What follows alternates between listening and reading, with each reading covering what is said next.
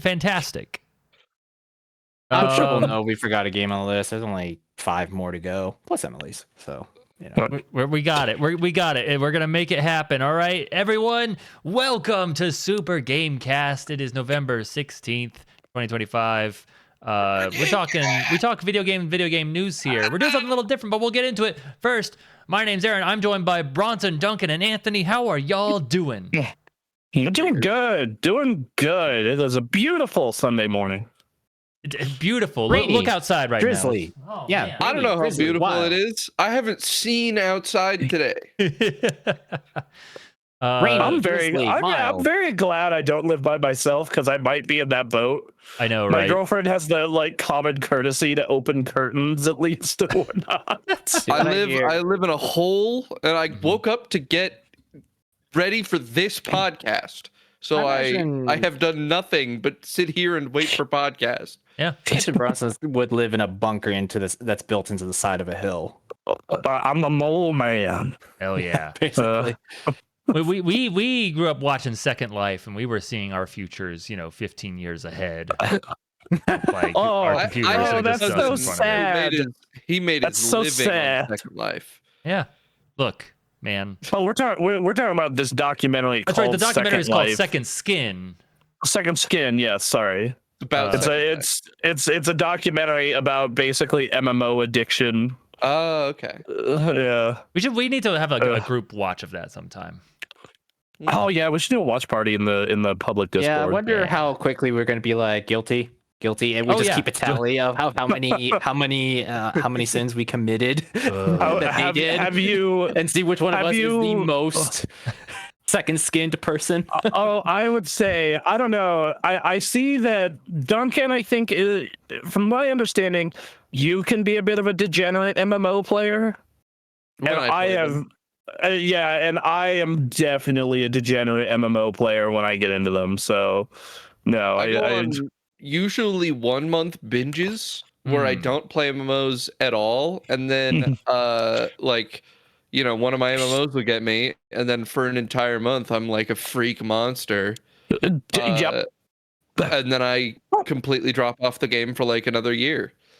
Sure. For me, it's like whenever major patch hits or like expansion for WoW, like I will fiend it like a crack addict, and then like I'll get my goals done for the patch, and then be like, all right, cool, I can get out of the crack den now. Yeah, for me, it's just RuneScape leagues. That's really the main one. Yeah.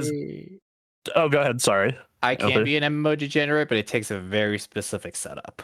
Because it has happened once before.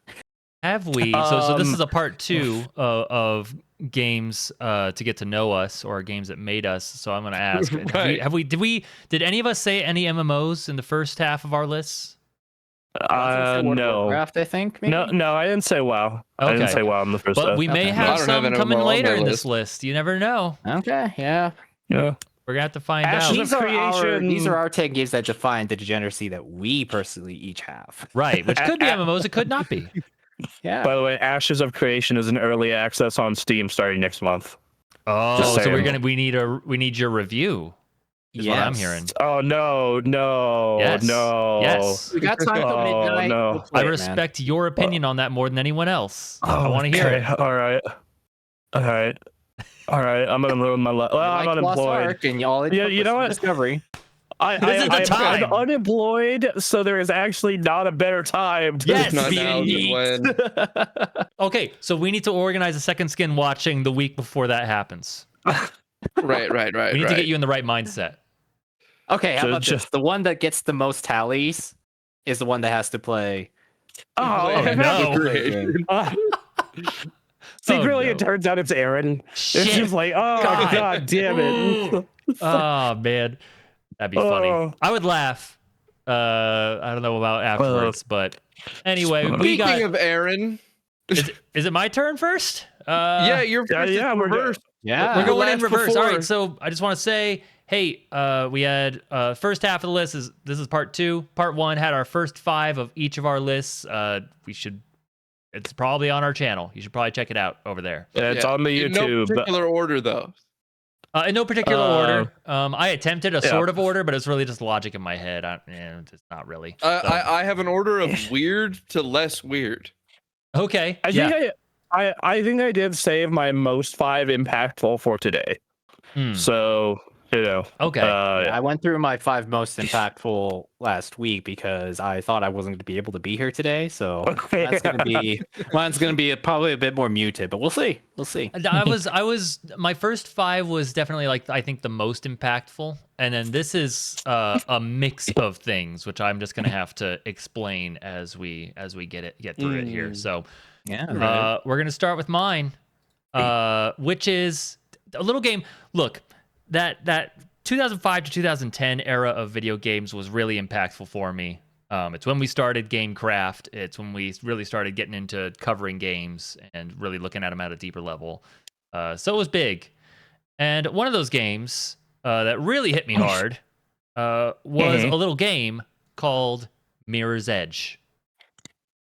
Oh God, Lord, nice. Yeah, a little bit of edge. So yes. Questions on the floor. Game,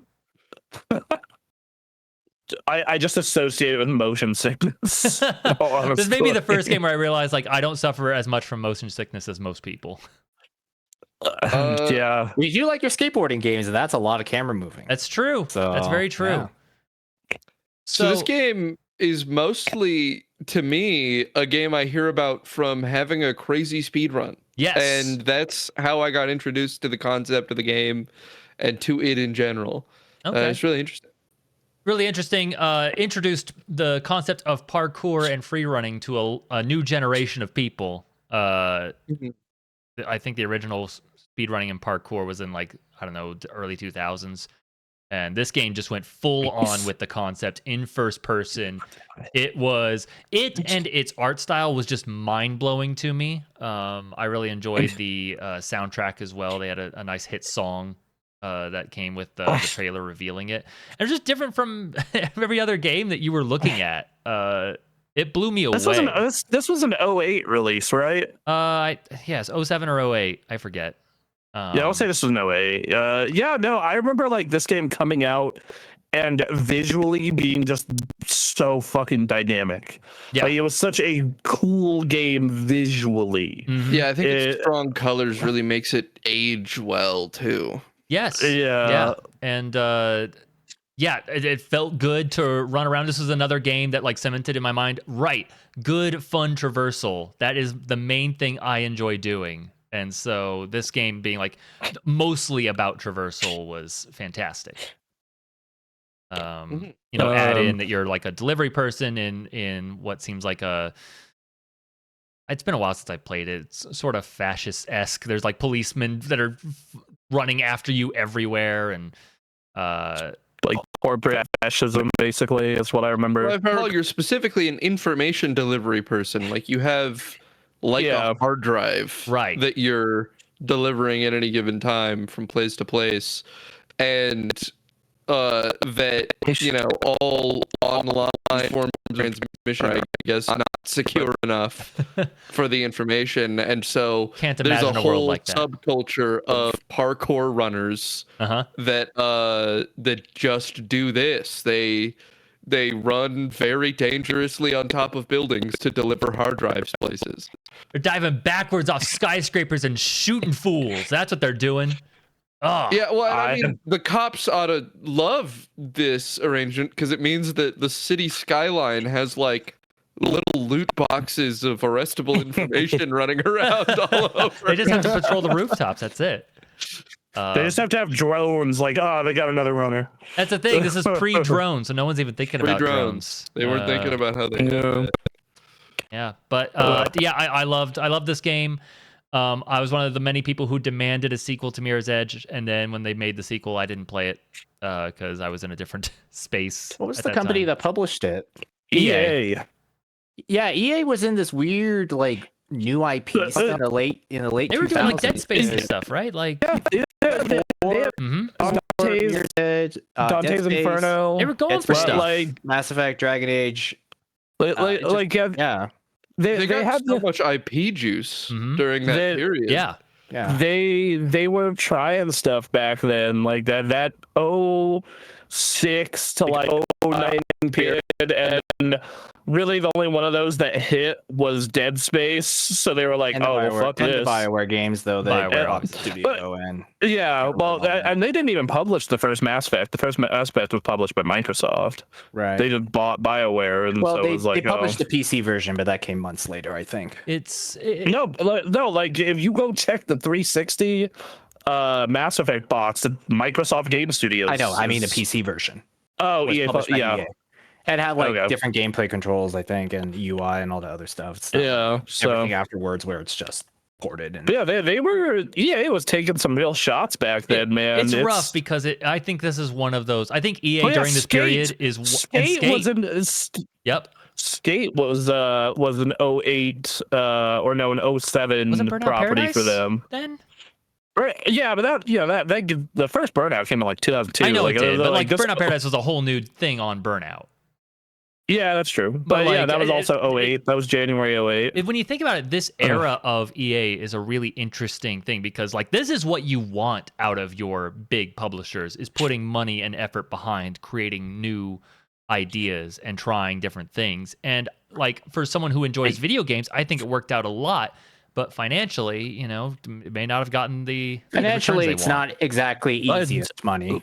Financially, like financially, the only one of these that really panned out was Dead Space, and they made way more money doing Fight Night and Battlefield. I have a buried memory that this conversation awakened, which was I remember watching the Super Bowl and then seeing a Dante's Inferno commercial come on. I was like, oh my God, a video game trailer in the Super Bowl. And it's like Dante's Inferno. That's crazy. And then, I don't know, it came and went.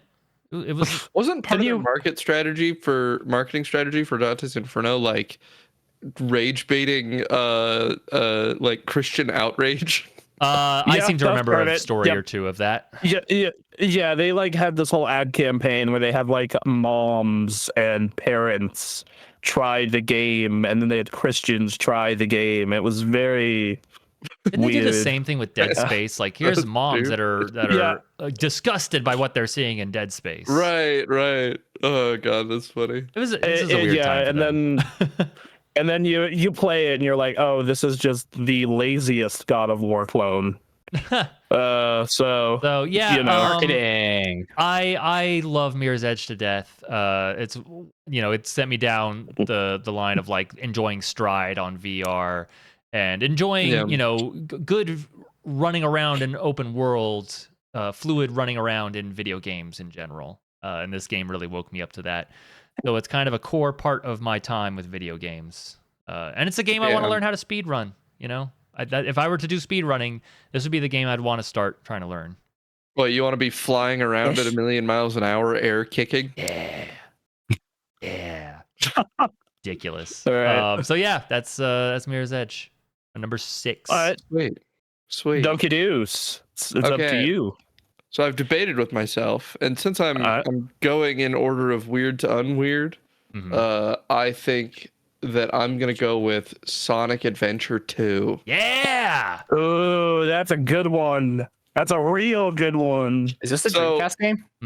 This is a GameCube and Dreamcast. It was originally a Dreamcast release. It eventually got re-released, and that's the version I played and have played most on GameCube. The GameCube version also came with more. It was called Sonic Adventure 2 Battle and had like a mini bit of expansion content, mostly for the multiplayer and for the Chow Garden. So I have brought up many times on this show how much I love the Chow Garden. I really like the Chow Garden, but Sonic Adventure, it's a game that I love deeply and that I've played probably 20-25 times now, right? I have thoroughly played this game over and over again. My very first game I ever played was before I could form memory, so I don't even remember doing it, but it was Sonic 3. That's also a great game. And I owned Sonic Adventure 2 like since I could remember. I just had Sonic Adventure 2 already. I believe some cousins of mine gave us the Dreamcast, and it already had it. So I was immediately in on this from the second I started playing video games. And consequently, it's become deeply ingrained in my mind and preferences. Now, it is not necessarily a good game. I'd say it's 1/3, maybe 40% a good game. So see, that's low. In my opinion, it's 60% a good game. I don't like the mech levels, and I don't like the treasure hunting levels. See, I just don't like the treasure hunting levels. The mech levels, I think, are fine. But yeah, anyway. See, okay, I'm sorry. This made me realize, like, Bronson, the way you feel about the way all of us, I imagine, feel about Sonic Adventure, and like, oh, this is good for a Sonic game. This is how I feel about Pokemon. It's like I see it. It's a good one of these. Is it a good game? Right. You know, look. The thing is that the See, a Pokemon soundtrack when it's hard is Sonic Adventure 2. That's true. You might sell 90% of games can't match Crust important. 40. I think that's an unrealistic standard, but you know. An incredibly important point to bring up is that it's got fucking amazing music. Yep. Like, yes, like, so good. There's no section of the game that isn't filled with bangers. Yeah, like I have playlists like filled with that fucking music on here. Mm-hmm. God damn it.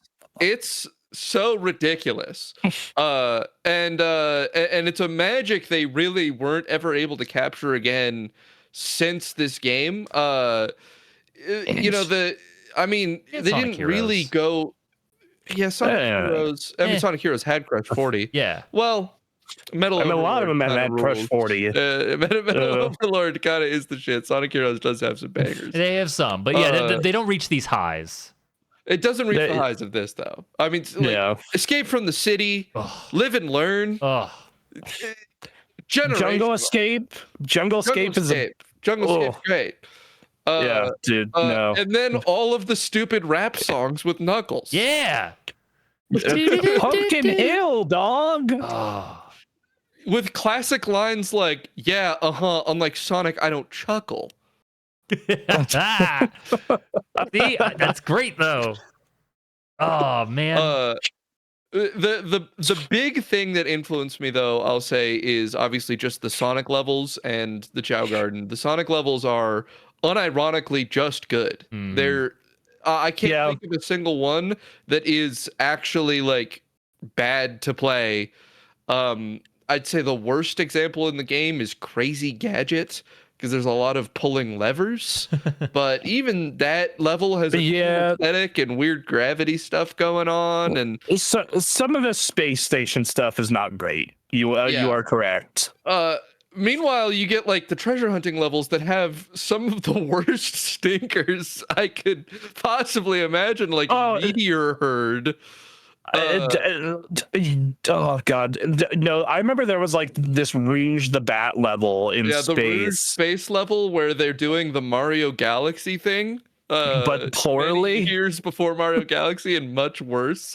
There are planets you can get stuck on that level because they don't do the control changing well. It's really hard to walk straight off the planet. It's so bad. If you play just that level before playing any Mario Galaxy game, I think it's like a primer to make you love the game. I think like it's a secret recipe that your hatred for that level with Rouge the Bat would make Mario Galaxy a 10 out of 10 no matter what. See, between that level and Mario Sunshine, I was so tentative about Mario Galaxy. And then it ended up being one of my favorite games. Yeah. So I guess good on them. Yeah. And then of course I specifically should talk about the Chow Garden, because the Chow Garden, so it has a deeply complex system. Apparently, the Chow Garden was way too huge of an undertaking. It's a part of why it's never been done again. Is that the only reason the Chow Garden happened is that 2 senior developers on the team They just kind of decided they really wanted to make that instead. All right. And so they spent most of their time working on Sonic Adventure 2 just developing the Chow Garden. All right. Yep, sure. This was similarly true of Sonic Adventure 1, where the Chow Garden first debuted. It is an extension of a system they actually developed in Nights that was a massively overdeveloped background system in which there are these little background characters that are like egghead-shaped little fairies that you can actually merge with enemies to get different versions of them. And there was so much depth to that system that there was stuff that was undiscovered about it until like the past 5 years. And they wanted to continue their work on a similar system and move that into Sonic Adventure. And so they were allowed to do that when that came out. And then with Sonic Adventure 2, they really just continued to expand upon it by adding the extra alignment stuff, which they technically had in the prior game, but it was really hard to access. It was a whole thing. But the way it actually works is that there is a bimodal spread between different stats that the Chow has that influences their expressed like traits. And then there is a Punnett square genealogy that they inherit of features from their parents that determine their color. And then there's also, it determines their color and then also their statistics, right? So there's a letter rating to all the stats that influences their development.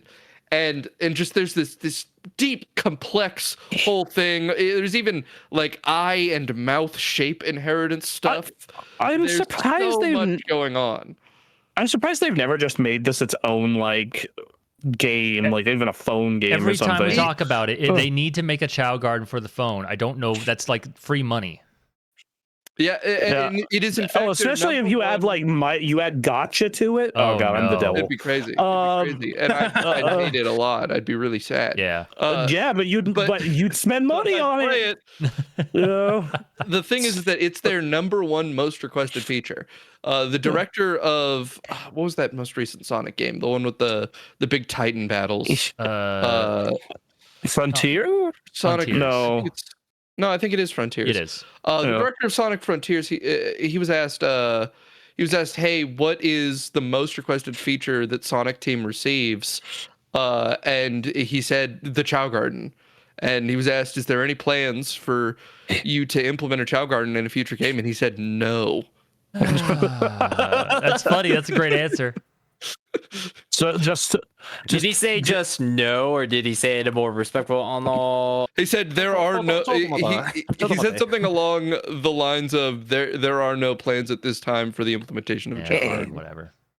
Okay. See, I think one day they're going to come out and we're like, we're making Chow Garden for the phones and the Switch.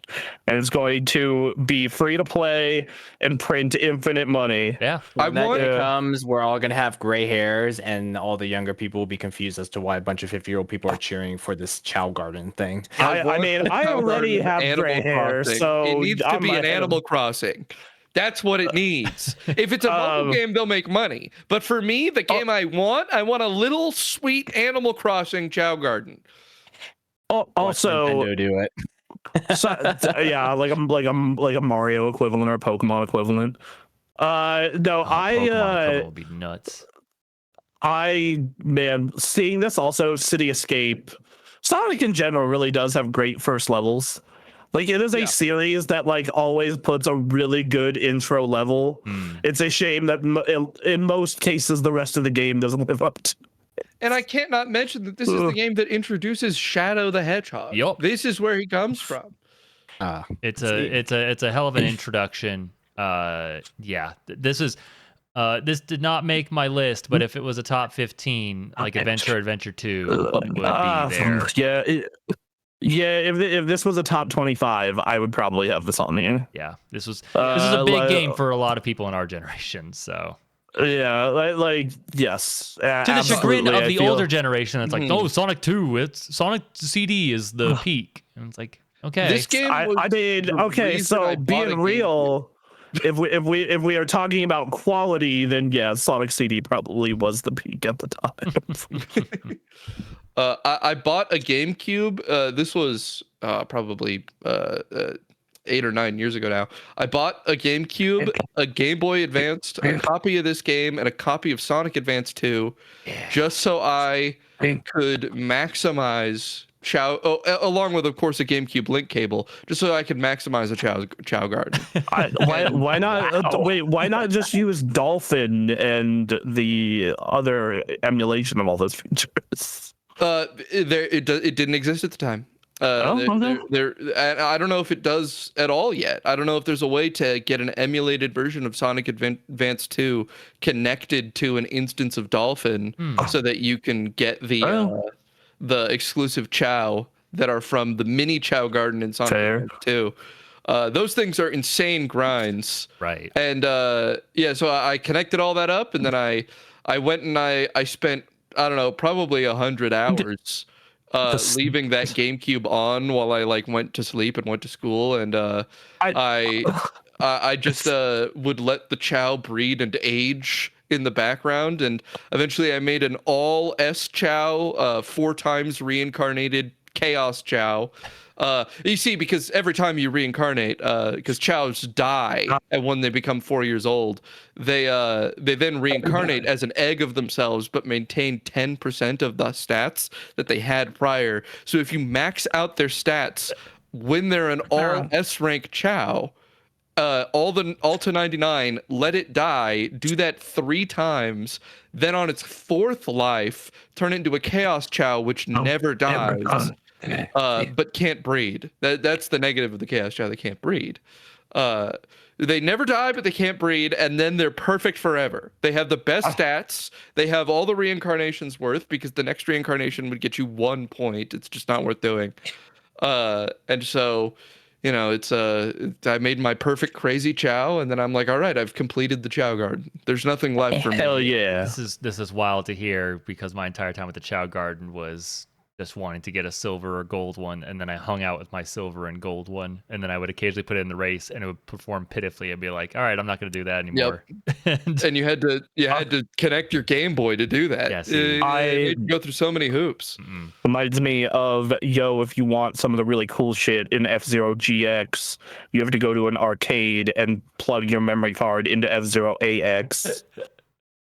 Well, I remember that stupidity. I almost missed those days where you were just like, yeah, you can play Pokemon Coliseum, but by the way, get the Game Boy Advance link. I love the willingness from Nintendo and Sega to be like, yo, dog, buy this other piece of hardware entirely. You know what's crazier? They said, yo, dog, if you want all the Chow, connect to Phantasy Star Online. No. Nice. They said connect to Phantasy Star Online and our Sega exclusive weird internet browser device thing that you would plug into controllers. Of that was like 2003. Yeah, it would connect you to SegaNet, and there's 4 Chow types. Cannot be accessed other than via SegaNet. They are extinct now. This is also like back in the day where you had to have like the save file or some hardware physical game. Yeah. Whereas like nowadays it's like, oh, we see you have a save file from our previous game. Here's some freebies, cheap little freebies, and it just kind of means almost nothing. So, man, oh god. Also, playing Phantasy Star Online is a treat, not a punishment. Right, that's a different. That they go complete this specific side quest in Phantasy Star Online for a Tails Chow. It's not just play it. It's not have a save file. It's be progressed in the game to the point where you can do this side quest. Right. And the thing is like that is a common thing today. Yeah. So anyway, but I'm never truly completed with this game because of the fact that the Moon Chow, the penultimate Chow variety, is no longer accessible, and there's no way for me to get it. Yeah. Do what you can until they come out with a new Chow game. But all right, let's move to Sonic. We could let Sonic eat us up for another hour. That's the nature of Sonic the Hedgehog. But I will say to Aaron's earlier comment, people should play Sonic CD. That's a fucking dope game. sure, yeah. You know? Again, I have to hold myself from saying anything else because we'll talk about Sonic for another half hour. We can't do it. So, what? Who's next? Who's next year? That's That Anthony. would be Anthony. So probably not as big of hitters because I went through my 5 biggest hitters last week. Dragon Age Origins. Oh. This is more specifically the console version of Dragon Age Origins, which is the less good version. The reason why this game is impactful for me is because while Mass Effect 1 was like this amazing sci-fi dialogue thing, Dragon Age Origins was like this intro to me of like what more old school traditional role playing is, where you build a character, you give it a background, you have all these dialogues and you have all this branching stuff. But unlike the PC version, they had a contractor just kind of create this sort of good enough, barely tolerable, barely usable enough. I mean, it's usable enough interface where you don't have to learn how to play a CRPG to appreciate all the story parts of the RPG. If you do want to play a CRPG, the PC version, that's for you, dog. Yeah, I'm not even sure if that's exactly CRPG, but no, I just remembered like I can remember close. like the top-down perspective, and you had to learn how to play that game because it wasn't exactly a format of game that's familiar to anyone who comes from like game consoles or hasn't played that stuff before. That's why like the game console version worked for me, because they tried to make it a third-person action adventure RPG, Western RPG type of format, but it didn't work entirely well because it looked really ugly and you could tell it was kind of cobbled together too. I mean, they literally had a button that was turn this back into a CRPG, like for combat, where it was like press this button, you go to tactical mode, and then it goes back to the top-down CRPG control style.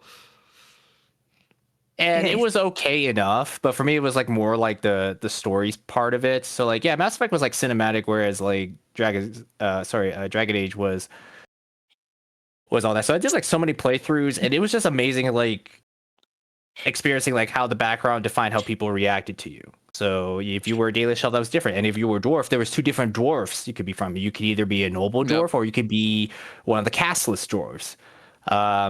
The human one was pretty interesting. You can only be a human noble. But if you're an elf, you could be a Dalish elf wandering the wilds, rejecting cities and the human society, whereas the city elves are effectively second-class citizens who are servants to households. So that was my first exposure to it. So like all that stuff that people talk about in story that is so amazing about Baldur's Gate 3, it was like everything I liked about Origins, but new. But the thing is, like, BioWare also made Baldur's Gate 1 and 2. Right. So this was kind of like a nice middle ground for me where I got my first exposure to like how amazing different backgrounds can be. And so like so many games try to do it now, but it takes like so much writing talent and accounting for so many variables. That's why like Baldur's Gate 3 went through so many major patches, and they still are finding more stuff to fix and add and all this variety. Well, and I think Dragon Age just did a great job of establishing, and I mean, you know, they were doing this a lot at the time, BioWare, but they did a great job of establishing a really interesting setting really quickly. You know, the world is full of demon monsters because humans tried to go to heaven, and the moment they went in there, they got turned into monsters, and they made all the gods horrible. And then you know, the Darkspawn is rather horrifying. Like, you know, you get sick, you're gonna be one of them. And like there's some pretty horrific stuff about it. It's almost like everything that Veilguard is not. Yeah, and then mages are this class of people that are like contained within these towers. They're like they're enslaved, and there's a whole like religious hierarchy dedicated to making sure they remain that way. That mage fucking tower. I hate that fucking part of that game. To play, sure, but like, as far as lore reasons, it's like if you are considered a dangerous mage, you're gonna get cut off from all your emotions, and now you're tranquil. But then also the backstory that the reason that that's even the case isn't actually because of the danger that mages pose. It's because there's a mage empire that used to rule the world, and the rest of the world is afraid of them coming to power again. And there's a country just right over there where if you're a mage and you get over there, your life's way better, and the hierarchy flips all of a sudden. If you like cutting yourself, imagine using that blood for power, blood magic. Right. The Imperium. Go there if you want to be a crazy mage. They'll be okay with it. I remember loving this game's writing. Like, I was actually like really in love with the characters, the world, the music, but I fucking hated playing it violently. Like, this game is more like the story than because of the way it plays. It's very flawed. And it fucking played, you know, if like the story was amazing. Like, I loved this game's narrative, the world it was setting up, and like I got through large parts of it because of the narrative. Like, it, and that is not something I would normally do. Like, if I do not enjoy playing your game, I'm like, fuck this, I'm out. But I did like 25 hours in this, and I was like, yeah, okay, fuck this, I'm out now. But this was great. I think and for me, it's like Mass Effect 1, it just needs to play well enough and easy enough that if I'm not interested in the gameplay, I can still at least like see the story. And yeah, that many parts of that game can be quite a drag because you're traversing these long levels. The Mage Tower, the what are those? The deep roads. Those levels go on for a while. They go on for a long time. God damn it. Bringing PTSD back for Bronson. But yeah, like the story is just absolutely amazing. You have like so many different outcomes of like the ending depending on who you want to be the ruler of Ferelden and your background based on your background. And so like all that stuff about Baldur's Gate 3, that Dragon Age Origins was my first exposure to that. And importantly, Morrigan is hot. Not anymore in Veilguard. She's been ruined. They ruined her? Veilguard ruined a lot of things, to be fair. So in my Dragon Age Veilguard review, I said that the only character remaining from those games, meaning Morgan, has been sanded down to a family-friendly age. So, you know, she doesn't have the same impactful appearance. She doesn't have the same impactful personality. She doesn't have this mysteriousness about her anymore. Like, it was just that game just freaking. Yeah, I'm not going to go into that. I've made a whole review. There's a whole video if you want to check that out. There's a whole video. Yeah, check out your Dragon Age review. See why I feel like coming from Dragon Age Origins, which is on this list that I'm talking about, to Veilguard was just, oh boy. Well, and I have one important thing for me to say about Dragon Age that I have a bit of a unique enjoyment thing about it. That is, I have this love for exploiting games. And Dragon Age just is so poorly balanced in a way that makes it incredibly easy to exploit. There's a ton of early glitches that work way in your favor. You can get infinite money from the second you meet a merchant. Like, there's you can double over level. You can from the beginning of the game do a bug to get your character to max level and also get double the things you're supposed to get per level.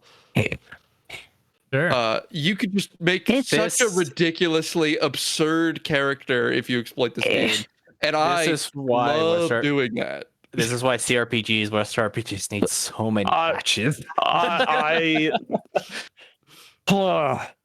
This is not like I will give Dragon Age this for me is like I'm not typically into this kind of game. I've critiqued Western RPGs pretty hard. I can probably count on one hand the ones that I truly love. But Dragon Age, its writing was so good, it nearly made that list for me. So yes, and this game is on this list mainly. Yeah, this game is on this list more for lore, artistic reasons than because it actually plays good. The console version, I should say. The PC version, I'm sure plays a lot better. I just never really played it for more than 10 Getting minutes, it to function properly nowadays is a pain in the ass, from what I understand. Yeah, that's a bummer. But hey, you know, I've tried the PC version. It didn't play super differently to me. Yeah, it's not exactly CRPG, but it still has like this tactical thing, and I just want to walk in, wipe the room out, and get more story. Yeah. So I agree. All right. You think that puts me next, right? Yeah. yes. So I have another RPG, but from the other side of the world. Hey, Final Fantasy X. Ooh, yeah. That's all right. Hey, I The love last these. Hironobu Sakaguchi game. The last Yes. Nobuo Matsu. No, the last Final Fantasy Hironobu Sakaguchi game and Nobuo Matsu game. Yes, and they went out on a fucking banger. I really like JRPGs a lot. Like it's one of my favorite genres, and I kind of have a lot of options for this. You know, I have the option of my favorite JRPG, Persona 4 Golden, Chrono Trigger, which I think is the best one. But if I had to like trace my roots of like why I love JRPGs, it is probably Final Fantasy X. Mm. Like I remember going to Blockbuster and renting this game because I liked Final Fantasy VII, and booting up the game and seeing that opening sequence with the Blitz ball and that fucking crazy rock metal song with the barking man and the sirens, and being like, yeah. Mm-hmm. Fuck yeah. And my parents had this like giant 65-inch TV in the living room, and yeah, dude, it was like seeing that cutscene in the middle of the game where you're on the boat and Sin comes and just the wave, and you're just like, holy shit. And it was an incredibly deep game with like tons of crazy systems. Like they got rid of the ATB in this one for a very traditional turn-based where you see turn order and everything, and you could swap party members out, and that was really cool and interesting. And then summons. Like, dude, all the summons in this game go so fucking hard. Like, they had, like, Anima is the summon that gets, like, ripped up from hell with chains and is, like, contained by them. And he gets unleashes and just wipes out an entire coliseum of demons. It's awesome. It's so sick. Pretty sick. What I'm sensing here is that it's really hype. Yeah, and then you have the fact that I really like the party. I think Lulu is awesome. I think Waka is a funny, if probably a little racist, as anyone who's watched the Super Best Friends play of that game. That's in fact all my context for this game. Is there Let's Play or their Let's Play? Yeah. I like that if you are like Duncan and you are very committed to breaking this game, by the time you hit the end game or the midpoint, you can whip everyone through everyone else's sphere grid and just have everyone be amazing at everything if you're a psychopath who can grind for 300 hours. Yeah, like just they went on a high note. Like those two went out on Final Fantasy on a high note, and I don't think the series ever got back to this high point. I think the story is a great like trauma romance type deal. It also deals with a lot of stuff regarding religion and like corrupt religion. Kind of like Heaven's Ward, but a little better. Yeah, it's like future Final Fantasy games would have pieces of it, but it would never have all the pieces of it. Yeah, and then then you kind of have to play a game that's not Final Fantasy, that's Expedition 33, to get all the pieces. Yeah, like just and I was chasing the high of this game for a while, like trying to find another JRPG that was as good. Kingdom Hearts 2 got there. I really didn't get it again until Persona 4, and yeah, like when I think this game is a big part of when you say RPG. I don't go to a CRPG or a Western RPG. My first mind goes to JRPG. When someone's like, I love RPGs, I'm like, oh, games like Final Fantasy X. You mentioned Persona 4, and even then, like, I would say, like, to have a game like Final Fantasy X in the same mood or same type of similar kind of style or something like that, you're still looking at Expedition 33. Which watch the review of that, because there's a reason why. That's the reason why I titled it "The Return of Lost JRPG Grandeur." I would it's say because like Persona is really popular, Tales is still popular to this day, but like as far as like that big grandeur, elegance, class kind of thing, like we just haven't seen it to this level since 10 and a few other JRPGs of the early to mid 2000s. Yeah, like Persona goes out of its way to keep things ungrand, like they're super grounded, and it totally works for them, and I understand that. Yeah, and then I think most successful JRPGs that I see coming out nowadays that aren't kind of riding off of the back of a long legacy of successful games before them, like Tales games. Clearly they're good. Everyone who plays them, they're good games. Arise is talks good. to me about them says they're good.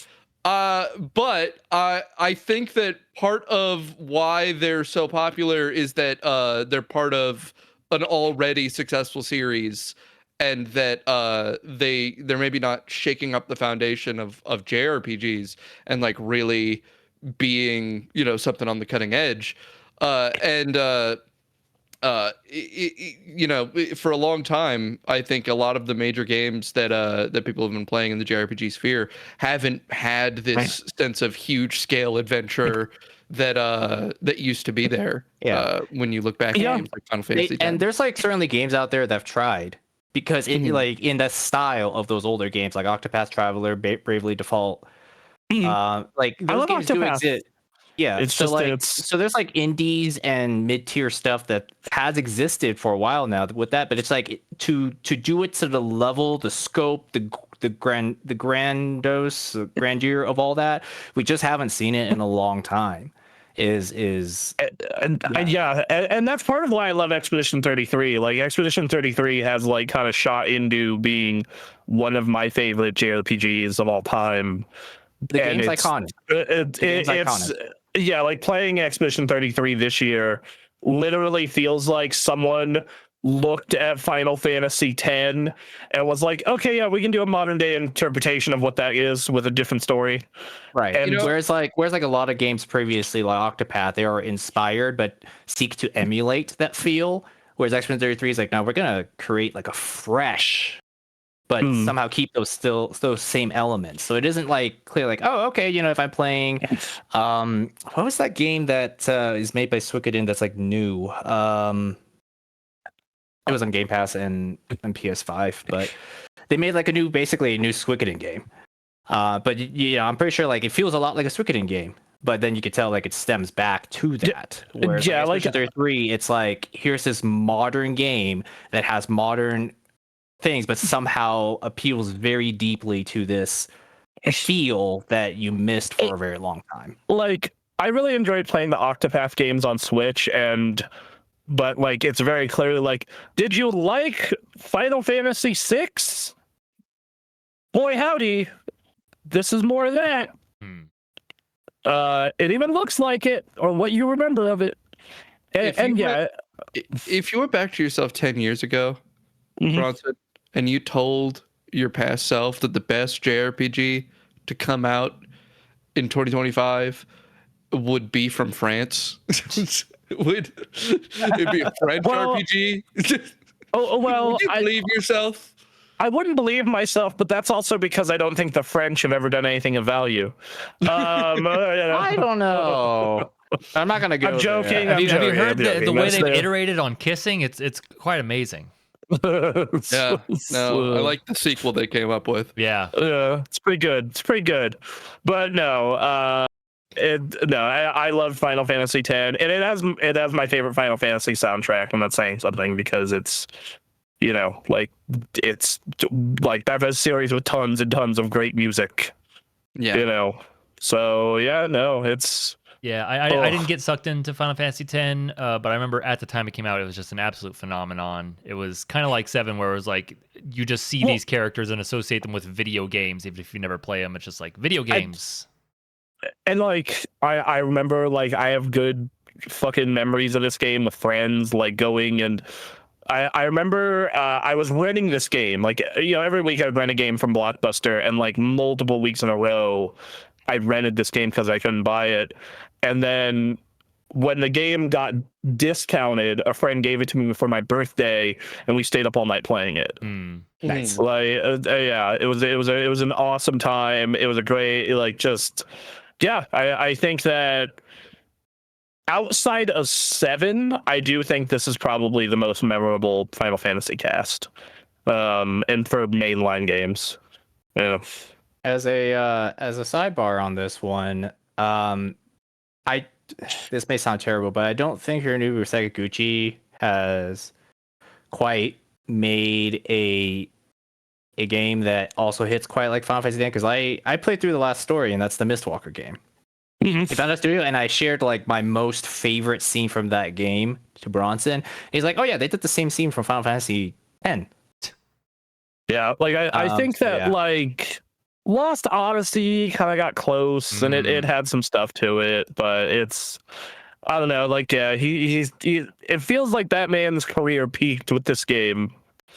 I mean, not a bad Grand Blue peak. is the new big thing, though.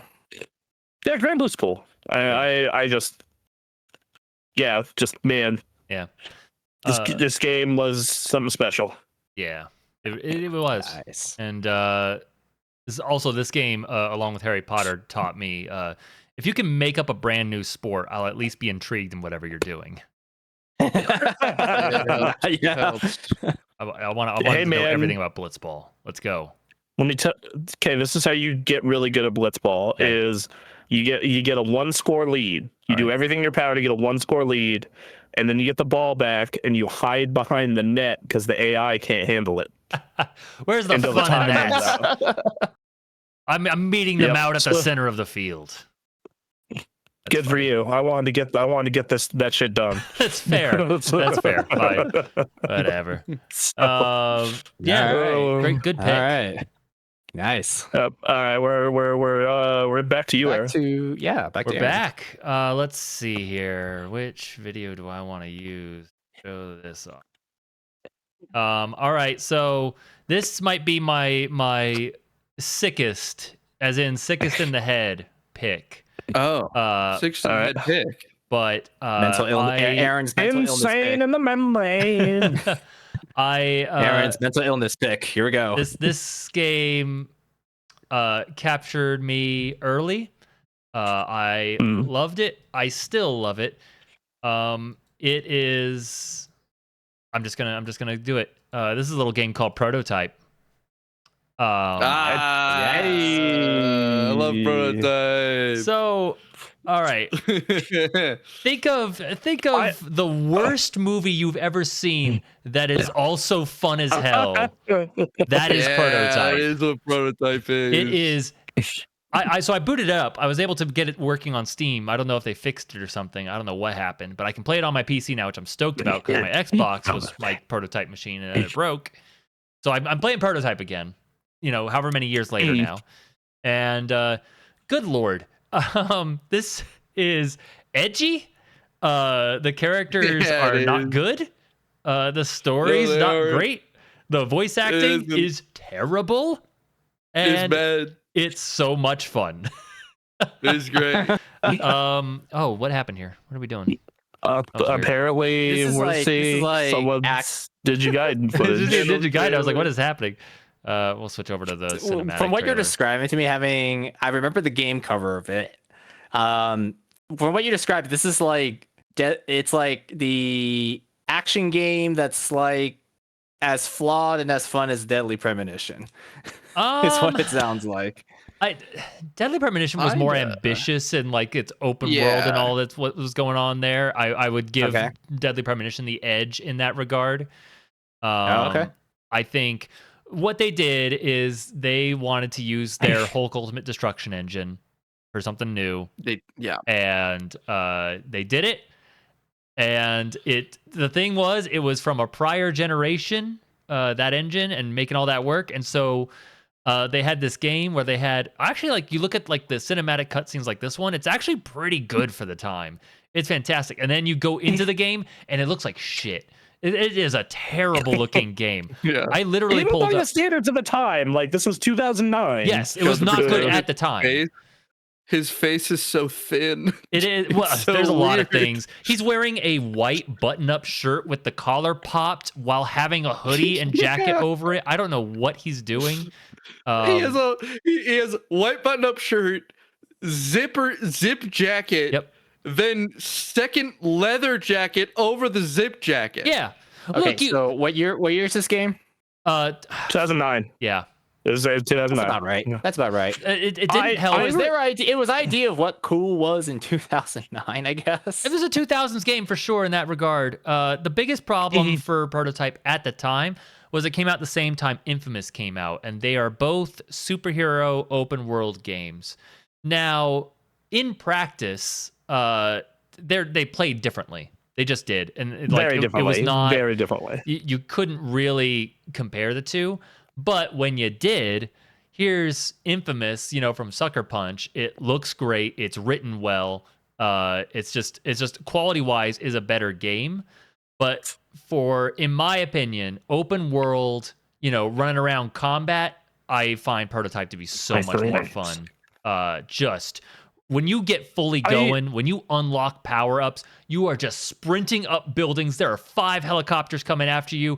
I've got this power. I'm going to latch onto this helicopter, violently murder these pilots and throw them out, and then get in the helicopter, shoot all the helicopters down, go towards a base, jump out of the helicopter, crash the helicopter into the building, and start doing more damage. It's a blast. I think the thing that Prototype really nailed, I was more of an Infamous person, right? For sure. I think Infamous is a more enjoyable game as a whole, but I do think that the thing that Prototype had going for it is the movement. It feels like current day Spider-Man games with how fast you're moving and getting going, and you're just ripping really through people. Yeah. Versus I forgot you can shapeshift into the enemies. It's essential. You got to do stealth, man. But that was the thing. Stealth in the game. So they would and then it becomes a zombie game. They would break the game to make it more enjoyable. So they would demonstrate this thing. They have a level early on where they demonstrate you need to morph into someone else in the presence of 100 other soldiers. They cram them into this giant area, and they're all walking around. And it's just to teach you to okay, look, you're going to break the game. It's going to look stupid. There's clearly 20 people looking at you, but you just look for the right thing where it makes sense in the video game for you to grab this guy and turn into him without anyone noticing, and it's fine. And it's it's a game that very much recognizes it's a video game while trying to be serious at the same time, and it's a very funny mix.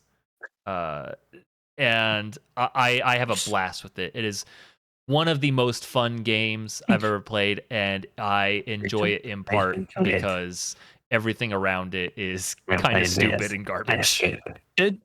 I would say on our system, I would say it is a 3 out of 5, but it is a wildly fun 3 out of 5. Sure. I mean, this game's actually really special to me because growing up, there's only 2 games that my dad played. It's Halo and Diablo. And for some reason, he was following the release of Prototype. and was really excited for the release of Prototype. He was showing me trailers, and he was like, "Oh, we're gonna get this when it comes out. It's gonna be great." And then we got it. He didn't play it at all. I played it a lot, though. Yeah. This is why I asked what year it came out, because I was just this would very much appeal to 2009 young adult or this if just you the edginess of it. I mean, I'm at the time. I'm 11. Dark powers. I'm an 11-year-old. I was 18 when this game came out. You could see me going from Devil May Cry 3 and then a few years later playing this. Into this. Yeah, this was also a game that taught me how much I appreciated polish, though. Right. Because of its proximity to Infamous. Proximity to Infamous, and then it's the engine and all shows its age. And like yeah, that era of open world, especially like open world superhero games, from the PS2 era, was just of a certain quality that was acceptable for the time. But as we got into the age of Infamous and what would eventually be, of Arkham Asylum games, like this wouldn't cut it in terms of presentation at the very least. Yeah, like the fact that like within a week Infamous was out and 2 months or 3 months after that you were playing fucking Batman. Yeah. It was like, oh, okay. Right. But as like I ended up going back to Prototype quite some time later and I did enjoy my time with it. It was one of those things where I was like it's like, this is not a game I consider to be great, but it is fun. Just like I am currently playing Black Ops 7. It is a very fun multiplayer, but it is a very video game. Right, right. I mean, that's the thing, though, for me, is that, like, I enjoy playing this game more than damn near most games, and after all this time, and all the jank and all the worst garbage, all of the... Here, a wall breaks down and just the worst JPEG of a background you've ever seen in your life, kind of shit. Just like it adds to it at a certain point. It's just. Did you like the PS2 version of Spider-Man 2? Maybe play Prototype. Yes, yes, absolutely. It is like that. But yeah, edgier except stuff. It doesn't have that sick pizza music. It does not. It instead has just the weirdest voice acting of people being soldiers, and weird, grumbly main character. I gotta get out of here. It's 2009. I love it. What a fun piece of trash. This is like one of those. If I could create a collection of Desert Island games, this would be one of them, because this is like the game. Like, I need to unleash negative energy, and I'm going to destroy these zombies and these military people. And like one of the high scores is like they count your score at the end of a mission, and it's like, here's how much money you cost the government. I'm like, fuck yeah, I cost them billions. Oh, I did great. As a superhero game should. Truly. I would love it. I would love it if Spider-Man did that. Like at the end of a mission, it's like, this is what you cost New York City. No, I still very much remember the Henry Cavill Superman movie. Yep. Yeah. And I'm just watching Metropolis and all the damage that's happening in Metropolis, and I'm just like sitting there, and I'm just like, this is kind of ridiculous, isn't it? It's like, fine. It's fine. How do you fix this? Who pays for all of this? And like, sure enough, they actually covered that in the MCU universe with the Accords. I forget what it's called. Sokovia Accords. Sokovia Accords. It's like, you guys just break everything. That's a good plot point. Like, hey. Yes, it's just like, hey, do superheroes just get like free insurance effectively for everything that happens? The cost of rebuilding New York City over and over again has to be ridiculous. Yeah, I looked at Metropolis, and I'm just like, do you want to know why taxes in New York are so high? It is because of all these goddamn superheroes. God damn it, man, it's worth it. Look at this shit. You can't get this anywhere else. That said, maybe take the bus, don't buy a car. The thing was, like in Metropolis, it was just like buildings collapsing and all that stuff. And I'm just like, dear goodness. This is not good. Yeah. Exactly. So, all right, and I believe that Superman movie was not an origin story. I don't think. Which one? The Henry Cavill one? Yeah, I think that was an origin story. Oh, okay. They do their Krypton thing in that movie. Okay. All right. But we did. I'm confusing it with the late 2000 Superman movie, Superman Returns. Ugh. Oh right. Both those movies. Yeah. It's just like I remember a tagline I heard for that movie was like, the original Christopher Reeve one's like, you'll believe a man can fly. Superman Returns is, you'll never believe a man who can fly can be this fucking boring. Yikes. All right. Next up is Duncan. What's your next one? I'm next up, am I? Yeah. You are. All right, let me pull up my list. Talk like we're on 30s radio. I think that there are aliens invading. Anyway, video games. Anyways, I think that my next weirdest game is Yakuza 0. Oh. Yes, such a good fucking game. That's a great one. Kicking dudes through windows. Let's go. So Yakuza is my favorite game series. Right. Of any like group. You're a man of culture, I see. Thank you. And of course I haven't played all of them because that's hard to do. But I have played 0 through 5, which is you're almost there, dude. You don't have that many to go. That's quite a few games. There's quite a lot. Yeah. You're 3 more away from being done. Not including spinoffs. Yeah. So 0 wasn't actually my first game, but it is the game that got me into the series. I was initially introduced to the series via the Super Best Friends. Super Best Friends play Yakuza 0. And how they were so excited for Mr. Shakedown. And I was like, oh, that's cool. And then I played Yakuza Kiwami when it came out, which was the remake of 1. And I loved it, despite a lot of people maligning 1 as not a very good game. I had a great time with it. And I eventually went back and visited Yakuza 0. And it's a better game. It's a much better game. It is. You are correct. Yakuza 0, I remember not being super hyped for it. Like, I was excited because I loved 3 and 4 and 5, but it had also been a while. And we get the review code. It comes in through the email through Sega. And I start playing it, and, it has the standard, like, kind of mob opening plot. And then you do, like, your first side quest, and it's karaoke. Yep. Judgment. And you're just like, all right, this game rules. Got it. And it just goes from there.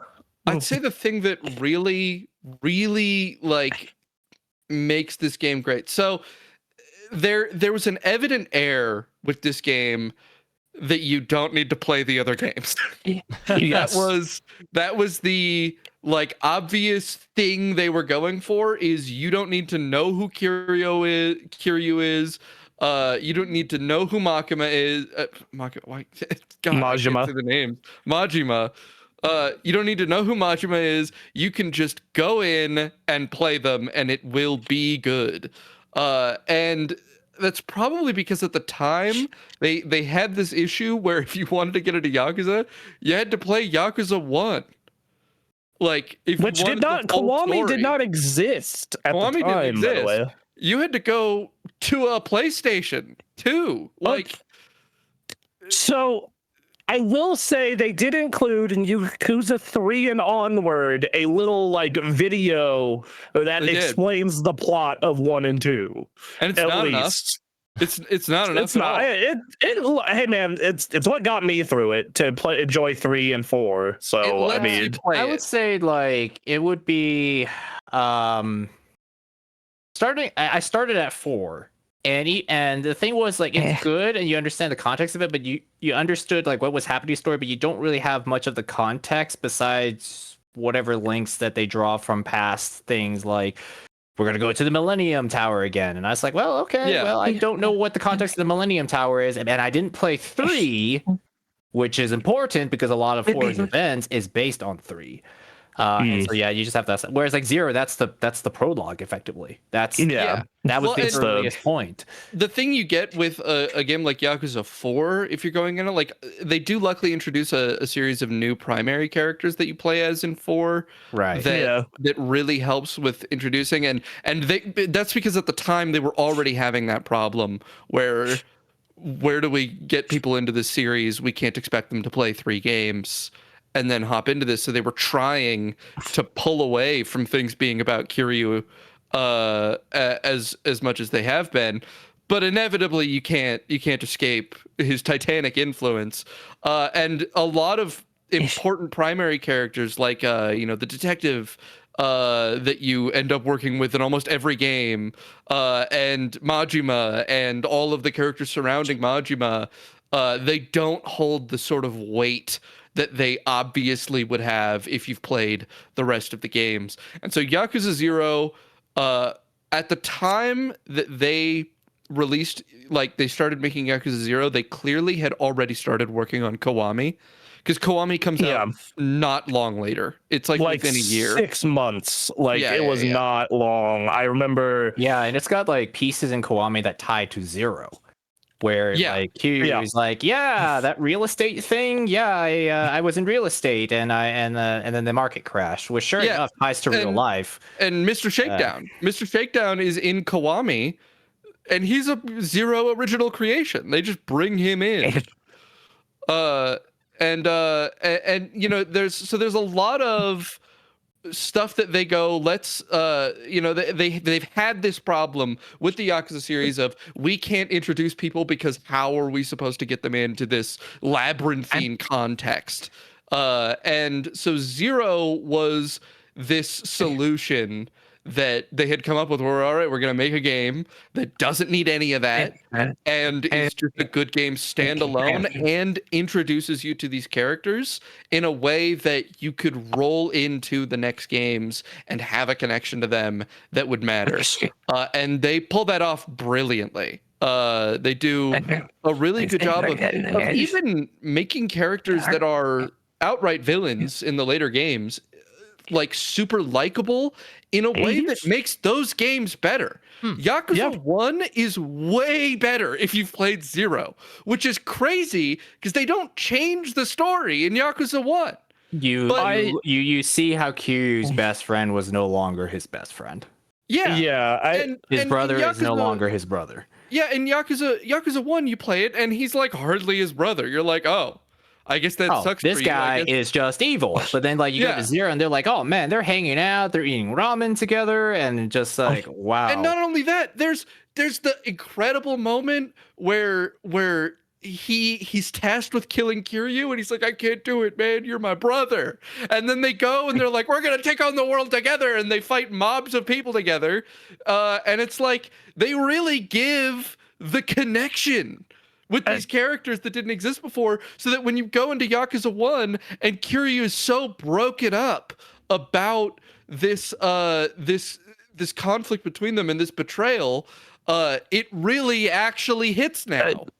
And I will say Yakuza 0 in North America basically saved the franchise in North America. It was like a Fire Emblem Awakening for the series. Yeah, because some context. Yakuza 1 and 2 come out and they do so-so in America. 3 does pretty well. 4 bombs. 4 bombs so hard in the United States. I bought 4 as an $18 Amazon game. Or was it $17? It was just something like that. It was cheap. Unknown. It was very cheap. It was just that the prior year, Bronson was so excited about, he liked 3, and that's how I heard about it. And then he got even more hyped up about 4. And I was like, all right, fine, I'll buy it. Yeah, I played 4, and I was trying to sell it for people when we're voting on Game of the Year shit. And I was like, no, you don't understand. This dude goes to a ramen shop with 3 guns and murders the fuck out of everyone. It's awesome. And it is awesome. You know, and it's like... Yeah, so 4 bombed sales-wise. And it sold like 15,000 copies in the U.S. 5 comes out only in Japan, and fans had to beg Sega to release it. And Sega doesn't release it. Sony pays to get it translated and brought here. Yeah, and it was digital, and it was digital only. Yeah, but you could get a steelbook case of it. I think it was something like that. It was So, but you couldn't buy it physically. It was only on PS3, and it really felt like, okay, we're never getting another one of these because fucking Sega. Fate changes specifically because of the Let's Play from Super Best Friends. But not only that, it wasn't just the Let's Play from Super Best Friends. It was Sega decided to try to bring 0 to the States because 5 did well enough.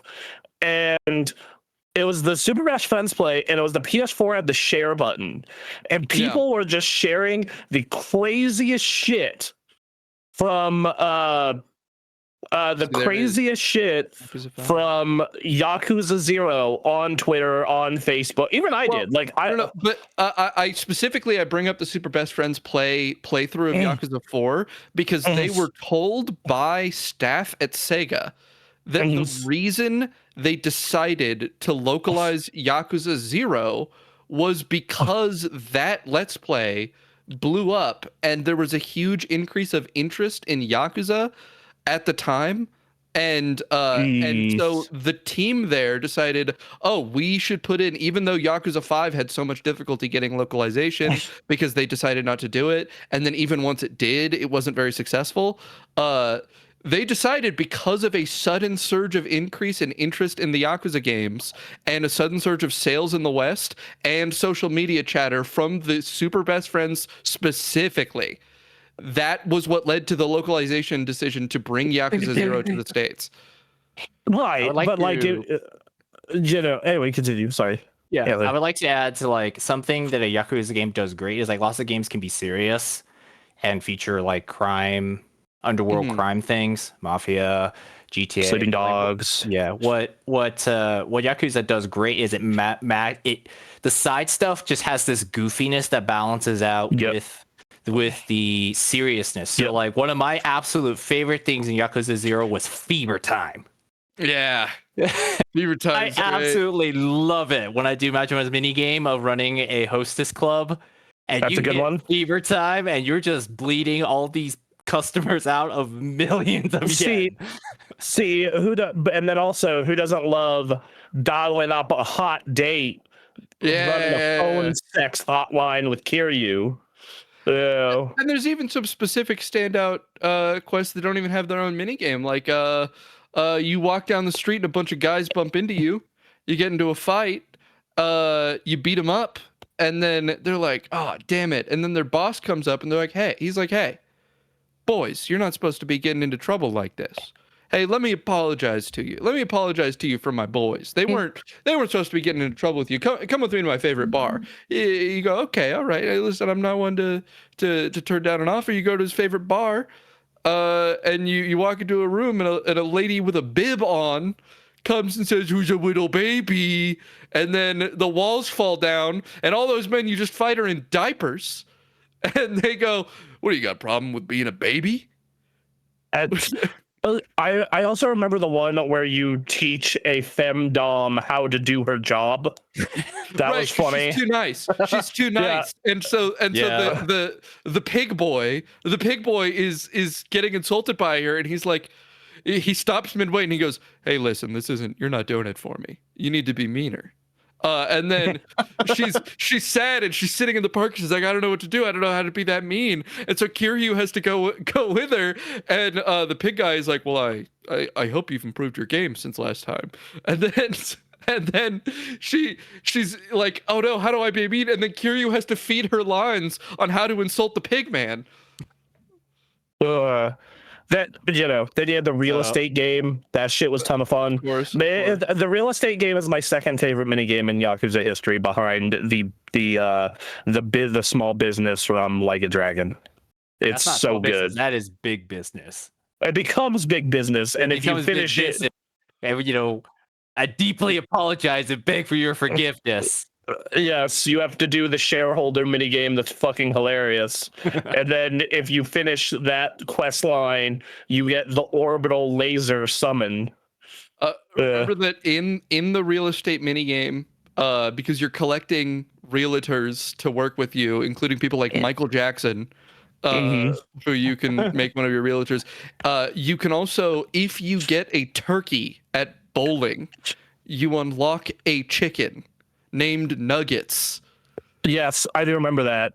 And he becomes a realtor for you and manages your property. Yeah, and does a great job. He does. He's one of the good ones. There was something like that for the business game, but like that's also appropriate for the time period because Yakuza 0 was in the late 80s bubble economy when real estate was just freaking overheated like crazy. The infamous statistic of the time that everybody repeats when talking about it is that there was a period of time in which the Imperial Palace in Tokyo during this time was worth more than the entire state of California's real estate. Which, yeah, that tells you everything. It's just such a great game. It's a perfect lead into an incredible series, and I love it.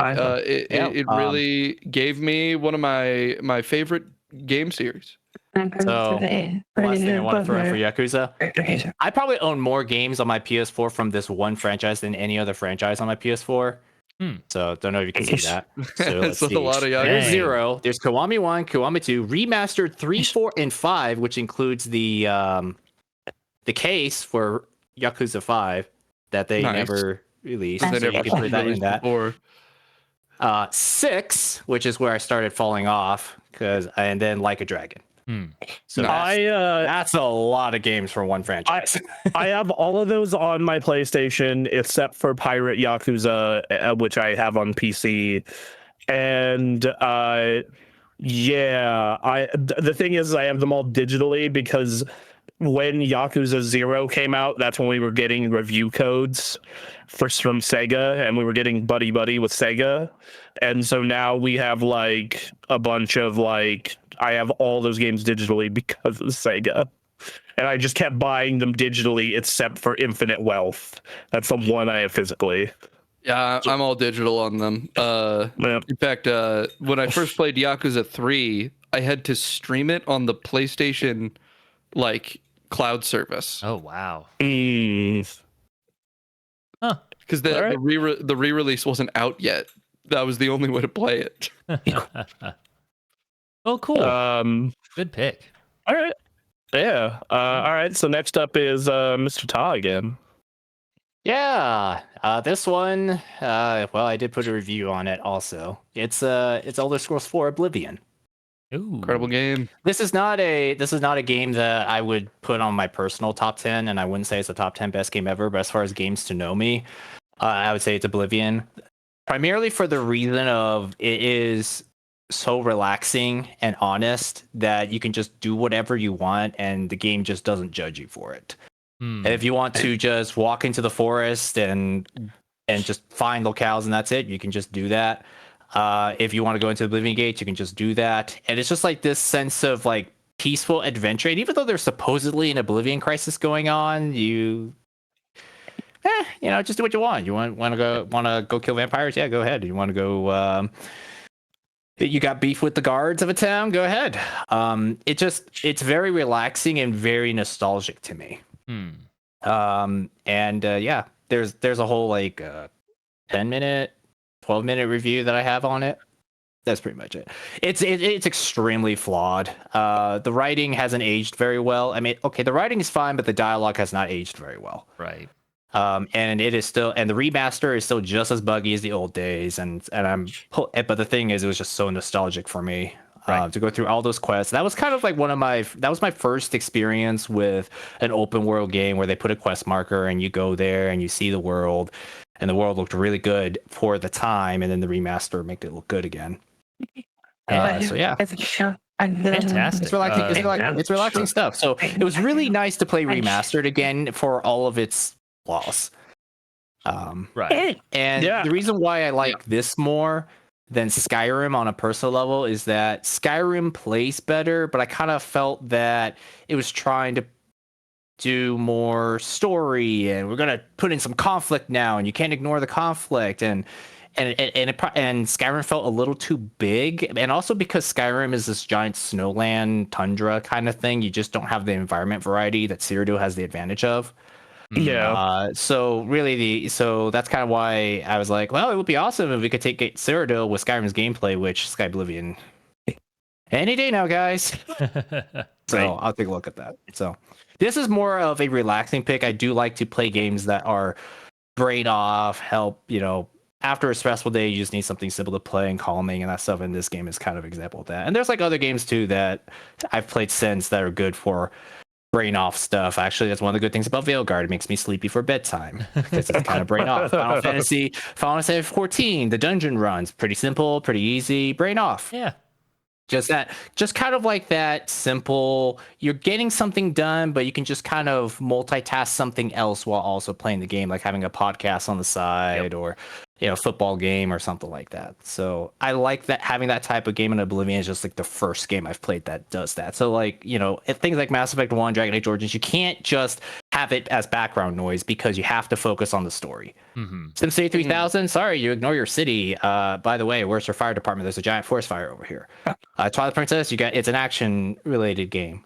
Racing game, sorry, you got to focus on driving. You're going to crash into a wall and lose the race and pay money for repairs. So like, this is like, I like games where you can just kind of turn off. So I guess you could put this under a category of like Stardew Valley and Animal Crossing and all that other stuff too. But interesting. This one, this one's like my first.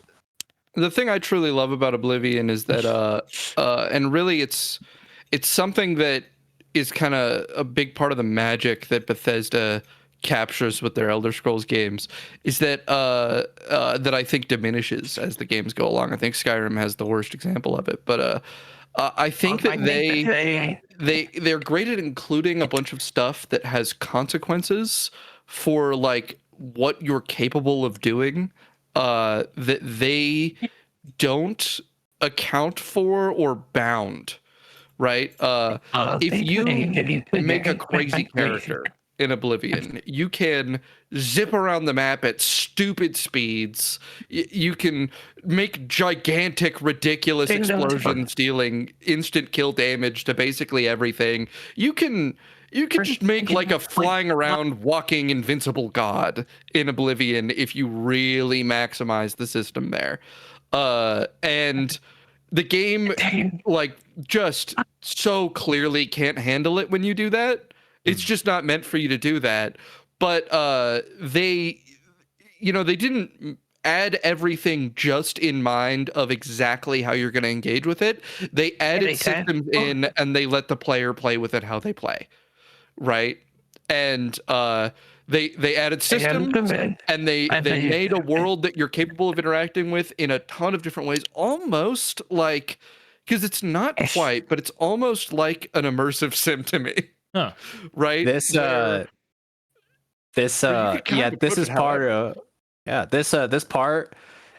is probably a better explanation as to how I came to a conclusion in my review of like, you can do whatever you want and the world won't judge you. You can jump city walls and it won't judge you. It's not like these other games where there's like really obvious barriers. If you want to walk off the map and crash your whole game, the game will just let you do it. When I played Remaster, I made a character that's so fast they go from end to end of the map within like less than a minute. Oh God! You can. And I would hit a corner of a rock and I would be like zipped straight up into the sky because my momentum would carry wrong and it would just shoot me like ridiculously high up. The game gives you this immense level of freedom that they started losing. Got some feedback on his mic that I can't. It's drowning sorry. everything out. I don't know why. What? Weird. Okay. It's picking up the other person in your room. Yeah, it's the ghost in my room. This is an empty room. It's the ghost. I'm telling you, there's a ghost in his room. It sounds like a woman speaking, but it's not. Right. It's crazy. I don't know. She is in one room over. We gotta name this ghost one day. Is this the AI hallucinating? It has to be the AI. It is. It has to be. Unbelievable. Anyway. But it gives you this level of unbounded freedom that is really great, and is unfortunately a downgrade of unbounded freedom from Morrowind, which is that's wild. It's funny the level of freedom you're given in a game like Morrowind by comparison, and it's great. Yeah, I love it. Oblivion is a game that I have I call it my Stockholm syndrome video game. Yeah. And the reason is because I typically do not like Western RPGs, and if I had played Oblivion at any other time in my life, I probably would not be nearly as into it. But instead, it is one of my favorite Western RPGs because it was one of the very earliest 360 games. Like it was like came out in March, which would have been about 5 months after that system launched, and I had already beaten pretty much everything from the launch lineup via rental or buying, and had a great time. And I beat Fight Night and Ghost Recon, which came out around the same time. And I go into Oblivion thinking, I start the game, I'm like, this sucks. I hate playing this. And but I was like, well, there's nothing else to play. And I got super goddamn into it. I loved the Dark Brotherhood. I loved the Thieves Guild. I did everything you could do in that game until I got a bug in the Fighters Guild that wouldn't let me finish it. Oh. And I was just like, oh, well, that sucks. Well, I'm done. Right. I finished the main story. I did all the side stuff except this. I can't progress any further because the game's bugged. I guess I'm done. And yeah, I really liked it. And I don't think Bethesda has reached this high ever since. I think this is the game that set Bethesda up for the run they've had, though, of being the giga developer publisher they are today. Yeah, this is the big one. Yeah, so yeah, like it was, and it was one of those early titles that showed, oh damn, look what the 360 can do. So yeah, it was also one of those games that got like Western RPGs more mainstream as well. It's something I point. Yeah, it's also a thing I said in the review where by today this is an old game, but it is a distant ancestor to all of these open world questing, walking, exploring points in the map stuff. Oblivion and Morrowind and World of Warcraft and a couple others were like one of the earlier games to kind of normalize the expectations of what we have whenever somebody says open world. Yep.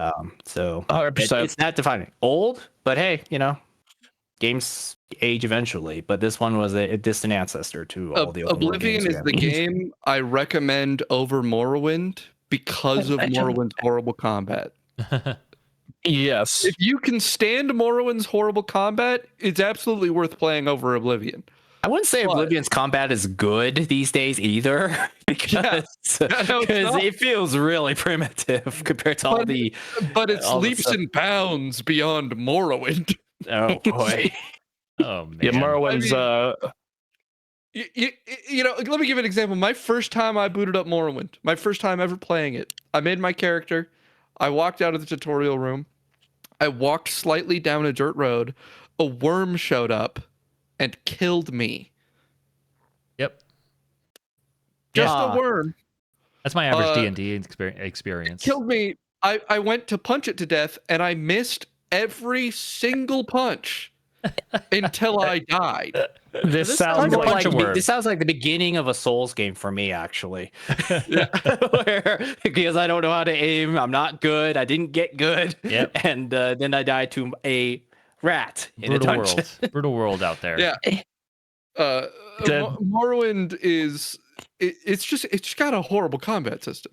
It's got a horrible combat system. It also has unparalleled freedom and control of your world. When I hear that story, I think of like Final Fantasy 11, like people just getting wiped by like a level 4 bunny rabbit. It was like, oh, okay, interesting. I mean, I think that's just MMO logic in general, where like every new zone, because you're like level capped, the new zone has to have like regular wildlife that you have to go kill, but you can't make it level 1 because then you just look at a mouse and it just dies. Yeah. So like I'm just like, I wonder what that level 40 paladin is gonna feel when he faces the level 80 squirrel. Yeah. Yeah. It's just video game logic. Yeah. When you try to make too much sense of it. Right. All right. That's a good pick. That it. Oblivion's a great one. Mine is probably the most niche one on my list. My next one, which we'll get, which is hey, how about that Killer Instinct Gold? Oh wow! So hype. Yes. Killer Instinct Gold is a game that, so I wanted to pick a fighting game, obviously, because I love fighting games. And I almost want the first fighting game I ever played, which is the first video game I ever played, which was Mortal Kombat 2. But then I was like, no, because I really only got to play that when we went to this one restaurant we always used to go to. Versus, I was like, okay, well, the first fighting game I had at home that I played a ton of was Killer Instinct Gold. It's also the reason I was not a Sega kid, funnily enough. Because what ended up happening, when I was 6, I asked for a Sega for Christmas, and I meant a Genesis. Because, like, my neighbor had one, my cousin had one, and I thought Sonic was cool, and the Lion King game was on it, and Aladdin was on it. And my dad went to go Christmas shopping, and apparently he asked for a Sega, but my guess is the employee thought he meant a Sega Saturn. And the employee, this Walmart employee, is a hero, because the Sega Saturn is not good if you live in North America. Said, oh, well, we got something that's a little cheaper and actually kind of better called the N64. And my dad picked that up instead, and Killer Instinct Gold, because it looked like the Mortal Kombat game we were playing at the restaurant. Right. And dude, I was hooked. And this was the coolest fighting game ever at the time. Like, you load into the game, and you hear the dun dun dun dun dun dun dun. Dude, that logo sequence is one of the coolest things ever. It's the and Nintendo 64 logo exploding, and the Rareware, and the Killer Instinct. You press start, Killer Instinct, and then just the guitar theme starts going, and the character roster is so goddamn awesome. And the fighting's great. Like, it is honestly probably the root of my love of ridiculous combos, because in this game, if they don't combo breaker you can get someone like a 45-hit combo. Like, you would have that moment that you see in videos of this game of just and it's like 45, 60 hit combos for finishers, and the dude just yells ultra combo. Oh god, so fucking sick. And because I love this game so much, I would try any fighting game I can get my hands on. Man. So I tried MK4, and that was a big piece of poo poo on the N64. But then I would try Street Fighter and Street Fighter 2, and Bloody Roar on the GameCube. Not a good game, but a cool idea. Right. And then I got into DOA. And DOA led me down further fighting games into Street. And like the other game I consider this was Street Fighter 4, because that and DOA 4 what got me competitive. But the root of all of it, the root of all these goddamn fighting games, is Killer Instinct Gold. And then the memories of me playing it with my dad, competing with my dad against him like every weekend, of just like going at it. He really liked what was it, Tusk? The Tusk was cool. He really liked Saberwolf. I also liked Saberwolf. I liked Jago, but I was a big I believe Fulgor was the fucking robot with the like laser Wolverine claws. Oh, just such a fucking magical game. The Saberwolf stage has amazing music. Yes. So does the Orchid stage. The Orchid stage has that like EDM. Yep. Just absolute fucking bop of a song. Oh, dude, it doesn't look like much now, but at the time, like, Jesus Christ. And then if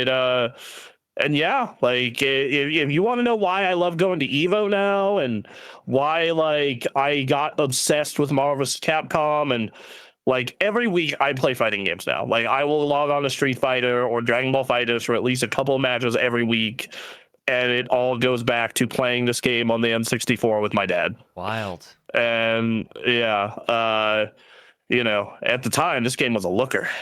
Right. I mean, I'm looking at this and I'm thinking like N64, like this is actually kind of crazy. Like right after launch too. This was like 96. Rare was really good at using all the tech at the Fulgor. There he is. I'm looking at this. I looked at the screen. Yeah, look at him. Look how dope that looks. Yeah. Fucking God. No, it was an amazing game. I obviously know no one else here has an attachment to this besides Anthony. Mine actually, my copy of the game has a bug. Where and it actually took a while to fix it. So you put the game in and you have a controller attached. You turn it on, black screen, nothing boots, nothing happens. And so, but my cousin had an N64 also, so I was like, "Can you figure out why this game's not turning on? Is this game broken? Is the cartridge broken?" And what he found out is that you have to unplug all the controllers, turn the game on, and it would boot. And once you get to the main screen and you plug the controller in, then it detects controllers. And I was like, "Wait a minute, this thing can detect stuff like can detect controllers like a USB device? Really?" So that's a weird little bug. So I don't know if that was something that came with anybody else's game, but the game works just fine. It was just he found out you have to unplug all the controllers to turn the game, get the game working. I don't remember that. I might have just been a certain run of copies that had that. I remember just plugging the game in and me and my dad playing and having a great time. And I had a lot of fighting games that couldn't have been in this spot. Like I thought about Dead or Alive 4. The first game I got like high. So cool. Glacius is sick. Yeah. But no, I remember like I thought about doing DOA 4 because that's the first one I got competitive in. Like I got top 1,000 in the leaderboards. I thought about doing Street Fighter 4 because that's like when I got exposed to the broader community beyond just playing randos on the internet. But yeah, this is the root, dog. Hell yeah. I've only ever played KI on the Xbox One. That game is awesome. And I didn't play it online at all, and I played maybe 3 matches. Well, I mean, if you're not into fighting games, none of that is gonna go for you. God, that Glacius grab was always bullshit. Yeah, when it came to fighting games, I got corrupted by the one I got attached to was Mortal Kombat Deception, where I was like, man, single player fighting games, I could do this. And then I don't know. They sort of cater to me a little bit now. On Soul Calibur. Yeah, Soul Calibur. Soul Calibur's great. Oh. I love Soul Calibur. I think that single player is actually having a little bit of a renaissance in fighting games because you have stuff like World Tour and the Tekken story. Tekken's got a full-on main story, and then I love Street Fighter's World Tour. I'm too bad at the game to finish it, but I got far enough. Right. And I wonder if the Zangief cheese works in World Tour. I don't know. Because in older Street Fighter games, especially 4, you could like beat the game on the hardest difficulty pretty easily just using Lariat and his main grab attack. Interesting. So I wonder if you could do that with Street Fighter 6 and World Tour. Does the newest Killer Instinct have a story? Kinda. Kind of. But it has your standard arcade mode and has intros and outros for everyone. All right, and then it has like and it has some other stuff, but it's definitely not like World Tour or Mortal Kombat. That's still something for me to play. Like, okay, there's a reason I want to find out the story about these characters. I'll go ahead and play this arcade mode for each of the characters and see what's going on. Yeah, and Steam sales are coming up, and it's often on sale for like nothing. Really? It's like you can get the Ultimate Edition when Steam sales hit for like $10. Interesting. Okay, I may pick it up just to fiddle around with it. I occasionally log in and play against people and get smoked, and then I will go into training mode for a couple hours and be like, okay, I remember how to do everything, and then I'm on the other end of that, being like, come catch these hands. Right. I've never played Killer Instinct myself, but every time I look at footage of it, it's like, to me, this is a great, this doesn't capture everything, but this is one of those artifacts of like, this is like cool 90s shit. This is what 90s as hell, awesome nonsense. It is very much a product of the 90s, yes. And I also think that like this game obviously got made because of how well Street Fighter and Mortal Kombat did. Sure. Like there is no doubt in my mind that someone saw Mortal Kombat and was like, "Oh, we can do our own one of those." Yes. So yeah, like, and it just so happens this one ended up being the one that I went crazy for. And yeah, I don't know, and. I hope that one day Microsoft will allow Iron Galaxy to make a new one. Come on, man. I don't think they will, but because I was also they can't surprised. tire of making bad decisions. They got to keep going. Because I think that, what was it? The Anniversary Edition, which is like the version of it with everything, a 4K patch and some balance updates, came out last year, the year before that. Like they said, oh, hey, we're updating KI for the first time in an eternity. And they added all the DLC in it, and they added 4K resolution native for the consoles. And did just a handful of other things. And yeah, it's it's often on sale for basically nothing. Like they had it 60% off during Evo, which I don't know what that. And oh shit, it's even lower price now. Just buying it's $30. Okay. You can get all of it, the whole anniversary, all the characters, everything for 30. So right. It'll probably be $10 when you hit sale. Get you trained in time to go into some hotel room at Evo next year. No, you got to do it in the hotel lobby. There you go. That's highlight of my trip. We are leaving to get on the plane at 3:30 in the morning, and there's a bunch of people in the lobby on a random laptop playing Street Fighter, and more people doing it by the casino. Yeah. And I was just like, did that Marvel vs. Capcom 2 port to what was it, Switch or something? Did that ever come out? It did. It did. Yeah. They PS4, PS5. They did it was a collection. It came out on PC and all the systems, including Switch. Is it good enough? Because the last event I went to, people were bringing CRTs into the lobby of the hotel and playing MVC2. I mean, they were using it for Evo this year, so okay. But the purists will always think be bringing the CRTs over. Yeah, look, there is always going to be some sicko bringing CRTs over. They do not worry. Evo proved that to me. Where plenty of people were playing games on Steam Decks, right. But then they were also. Eventually, there's going to be a company that comes around that when the CRTs eventually die, they're going to be making new CRTs. We're gonna wrap back around into it. If you want to know something I think is gonna happen is the big top of the line TV for these people is a Sony Trinitron, old Sony Trinitrons, and I totally think there's gonna be a whole bunch of people who are going to go out, figure out that technology, and start making Sony Trinitron knockoffs for psychos who need to play Melee or these old fighting games. I mean, I think more realistically, what's going to happen is they're going to use an LCD screen to create a Sony Trinitron And for people who want the purest Sony Trinitron, you would have to go and get an old Trinitron, which the values would just keep going up as they become more and more scarce over time. Oh, they're already insanely. Because to make a CRT monitor, I think they have mercury or lead in them. Yeah. And you got to get a factory to build these because I don't think you can hand assemble a CRT TV necessarily of that type. So it just it's one of those things where the barrier to making these is so high that it's probably cheaper to just buy a really expensive old Trinitron than it is to try and build a CRT again.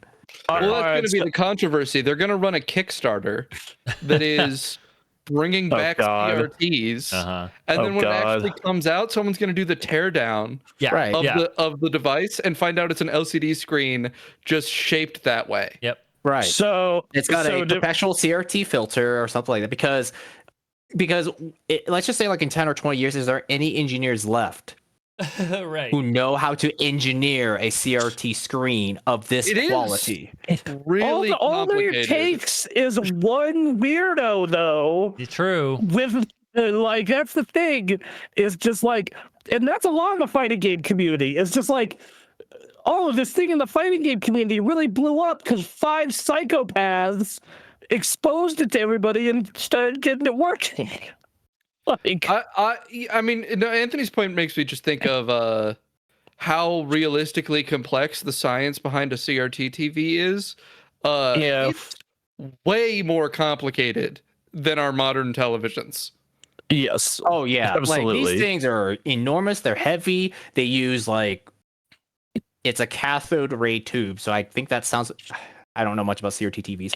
The glass is not just glass; it is leaded glass. Yeah, so this is why you can't just throw a CRT into the trash. It's hazardous waste. There's a radiation gun inside the back of a CRT TV, which is firing light at each of the like cells on the television that is triggering them to light up in a certain like way based off of the wavelength of the light being fired at them.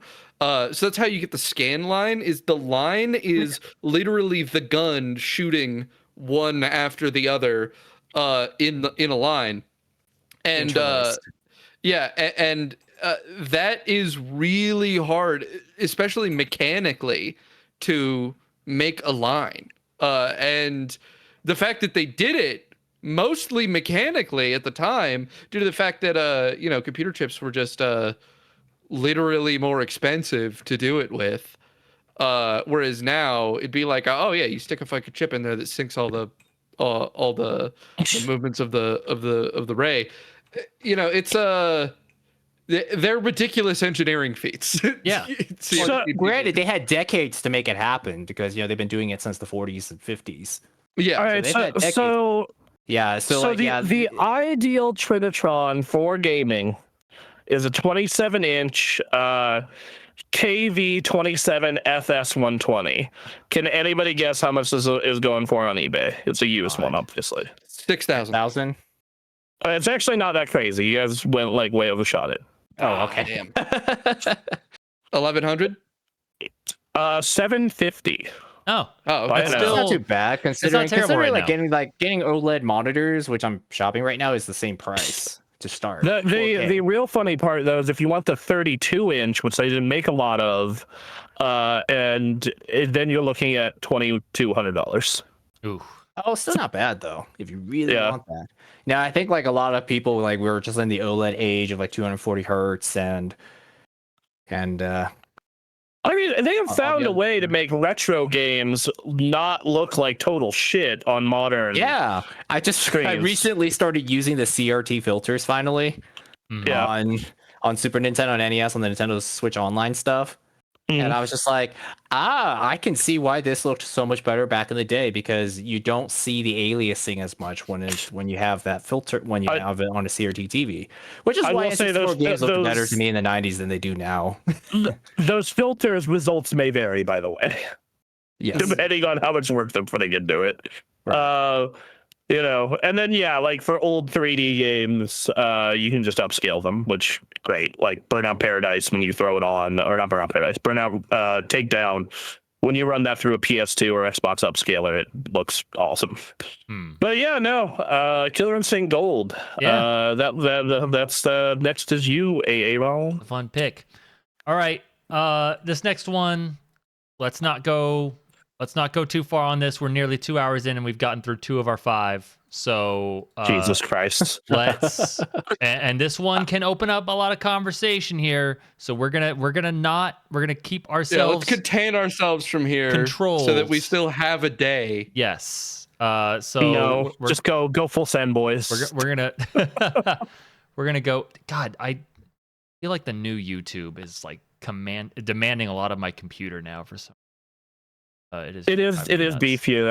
I noticed that myself. Like I have a task manager, or not a task manager, but like a resource manager open while I play games. I'm like, damn, YouTube, you a little beefy. I don't know what happened. Yeah, I need to figure out how to fix that. But anyway, we're gonna go through this one. Okay, my number 8 is Final Fantasy 14. Oh, okay. Yeah. Any specific time period, era, expansion of 14? I mean, for me, it was I jumped in when Shadowbringers had a couple years of being like, this game is the best. And then I played through it over the span of a couple years. I think a lot of my progress was in 2020.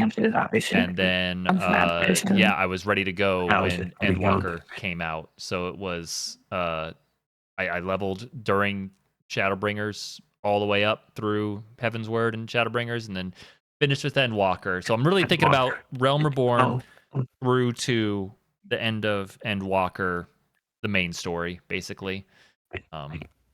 And this came at a pretty big time for me. I am struggling to remember in the moment what it was that primed me for this, but just I loved being in this world. I loved this main cast of characters. I liked some of the things that they were exploring in this story. The music was fantastic. It was a beautiful place that I enjoyed being in. And I had tried World of Warcraft a number of times and just did not click with it for whatever reason. And this game clicked well enough with me. By the end of it, I did realize that MMO gameplay just isn't for me. I'm not a fan of MMO combat in general, but there was so much that appealed to me around this game.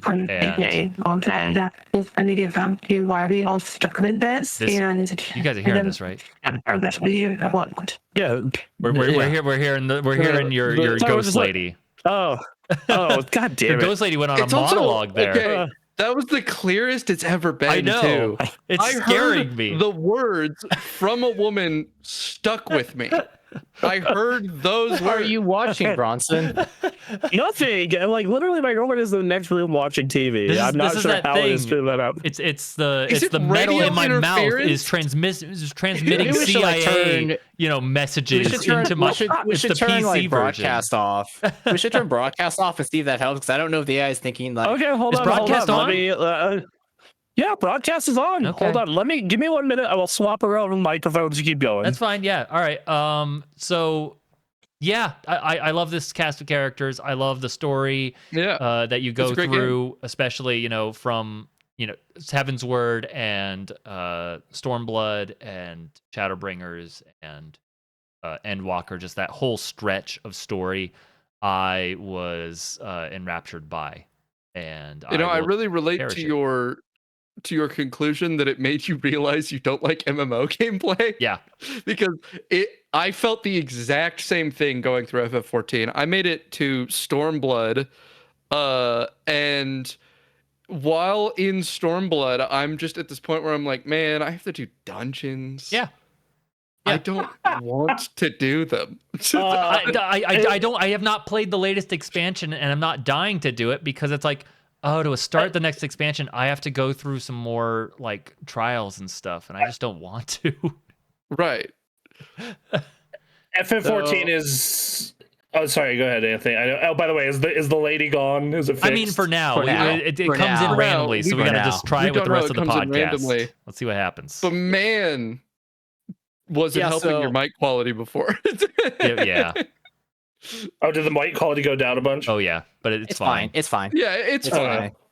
I think it's better than having ghosts interrupting. Very rude ghosts. Ghosts living in your computer, man. So for me, the appeal of Final Fantasy 14 to me. So for me, it would be A Realm Reborn, Heaven's Ward, and Shadowbringers Endwalker was kind of the four expansions periods of that game that I liked. And what clicked with me with that game in A Realm Reborn and Heaven's Ward is that it still has some of the MMO-ness, some of the appeal of the MMO stuff. You want to get gear, you want to team up with people, you want to get that stuff. But it's also a game where you can just log in and just sit and chat with people, and they put in housing and they put in the golden saucer, and then you have these references to yes, you could technically do that in Warcraft back in the day, but in Warcraft, all I ever hear people tell me about is, oh yeah, there's PvP, and I did this raid, I did that raid, I did this dungeon run. It is much more goal oriented. It is very I'm logging in to do shit. I'm logging in to do stuff with people and accomplishing stuff, and it was so hype. Whereas this game, it's just people chilling.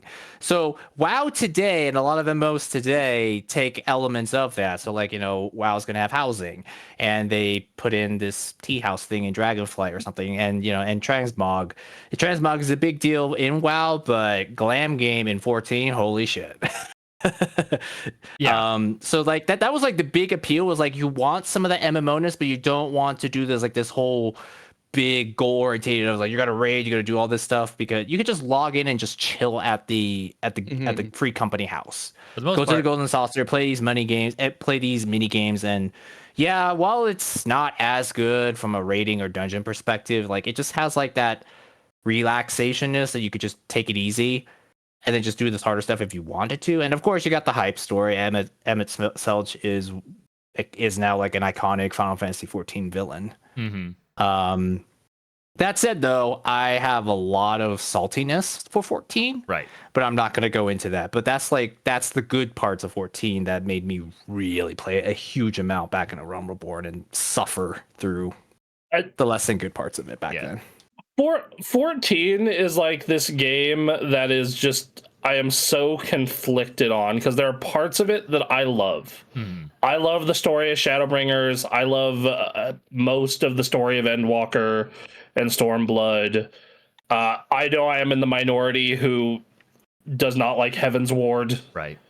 So like the problem for me is that I am someone who likes the like other player parts of MMOs and being forced to engage with other players, even but like in 14, I feel like of my I can pull up my Steam counter right here, like 700 hours with that game. I feel only half of that was spent playing with other people. Sure. Yeah. And that was kind of the part of it that and also I think the way they handle like resolving stuff server side is bad. Right. Oh yeah, there's a lot of long list of things I can complain about this game as to why I don't play anymore. But man, there are some moments in this game. Like Emmett Selch, in my opinion, is like a top 5 Final Fantasy villain. Fantastic. Yes. Like he's so good. I'd say the only people I have ahead of him are like Kefka, Sephiroth, and like I'd say he's like tie with Sin. Hey, I'll point out that among the complaints you gave, that's MMO shit. That's MMO shit you have to complain about. Okay, so yes, but in 14 it is even worse. Like let me tell you. That's what I'm saying, is that the parts of 14 that are worth complaining about are the MMO parts.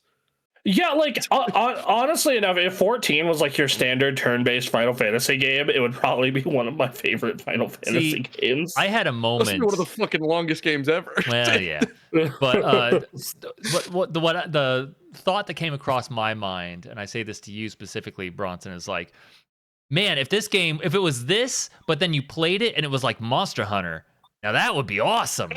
And then I had a moment like, man, we just need to play some Monster Hunter. We need to get a group and just play Monster Hunter, even though that story is garbage. Like, whatever. Yeah, I'd be down to play some Monster Hunter. I love Monster Hunter, the new one at least, and then which I know I'm in the minority. Right, I know. Yeah, they're going through a time right now, but yeah, yes, they are. I really want to kill Fatalis in Worlds.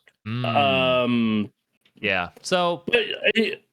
Yeah, and there were parts of this game that like I am really happy that World of Warcraft stole the living shit out of it. Sure. Like this game being such a force when World of Warcraft decided to fuck up for 3 years straight, like made them get their shit together. And now we're getting housing, and now we're getting transmog anywhere and situational transmog and all this other shit. Which is funny because this game started, by being a complete disaster, and then they said, "Well, what's World of Warcraft doing?" And so that's what they did. They had to freaking. And Square Enix was losing money, and they decided like, all right, we got to save this game, and yeah, that's why like it. I'm not gonna go into it. That's just gonna change. Yeah. We gotta pull back because this could go on. But yeah, 1.0 is a disaster. So like 2.0 onwards is where the game is good. And honestly, like nowadays, I can't tell what the state of the game is because like if I go to the Reddit, I can't figure out if they're angry or okay with the game. Who knows? I think people who have a problem like with any it good like any MMO, people will complain for. No one hates MMOs quite as much as the people actively playing whatever MMO it is. Yes. I think that like 14's community, though, I do find very interesting because like I feel like they're really protective of it. Like, if you go into the World of Warcraft Reddit, it is like a bunch of people shit talking the game at all hours of the day, and they still play no matter what. Yeah, and like they still play it. versus like I go into the 14 Reddit and it's like, yeah, that happens sometimes, but even when it does, there's a bunch of people being like, then don't play it, and I'm like, or like, it's very interesting community. But yeah, no, I don't know. Also, that game's music, 14's music goes hard. Oh man, they got some There's a lot of great music I have in 14. I have the Blu-ray soundtracks of all of it up to Endwalker. Well, not all of them, all the main ones, because they did a lot of arrangement albums also. Yeah. I'm hopefully moving into a new apartment soon that'll cost less rent by hundreds of dollars, and when that starts happening and some debt starts getting paid off and I have dollars a month I can spend, I may be tempted to boot this back up to try and continue on, because it's my home, man. I enjoy this world and hanging out in it. So yeah, and what it did during that specific window of time for me, I will always be thankful for. So yeah. All right. I believe that leaves Mr. Dunky Doos next. Yes, it does, in fact. And I think among my remaining 3, I'm going to go with Fallout New Vegas. Ooh. All right. So I play Fallout New Vegas a lot. I play it pretty regularly. And it's a great game. It's generationally incredible what they were able to pull off in this ridiculously short time period they were given to make an entire Fallout game. How it somehow has much more content in it than Fallout 3, despite only having like a year to be made, right? Is some absurd miracle. The writing is I think it's the best example of writing an open world like Bethesda style setting. I think that it does a great job of giving you a realistic idea of how people live where they live, and they go out of their way to give you lots of great details. Like, when you think about like how do they feed the New Vegas Strip, right? Like a place like this, and the answer is very clear. In the Lux Casino, you go in there and there's a Brahmin baron, and they go, oh yeah, he supplies the meat for this. We survive through trade, specifically with super rich like these super rich barons that control huge swaths of food and would love to make a deal with us because of all of our economic power. And there's farms by the major locations, and every single thing leads you trickle by trickle to other interesting locations. If you follow closely every prompt given to you from every quest to other quests, you will eventually be drawn to every one of the great interesting locations in this game naturally. And that is super cool. It's really hard to pull that off, to give you a reasonable line to engage with these in a way that doesn't feel like wrong or out of character or too gamey for a lot of the locations in the game. And that's something that you'll run into with, like Fallout 4 or with Fallout 3. I think problems I have with those games is you kind of have to go out of your way to engage with certain things that you really shouldn't have to, and they feel out of place and strange a lot of the time. And Fallout New Vegas pulls off this incredible way of making everything feel diegetically placed in a way that I don't think any game has accomplished since. I think that this game, like, this is the only Fallout game where I can honestly say I actually like enjoyed myself more often than not. Yeah. I did not like Fallout 3 outside of a couple of side quests. I think it is a bad video game. Fallout 4 was better, but still not great. Like, this game versus this game, like, the writing, it was another case of I did not enjoy playing this game, but the writing was so fucking good that I put a pretty damn good amount of time into it over when I got around to it. And the way that the game accounts for possibilities is so impressive too. Every single character in the game, barring children, because you just can't, can be killed. Every single one. Mm-hmm. And you can still beat the game. Huh. Largely due to the fact of one NPC, Yes Man, who is in a computer, and so he's not an NPC after you kill his primary NPC. There are endings that specifically account for this. The way the endings work is great. The game's ending is each faction, every group relevant in the game has their own specific set of endings. And those endings are modified by a series of factors. They each have like a dozen endings, right? But your ending to the game is just a compilation of all the endings you got for each faction and each major sub quest of the game. So you get, all right, here's the boomers, and then here's all the endings you can get for the boomers. They did get their planes. They didn't get their planes. You did wipe them out. Caesar's Legion absorbed them, or the NCR absorbed them, or nobody absorbed them. And that level of the game accounting for you is really impressive. And then I got to mention the DLCs also are amazing, specifically Lonesome Road. Never played the DLCs. Lonesome Road is so good. There are some worse DLCs, right? I think specifically the worst part of the game is the Dead Money DLC. I do kind of enjoy the Dead Money DLC. I also think it's probably the worst part of the game. In which you're heisting a casino, and they take all of your gear away, and they force you to use only the gear in this area. And there's also a lot of proximity-based traps that kill you for being near them on a timer. It's very annoying. But then and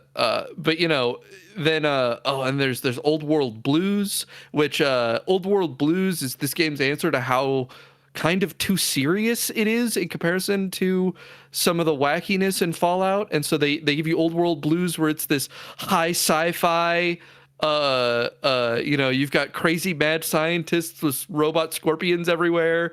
It's great. It's great. There's so much you can do. It's like I was mentioning earlier with how Bethesda games have this sort of open-minded, almost immersive sim feeling approach. I think that Fallout has a lot of that feeling in it, and I think that New Vegas is the best example of it.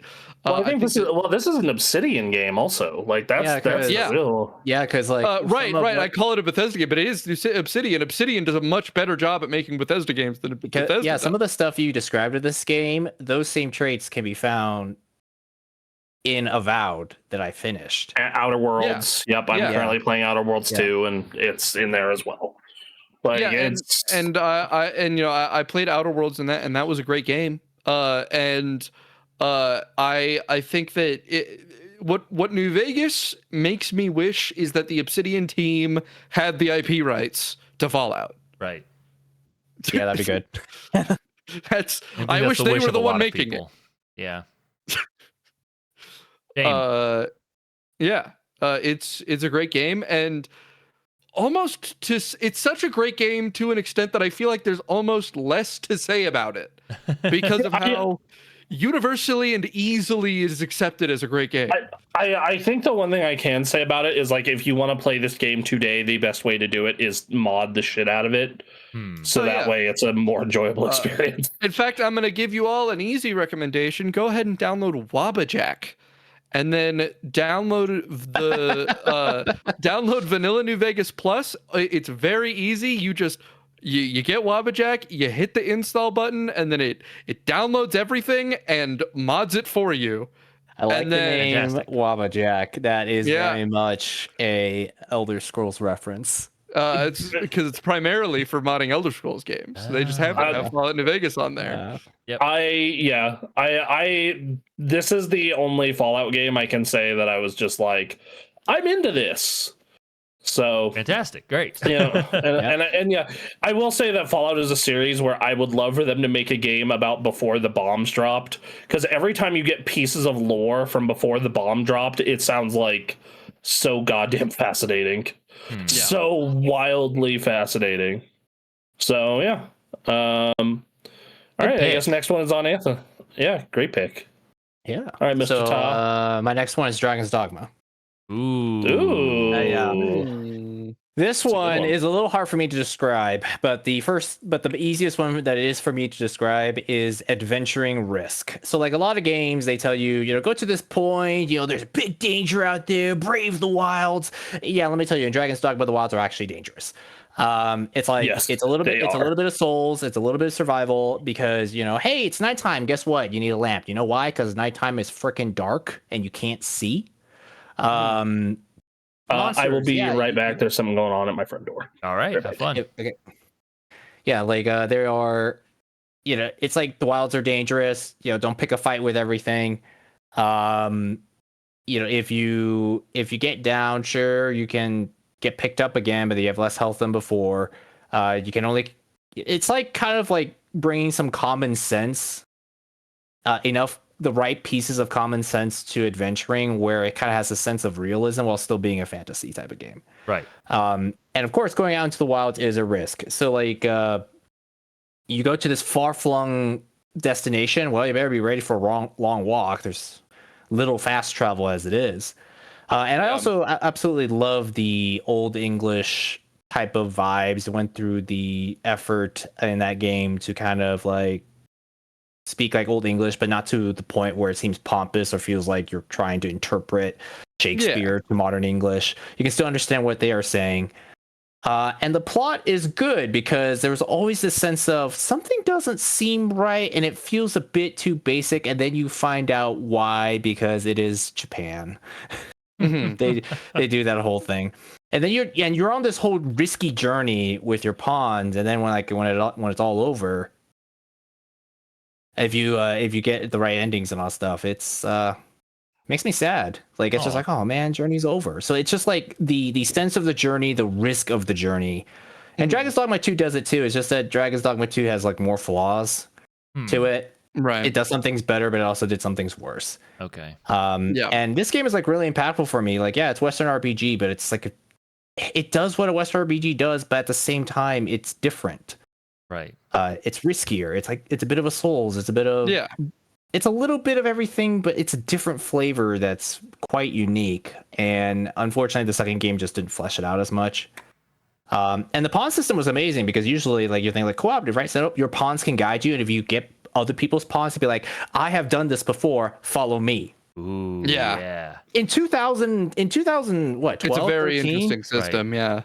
Yeah. It's just like you bring pawns from other people, from other players' worlds, and they'd be like, I've seen this before, or I know what this enemy's weakness is. Do this. Although they have a tendency to say the same lines over and over again. Sure. So you get that seared into your brain pretty thoroughly. Yeah. Right. So yeah, that's Dragon's Dogma, and music is great too. I just would always get sad when like one of my a pawn would die. Mm-hmm. Like the pawns are a bit stupid, of course, because this is like 2012. They kind of had a tendency to walk off cliffs, and then if you can't recover them, they just poof disappear. And now your party's down one person. Yeah. The game is flawed, but adventuring risk, and like this is something that classic World of Warcraft has, is what Dragon's Dogma 2 has. Like you play through a lot of other games like Oblivion and Dragon Age 2, Inquisition, any Ubisoft Assassin's Creed game. You just walk out in the wilds, and it's like, okay, go kill stuff. Nothing's gonna really jump you. Just get to that point and start your next quest. This one, it is a journey and an ordeal. And honestly, the best comparison I could think of is it's the difference between a road trip and being on a plane. When you're on a plane, it can get a little, it can have turbulence and stuff, but the ground below you is moving really quick. There's nothing to look at. Just get there really quick. Whereas on a road trip, it's probably more uncomfortable. You're going to be tired. You're spending a lot more time on the road. It's probably cheaper to just fly too. but you get to stop at places. You have all this fun stuff. You have cases like where Bronson's trying to get me to speed on the freeway by playing heavy metal music, playing Metallica, I think. And he did. You know, us every time we drive up Donner Pass, hey guys, cannibalism. You just get these stories that you just don't get. And so like whenever I hear stuff from like Dragon's Dogma 2 of like, oh my goodness, I did this and this happened. And then for me it's like, no, I went that way and this happened. That's magic. Yeah. That's magic. It's great. It's not for everybody, but it is like it's like the road trip experience with like more deadly. I should mention, I think that the coolest part of these games to me that really that sold me on Dragon's Dogma and got me to play it initially was the magic. I think the magic is really dope. I like how huge its scale is. You know, I mean, you could summon whole giant tornadoes. Like, it's really cool. And then I think that this game did like this cool Monster Hunter type deal with these huge monsters that you would deal with. I was just going to say that, just climbing up them and just stabbing them as you're climbing all the way up. It's sick. It's this level of real interactability that I feel like a lot of games don't have. When you stab a monster, it felt like you stabbed it where you stabbed it, and that you did stab it. Yeah, and it's like real world logic where it matters. Yeah, and just kind of the one save slot. It's shit, it's kind of like what Breath of the Wild and Tears of the Kingdom does today, where you can apply real world logic. And you're like, aha. Yes. This game has some of that, yeah. And that's what makes the magic so cool to me, is that you can apply that real world logic, that sense of real impact from a normal attack with a sword, makes the impact of a tornado feel so huge. You know, going from I saw that guy get shot with an arrow and it did look like it hurt. It looked impactful. And then he literally gets pulled into the air because there's a fucking tornado you just summoned. It's sick. Shooting the arrow, there was a scene that I put in the Dragon's Dogma 1. Or is it 2? Dragon's Dogma 1 review I did back in the day, where I would shoot an arrow at a griffin. And when I let the arrow fly and you could just hear it hit the griffin, it just started screaming as an impact. It's like, ooh, that sounded like it really hurt. And sure enough, how reactive the world and game is just, it's fucking awesome. It's so good in this game. It's not for everybody. People have gotten massively frustrated. Oh, dude, game, I remember especially Dragon's Dogma 2. But Dragon's Dogma 2, walking in the wilds is dangerous, you know. You can't just run. I remember Dragon's Dogma 2. I really loved the one save slot thing and the like making you lock into your choices thing. And people got so fucking pissed about that. And I'm just like, if you could just redo anything and there's no fucking consequences to any of this shit. Right. You know, and I really dug that. Just like when that Dragon's Plague thing went around with that second game, and I was just like, this is amazing. And now you're paranoid. You're paranoid, so you're checking your pawns, and it's like, do you have the plague? Do you have the plague? Oh, yeah, and there were people who were intentionally trying to spread that shit. It was amazing. Every time I see footage of this game, it's cool as hell. Yeah, it doesn't do anything too different besides the pawns, but yet somehow feels so different at the same time. It's very unique, and I'm just disappointed that the second game just didn't live up to the potential that I hoped, because the second game was supposed to realize stuff that the first game couldn't achieve because the director said that the first game, due to technological limitations, couldn't do everything that he wanted. And so when 2 came out on PS5, he still couldn't do it, and I just kind of felt like it was because they ran out of time and money and they had to push it out the door. And that's why the game just kind of has this a little bit of this unfinished touch to it. Like, you can definitely tell that it took like a year of patches to get that game where it needed to be in terms of the PC version. All right. So I think that leads us I think that's back to me. All right. So my next one is Metal Gear Solid 3. Ooh, yeah. I'm a huge Metal Gear fan. Metal Gear Solid 3 is probably my favorite game of all time. It pings between this and another one. And because it is like the first game that was so goddamn reactive is one of the first reasons. Like, the stuff that you see in later Kojima games where you're like, oh, I started doing a bunch of missions at night, so now all the dudes have night vision goggles, and I really don't get benefit out of this. That kind of starts at Metal Gear 3 when you're like, oh, I blew up this ration supply, and now all these dudes are hungry later in the game. Or I've been murdering people constantly like a psychopath, so this one boss fight is going to be unbelievably hard, and it's going to guilt trip me by showing me everyone I murdered and how I did it.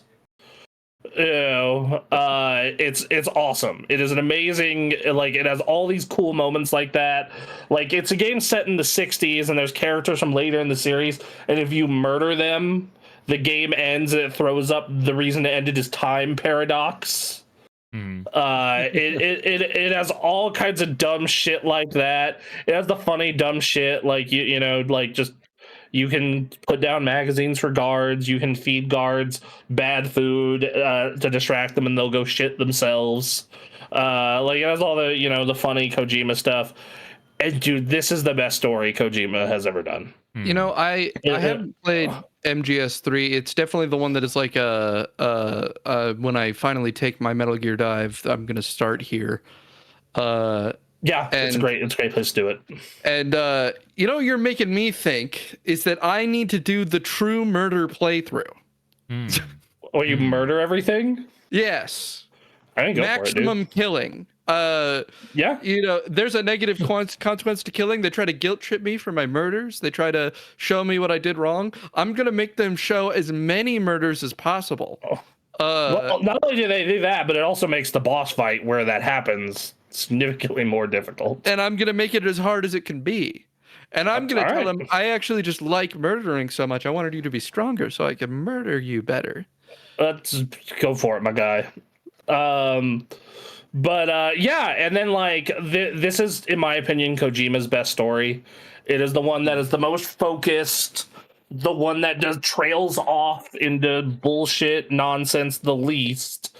But it still has the amazing moment that every Kojima game has, where he like tries to pull a twist on you. Yeah, and this one, I mean, by my understanding, the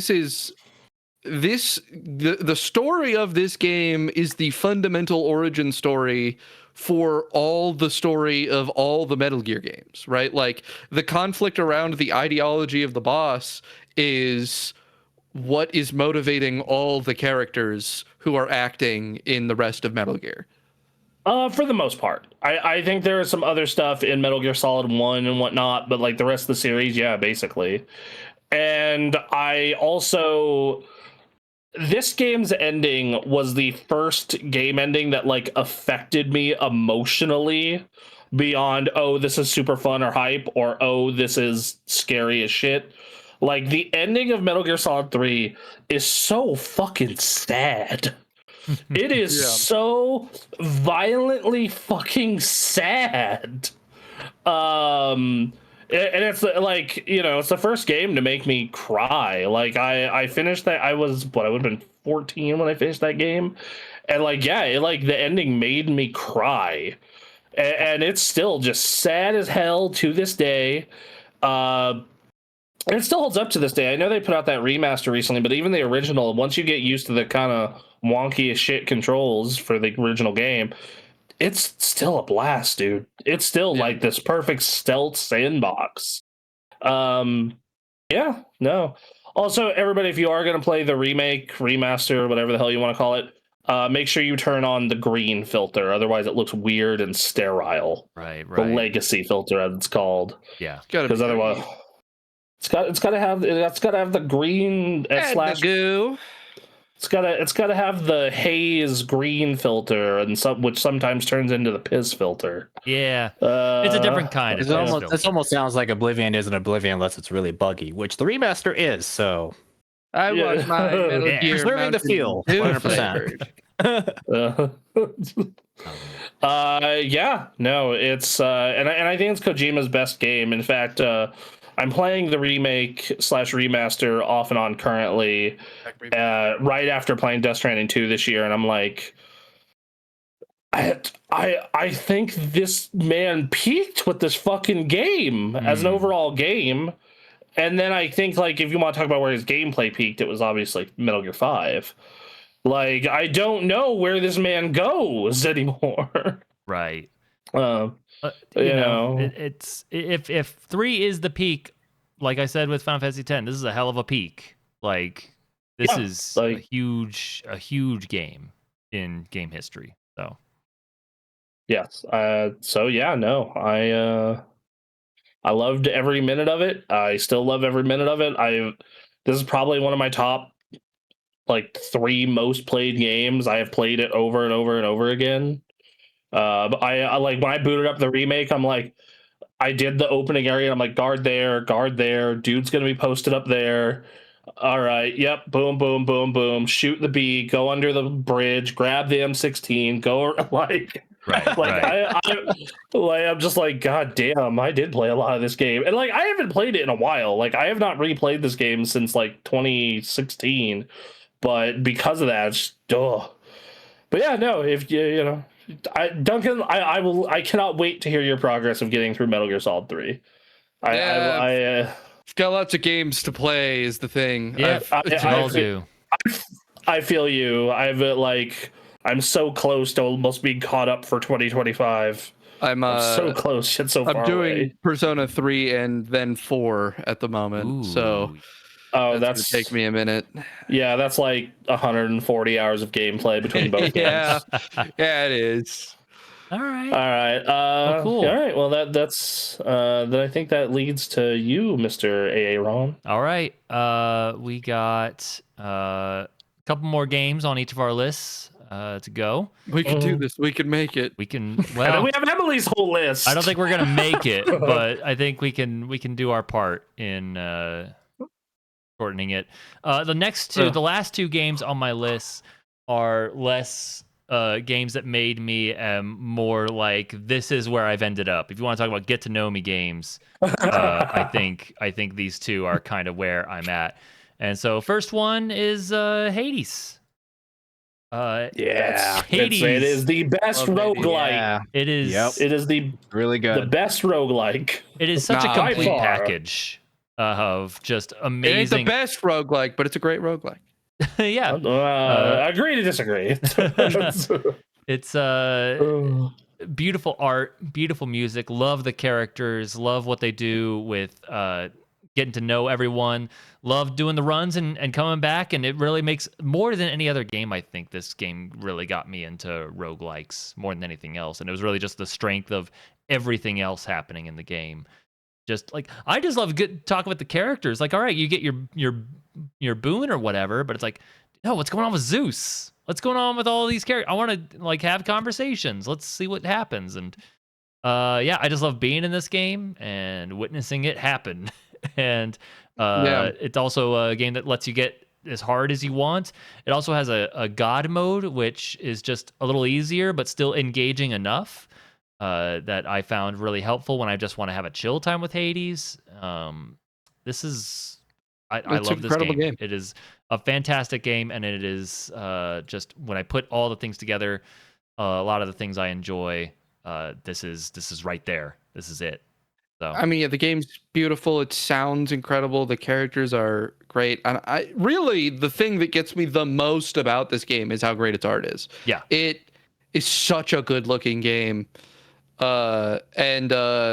know, it's just it's really good. I do have a major primary criticism for this game, okay, and it's not really a problem for this game. I think, okay, so here's what it is. It's that this game, when you make an OP build in this game, it's not actually that like crazy, right? You're doing a lot of damage. You're handling what was a harder boss fight now really easily because you're killing him pretty quickly. right. But Hades was the beginning of a shift in roguelikes towards the pick 3 and have a solid initial gameplay loop, right? So when you make a powerful build in Hades, you are still playing the same game. Right. Like you are you're just a much stronger version of how you started, but you're still playing a solid action game that is actually the core of that gameplay loop. A lot of games prior to Hades in the roguelike genre are about scaling to like unreal, ridiculous levels of power, and turning the game from one thing into a completely different, ridiculously overscaled game.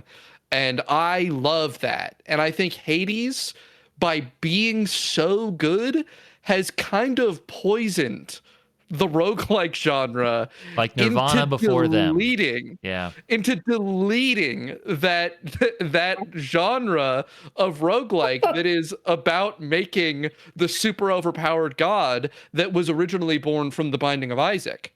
Right. And you know, now when roguelikes come out, it's pick 3 buffs. That's what you're doing. You go into a room, you pick 3 buffs, and the core gameplay was already solid. So even if you didn't have a build, the game wasn't unfun to play. Whereas before, I feel like a lot of roguelikes were following the Isaac model of, oh man, this handles and feels like shit. And then I get my buffs, and when I finally have a good run that I'm powerful in, it feels great now. This explains why I didn't like most roguelites besides fucking Hades. Yeah. Well, no, that's not true. I also really liked Rogue Legacy. Rogue Legacy was dope. Yeah, sure. I liked Rogue Legacy a lot. There's a concept in the Binding of Isaac called rigging that is the goal of any given run is to put the puzzle pieces together to rig the run to be impossible to lose. Okay. Right?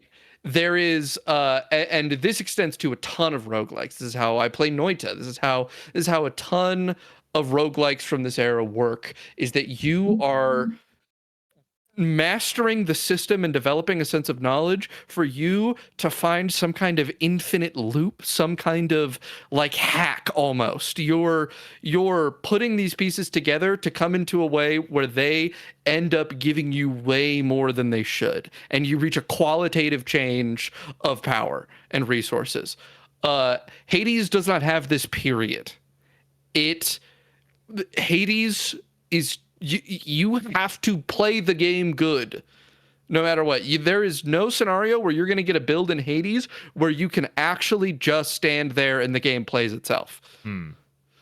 This explains so much about why I prefer Hades. And that's the thing. That's exactly what it is that people in general like Hades way more, and they're not wrong for it. It applies a point. This conversation has me re-downloading Hades 1. Good job, Eric. No problem. My job here is done. It's on my Steam Deck. It's so nice to play. Yep. But you're right. I think there's a beauty lost, that there's something to be appreciated about those kinds of roguelikes, even if they're not what I prefer. It's like how World of Warcraft changed MMOs permanently to be like World of Warcraft. I think Hades, maybe to a lesser extent, but I think Hades has done that to roguelikes because it's too good. It's a really good game. That's the thing, is like outside of Rogue Legacy, I really did not enjoy most roguelikes. Like I did not care for Isaac. Like every time I would see roguelike, and even Hades has parts of that genre I do not like, which is, they're inherent to the genre of replay the same levels over and over and over. Yeah, you can get a bunch of bad buffs in a Hades run and it feels bad. Yeah, but that too, which, hey, that's a bummer. And those are things that are never going to be removed from the genre. Yeah, but Hades is also so quick that it usually doesn't matter a lot. When you get a run where you get bad buffs, you just fucking run it back. Yeah, and then also Hades has a bunch of stuff to make like progressing easier, and it has a bunch of stuff where it's like the art and the characters and the music and the powers feel so good right off the rip that it negates any like sourness I have about having to go through Tartarus for like the 20th time. I love the feeling of digging myself out of the pit. Sure. And a lot of a game like Noita, which is my favorite game and a roguelike. Noita starts you out insanely weak, and the enemies are difficult, and they deal a lot of damage, and they're hard to kill.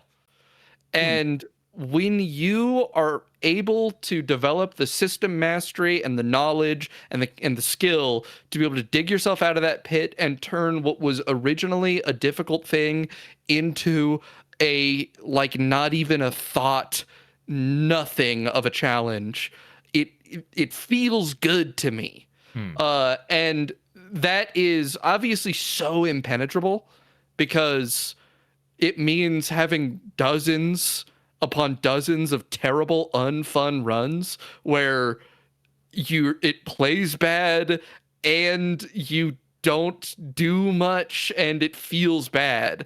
But it provides this unique thing that I think you can't get otherwise.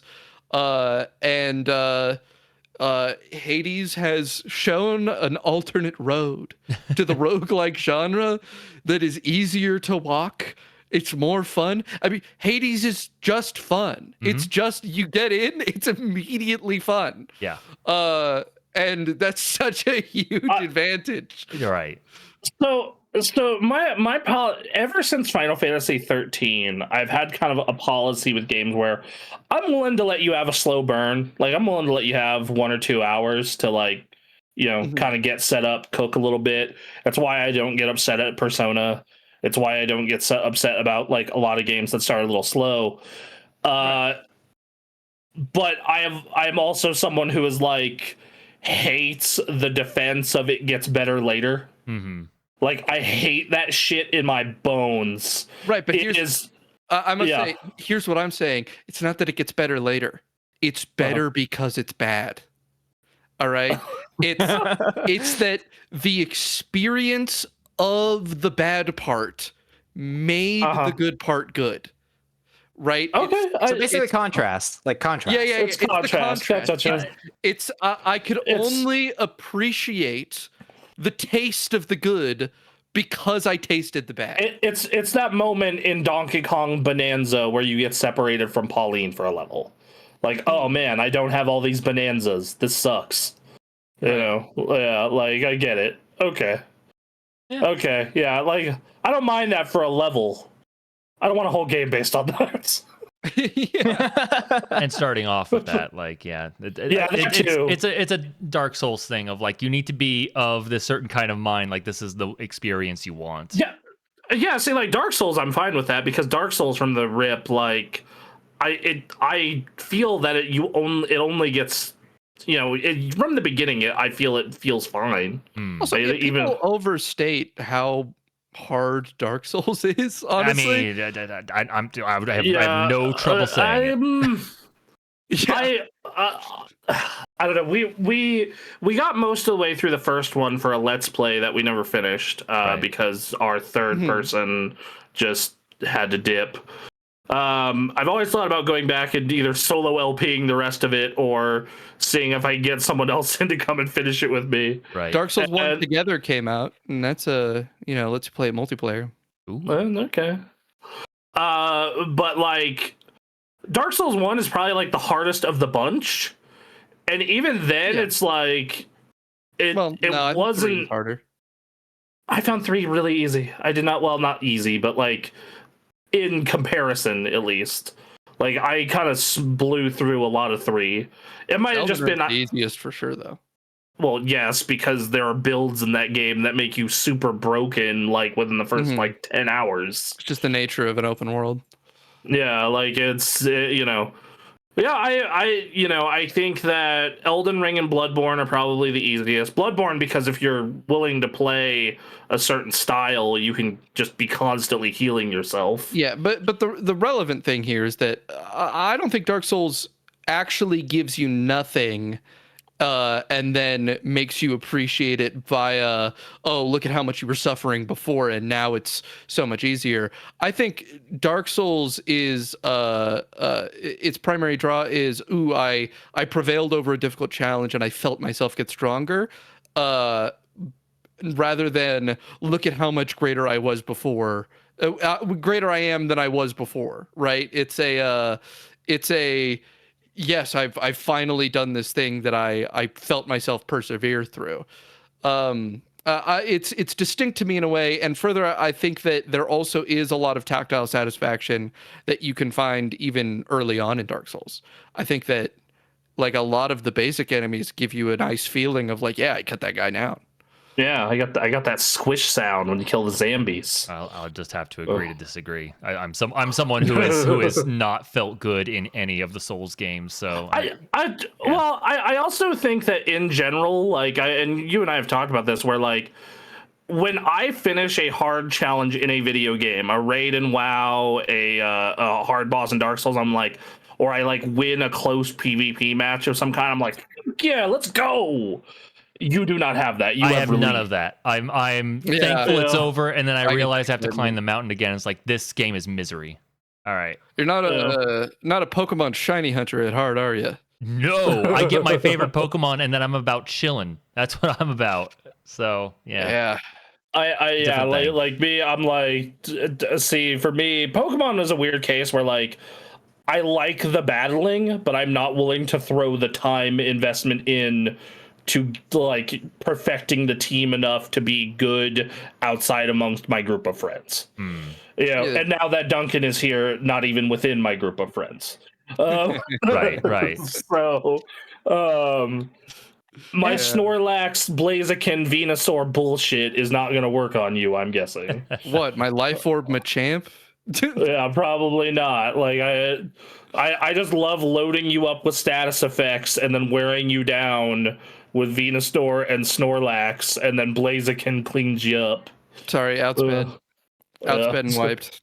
But yeah, Hades is a great pick. Hades is dope. Yeah, Hades is so sick. I think we've said everything we can say and more. Yep. So I think we're good. And more. We can't help ourselves but saying more. We have to. This is what we have done with our lives. So we're here. I also associate Hades with Christmas Vacation, because I keep playing it in San Francisco on my Steam Deck when we're there for Christmas. Okay, I thought you meant the movie. I was like, this is all right. Okay. No, I'm like in San Francisco and I have my Switch, and now I have my Steam Deck. I'm just like, Hades Christmas. Well, I'm gonna say it is red. Zagreus is basically Santa. And the first area is green. His eyes are red and green. He is Santa. Zagreus is Santa confirmed. Yeah, definitely. I'm going to hopefully save us some time because we were literally just talking about it. Okay. All right. Dark Souls 1. All right. Hey. So Dark Souls 1 is you should just get our Let's Play footage up. Go to our channel. My favorite. It's my favorite of the Souls games. I love Dark Souls 1. I have heard plenty of disagreement in that a number of friends of mine who are way into Souls don't like it as much as the other games. But I think it has for one thing, it being the second game in the series of games doesn't quite have everything perfected yet. Right. Yes, that was very clear from our Let's Play when I was like, this is nonsense. What the fuck? And I like some of the esoteric jank a little bit. Sure. There's some appeal of it to me. Then, when you compare it to a game like Dark Souls 3, where they've really nailed it by Dark Souls 3, right? Dark Souls 1, they got to improve a lot on Demon Souls, and then Dark Souls 2, they got to make some mistakes and then Dark Souls 3 is coming in, and they have the time and the resources and the trust to be let to make just a great game. But Aaron is intentionally looking for Blighttown footage. I sure was. He's got it. He's got it. I think Dark Souls 1, for me specifically, Dark Souls 1 is my favorite of them because it allows for, honestly, kind of what I was accusing it of not having a minute ago. All right. If you really play it for a long time, you're not going to experience it over the course of a single playthrough. There is a degree of mastery over Dark Souls 1's world that you can get that's just insane. You can skip so much of this game and move through it so quickly. When I think back to my first time going through Blighttown and how miserable Blighttown was. Oh, we were there for a month of recording. We know. Yeah, it's toxic is so insane. It's just such an insane decision. Important note, version 1 of the game, the toxic dark guys respawned. They were not kill them once and they permanently go away enemies in the first version of the game. There was a lot of updates made to this game to try and make it more playable. And also the worst enemies in the game being in the laggiest part of the game. Oh yeah, the 360 and PS3 version of Blighttown was notoriously fucked. And I played it on 360. Oh, buddy, I'm sorry. I'm so sorry. It was an experience. And then thinking to how I handle Blighttown now, it's maybe a 10-minute endeavor. It's hardly a thought. It's actually granted, I've only gone through it once. Easy. I've only cleared Blighttown once and beaten the spider boss after it once. So, maybe I just need additional runs, but my first response to you saying that is you have to be lying. No, it's actually so easy. Eventually you just know where to go. It's basically just 4 drops, and then you're at the bottom, and you go to the spider lady. The longest part is rolling through the swamp. That part sucked. That part sucked so bad. Blighttown. I remember when we got to this bonfire that's on the screen now. It was like, oh, sweet merciful relief. Oh God. This game's really easy for me now.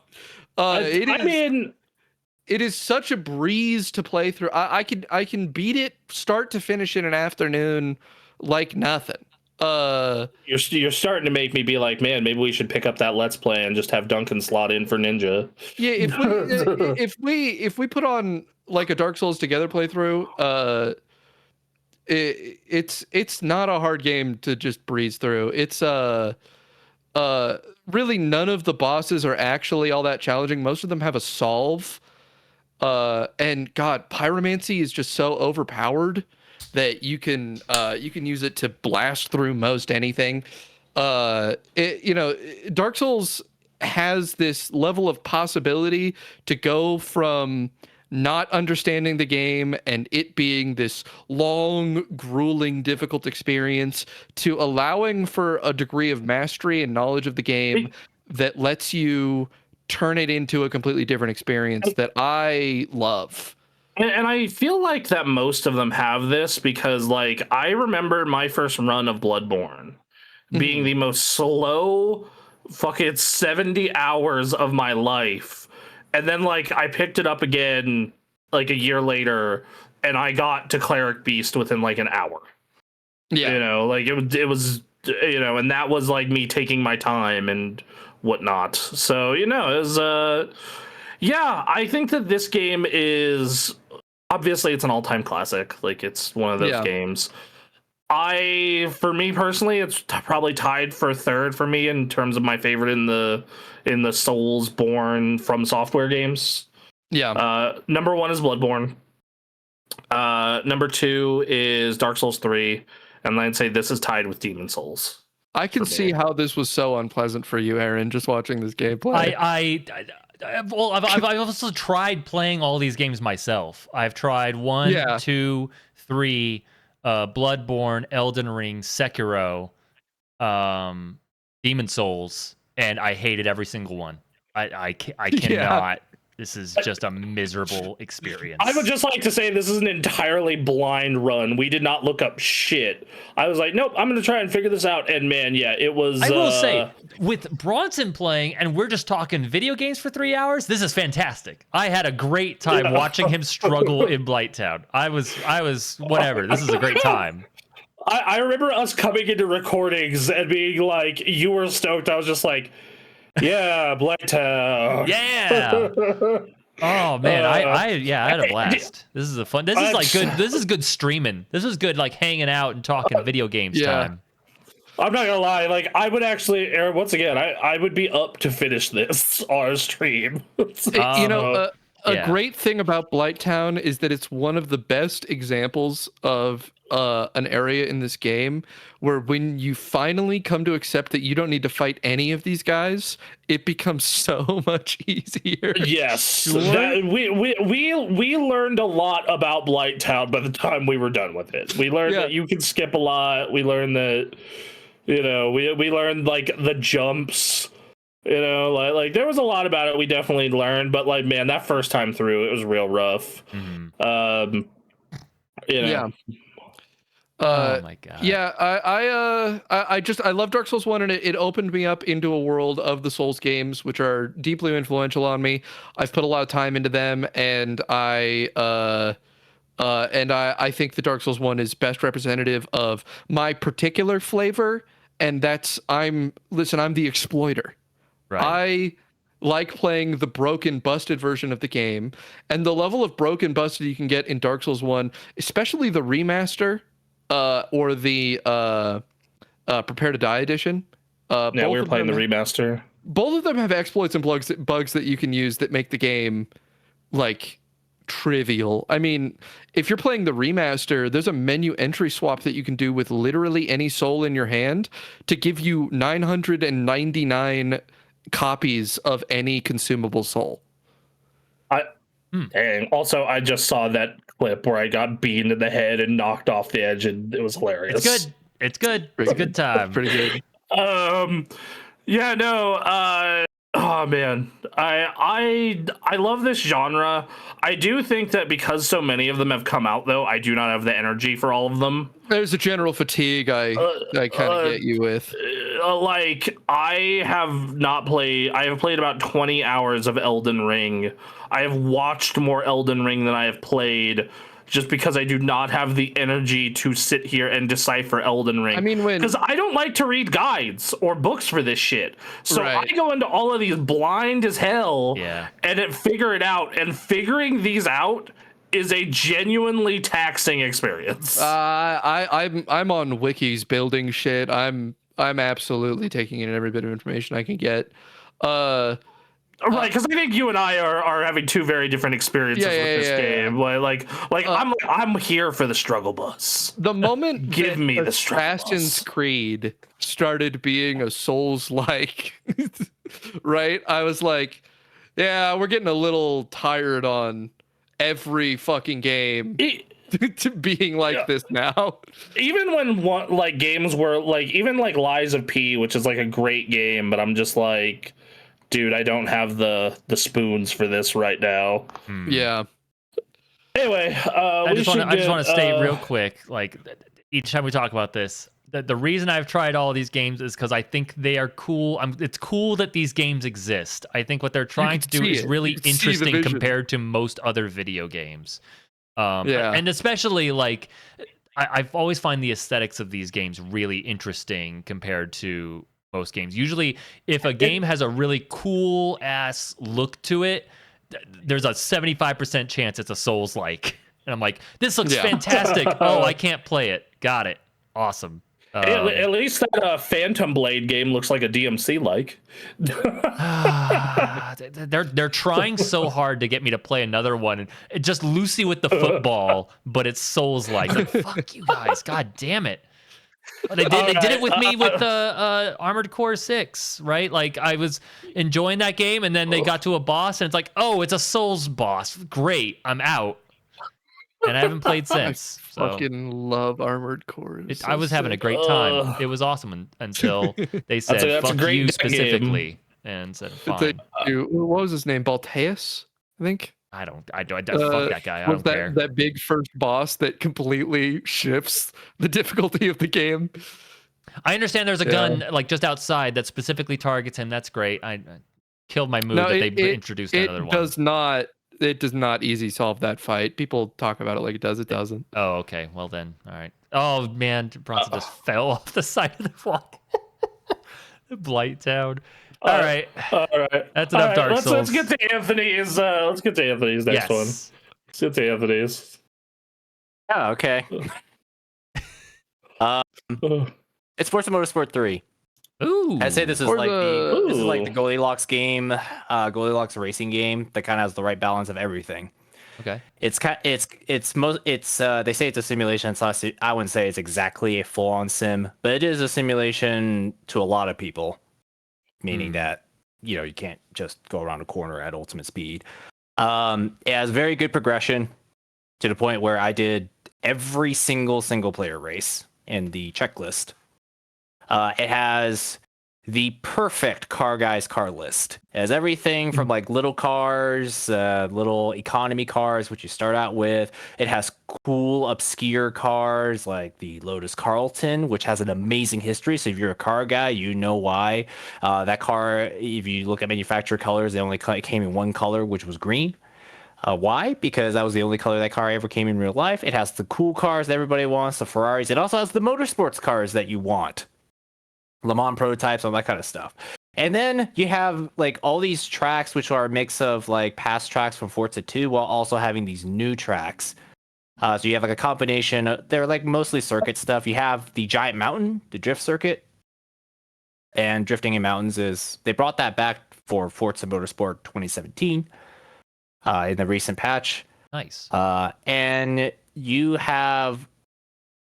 It's like a very balanced car list, but you don't have like questionable stuff. Like Gran Turismo is like, we've got cool stuff. Honda Civic or Honda CR-V Hybrid. It's the car that you can find in your elementary school parking lot.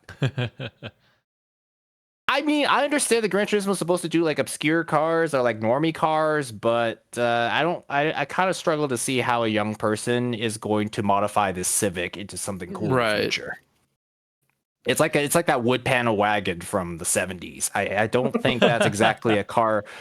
Some people will find it cool and weird, but it's cool and weird. Right. What people want is that hot little Honda Civic or CRX. Right. It's cool and weird, not cool. Yeah. It's so Forza Motorsport 3 got that part so right. Like, yeah, like who cares about the Nissan Versa? It's a cheap economy car, but guess what? It's a cheap economy car you can buy as your first car coming out of high school or something like that. Right. And then you have Xbox Live. Right. While Gran Turismo 5 and 6 are still living in their lobby system, and Gran Turismo 7 kind of has a lobby and kind of has this matchmaking thing, you have the magic of Xbox Live where you can do these races by class. You can have some fun activities like playing tag. It is a complete racing game that is right in that perfect middle of like, it's kind of simcade, but it's like simulated enough that you can enjoy the cars without feeling like you're completely punished because you don't know perfect throttle control. It has the best assists. This is like the Forza assist system, where it is at now. Generally, like it started here. Like that. This is the one that rewinds for the first time. Yeah, every car had an interior. Gran Turismo, sorry, I gotta get a premium car. This is a complete racing game. And it's so comprehensive. Forza being part of Microsoft, they've never got that since. And it's like it's a car guys racing game, but you can get a normal person to it, and I think this is the best way to do it. Nice. There's other ways to do PGR and all kind of stuff, but as far as like capturing the essence of Gran Turismo while outdoing Gran Turismo, Forza Motorsport 3 did it. I remember this game having they added some additional stuff for assists, like the rewind feature, some additional driving line stuff, and that made it like you could basically turn it into almost an arcade game by doing that shit, like almost a PGR, like not quite there, but close. And I remember it looked amazing. I also have a funny story about this game where like I was 4 hours into it and then a friend of mine kind of ruined it for me a little bit by asking me like, what is one of my favorite cars? Because he was super far ahead in the game. Like this dude was very similar to Anthony, giant car dude, super into that kind of thing. And I'm like, oh, like a Ford GT. And he gifts me a maxed out Ford GT. And I just blew through that entire game. What he did is what the game does. Racing games these days do by default, which is gift you that Ford GT and then ruin the progression. Yeah, like I smoked that game. I almost got all the achievements in that game. I'm only missing the online ones and like a couple others. Yeah, but and Gran Turismo at the time. Gran Turismo. This came out before Gran Turismo 5, I believe. 1 year prior to 5. Yes. Yeah, and so when Gran Turismo 5 came out, that freaking Gran Turismo 5, yeah, it drove better. And like in specific scenarios, if you're driving a premium car on a track, yes, it looked better. But the tuning was a lot worse. You had all these cars, and 4/5 of them were ported from the PS2. You had the weirdness that the car list is very imbalanced. Hello, you got 8 Nissan Skyline R34 GTRs. Yeah, we need to add another Skyline to Gran Turismo. We only have like 18. Yeah, and then you have one modern Ford Mustang, which is just a basic GT, no GT500. It's just like, what are they thinking? What are they prioritizing? Like, Gran Turismo just never got its priorities straight after 4. They're prioritizing smoking cigarettes. So we've talked about this. And driving on the moon. Gran Turismo 6, all right, we cut a lot of the fat out, but you can drive on the moon for a challenge that you're only going to do for 3 minutes. And then like Gran Turismo 5, we're going to do B-spec rating where you're basically radio controlling, yelling at it to drive faster, drive slower. You're going to do that for an hour. I want to say B-spec was in GT3. How's that, like in GT5, how was that fun? That was not fun to me. My driver I love sucked. not driving the car in the car game. And I have to, and when he's in first place, I have to keep telling him, go faster, because if he's in first place, he starts driving slower and slower because he's taking it too easy. I'm just like, this is the dumbest thing ever. This guy's not a race car driver. And I have to tell him through the radio, go faster, go slower. I should take my foot off the pedal. That's how I feel like you don't have to be a race car driver to be like, hey, in the racing game, you should go fast. You fucking keep going. Yes, I understand you have to slow down and preserve your tires, but this guy was like, if he's in first place, he has no pressure and he just starts driving like a grandma. Like, Lord, what is Gran Turismo doing? And then they got the online lobby system, which is like Gran Turismo's. I wouldn't say it's the first time going online, but it was like the first main series. GT 5 was their second time going online, but their first in a meaningful way. Like, yes, and GT it was like a lobby Prologue. system. Actually, no. Did GT Prologue have online? I actually don't think it may have gone did. online because they went through 3 different Prologue pre-release games before the 5 finally came out. Oh my goodness! Like, okay, I'm ranting about GT at this point, but like, this is how much Forza pretty much could have taken the crown away from Gran Turismo. And to a lot of people, it did. It like Gran Turismo 5 may have sold a lot more because there was just so much wait and hype waiting for GT5. But if you look at the sales number of GT6, it plunged off the cliff. Forza 4 also plunged off the cliff in sales, but it was just that was the one moment where Forza 2 got close, but Forza 3 was what I felt like was it out Gran Turismo. And then in just about everything besides pure graphical technology and pure driving dynamics. And then nowadays I don't have a game like I play GT7, but I feel like I'm playing GT6 that's a little more thought out, I guess. But hey, I got a brand new Mazda CX-30 SUV. All right. To go to my All right. This conversation got me looking up. Like, man, a good goal. I'm not a car person. I'm just like, man, at 40, I really want.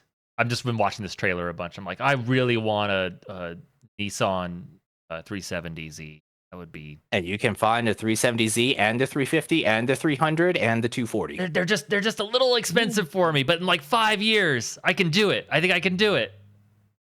I mean, if you're willing to go used, you probably find them for relative. Yeah, you can get one. I'm gonna use 2010 for 7,600 over here. Oh, you're talking about real life.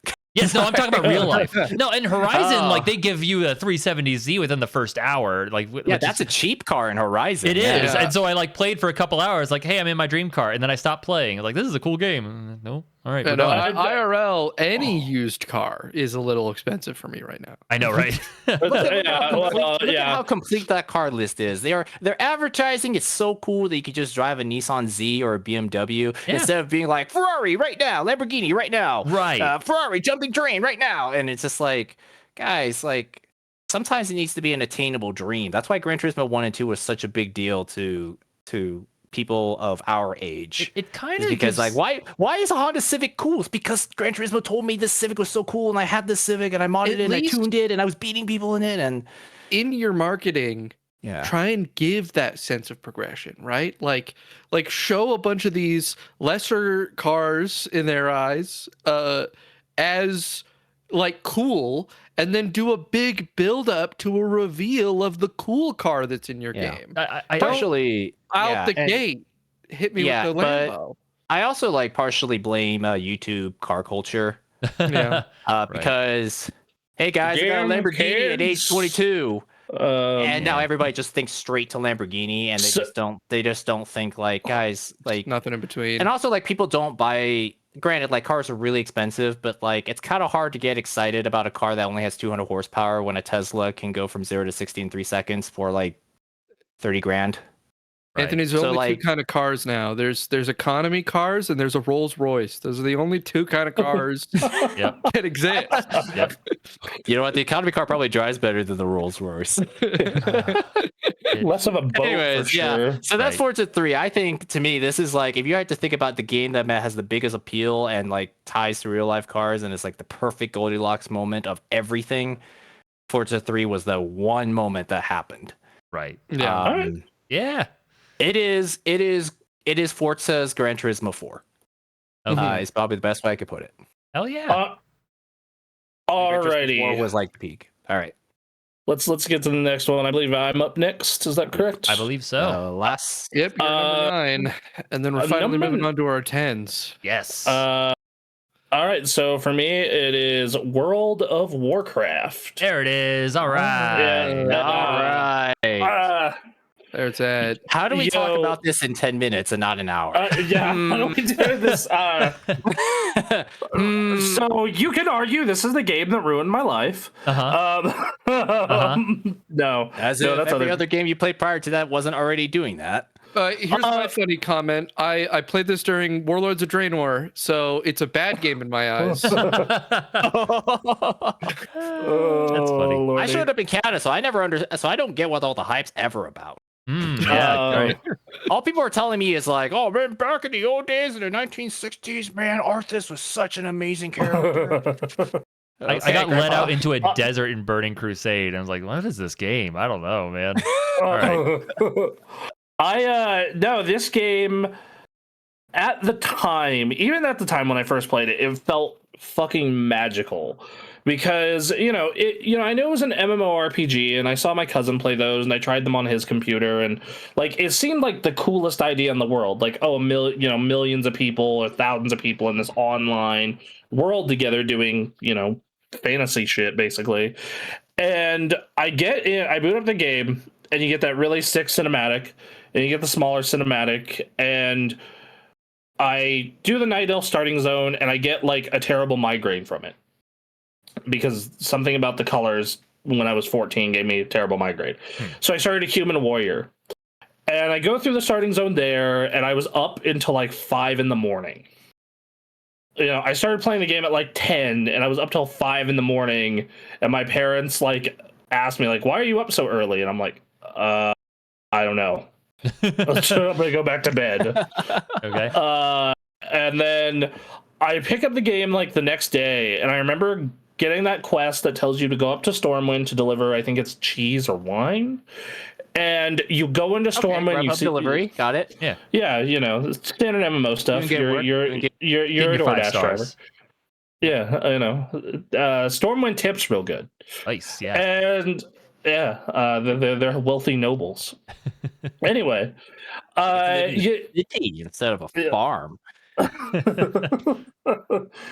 But I remember going in there and seeing just this huge castle, and that Stormwind music kicks in, bum, bum, bum, bum, bum, and you're just seeing literally like 20, 30, 40 people just running around, picking up quests, going to auction house that's just super crowded, and it was it was mind fucking blowing, and it wasn't like a cinematic. It felt cinematic, but it was just the world. It was fucking incredible. And I'm continuing playing the game, and I'm having a good time, and I'm reading the quest for the system. And I ended up getting help from this dude who was like level 40, which was nuts because it was like 2 weeks into the game being out. Man. So this dude basically probably was sitting there with a diaper on, never leaving his chair. And I'm like, hey, where do I go to get this thing? Like, this quest seems really far away. He's like, oh yeah, you have to take the train up to Ironforge and then go through. Like, I'm like, there's a fucking train? What? Transport? Yeah, or the first time that you get to ride, you ride the Griffin, you take a Griffin route, and you just see over the world, and you can see actual players like doing stuff, like all of this magical shit. And then, because it was a PvP server, you had the PvP aspect, and it was like everywhere out in the world outside of the initial zones was a threat. Like, I know I played Classic with Anthony, and I remember taking him through the wetlands, and I was like, so we need to hustle and keep our head on a swivel, because like literally any moment someone could come out and murder us, like straight up. So it added this sense of, like, as Anthony put it in Dragon's Dogma, like this sense of adventure, of like, and it was so seamless. Yeah, and it was so seamless, because even now, World of Warcraft, unless you're going to a different continent, it never loads.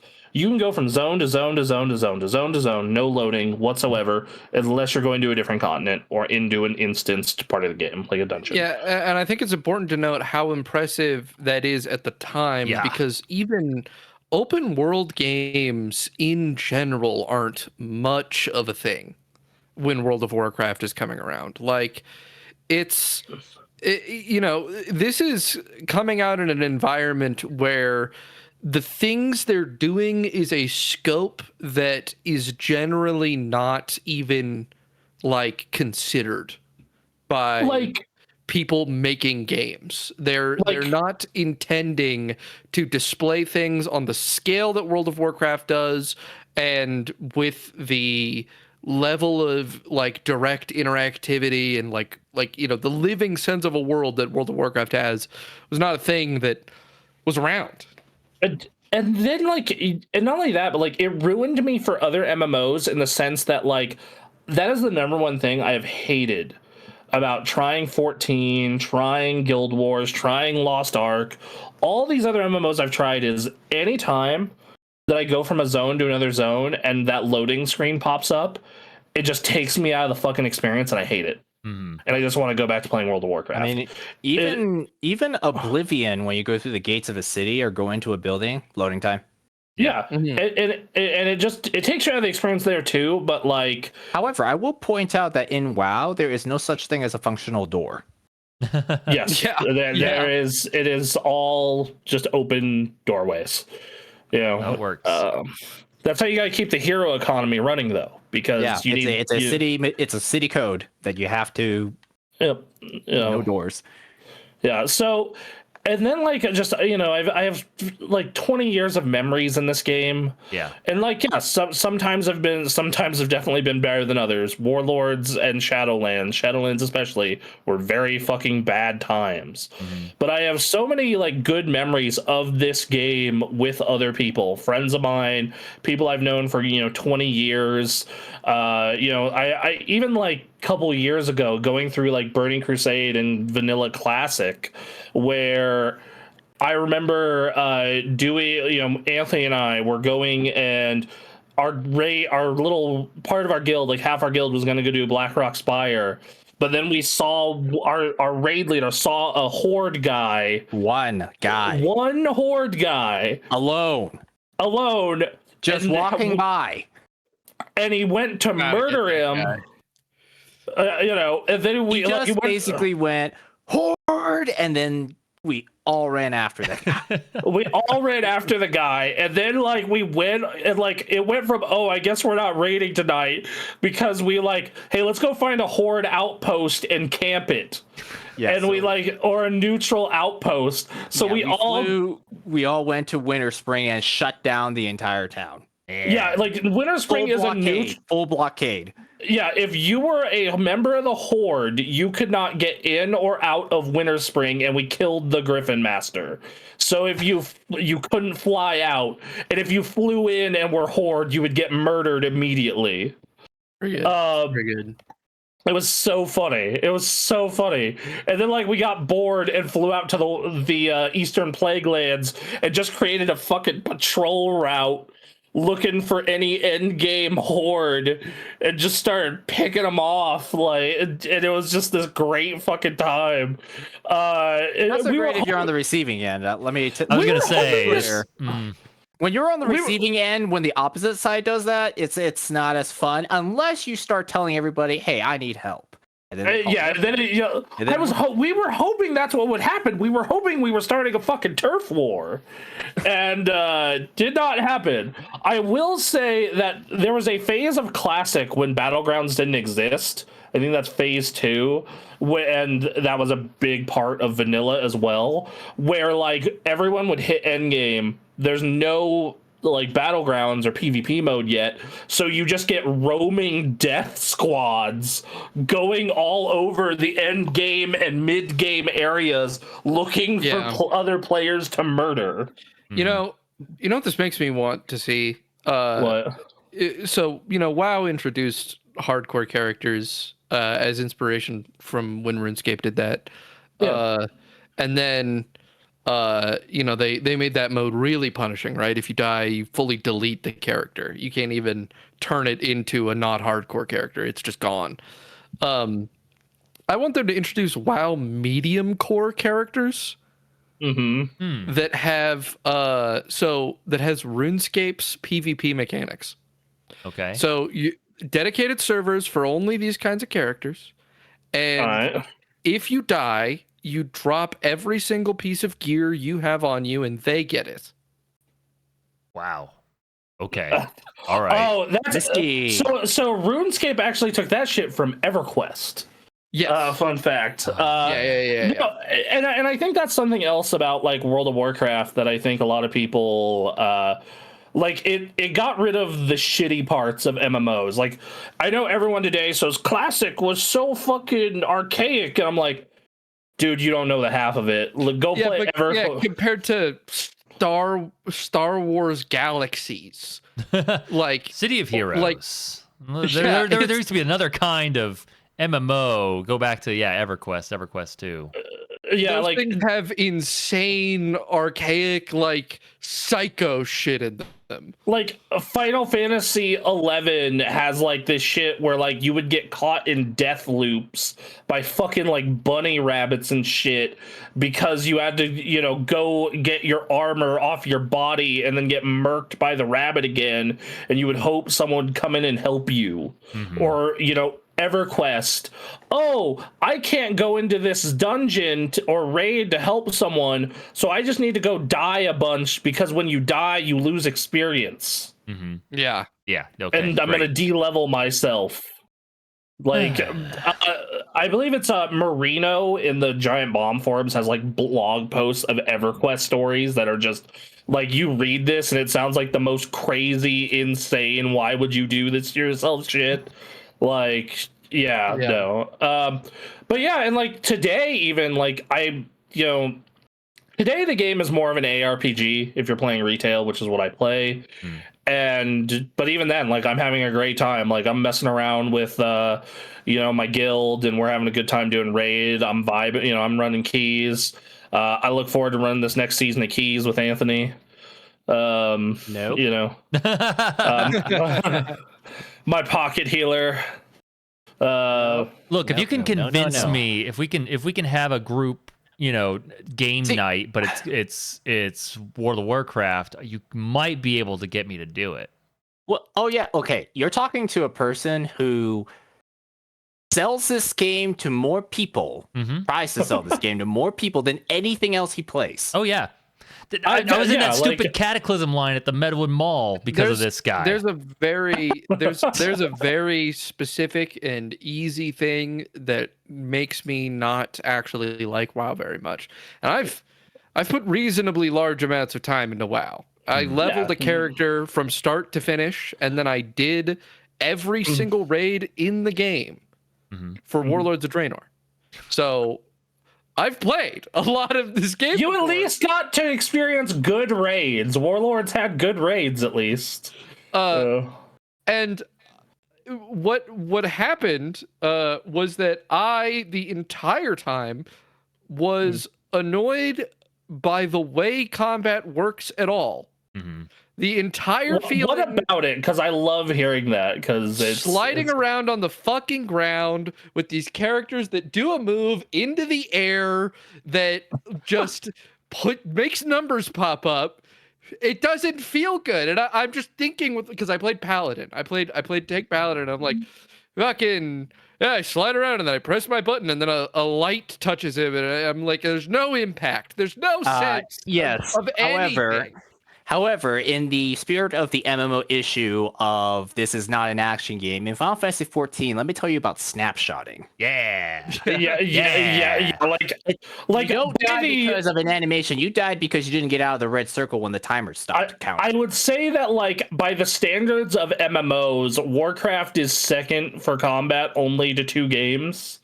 And it is Lost Ark for one. Lost Ark feels very dynamic. You feel like you're hitting shit and it has a big impact. And then like Guild Wars basically plays like a fucking action game, like almost like Dark Souls or some shit. I will say that like what Duncan described is probably one of those things that does date the game the most. Oh yes, 100%. Because like they never really made a ground up engine. Like the underlying skeleton of this game is still very much traced all the way back to 2004. 21 I mean, the engine itself goes back to like 1999. Yeah, so like what Duncan describes is like one of those things where somebody who hasn't played MMOs and is trying to understand why their dad or grandpa cares so much about this game, it would just look at me like, this thing looks old. And that's one of the reasons why. In addition to like character models looking old, using the same general skeleton. I can hardly identify what my character is doing in combat sometimes. Yeah, it's like you just popping animation after animation. It's part of the problem. I have a 14. They have definitely. I don't like MMO combat. Right. They have definitely gotten better in recent WoW just because of all the fucking toggles now that you can have that they're adding in Midnight and they've added in War Within. But I feel like that is inherent to the genre unless you're playing. Yeah, like I think Lost Ark, because even Guild Wars has some of that where it's like, oh, where the fuck am I in all this stuff? It's easier to read, but it's definitely like not. It's definitely not to where in a standard action RPG would be. It's not like Monster Hunter. It's not like Lost Ark is the only one that comes to mind where it was entirely perfect in that regard. Because it was a lot newer. It is a lot newer. Yeah, it's technically a 2018 game that got to America in 2021 or 2022. But yeah, so no. Anyway, but yeah, like it sanded off a lot of the shitty parts of old MMOs, and it was a cultural force, man. Yeah. And I think that MMOs were like bubbling underneath the surface of culture with a concept that really could take the world by storm, and the little flashes of the light that would eventually be the sun of World of Warcraft happened with EverQuest, and there were successful MMOs before, and then World of Warcraft comes out, and it was at the right time for the technology and the team to be there to be able to make a game that finally got rid of enough of the barriers and put in enough of the scope that it could capture people in a way that wasn't previously possible. I will say the hardest part for World of Warcraft for me personally these days, when it comes to playing with people that aren't in my guild or Anthony, is 2 things. One, as an adult, everyone just has weird different schedules. And 2, about the first month of any expansion or patch, I go so fucking hard. Right. So like if I want, so like I still get value out of running content with my friends because it's fun to play stuff with my friends, and I still get materials for upgrades, so that's nice. But like I get a lot more benefit by running significantly higher tier content because that's where I'm at, and that is the hardest part for me about like inducting new people into getting into keys, getting into raid.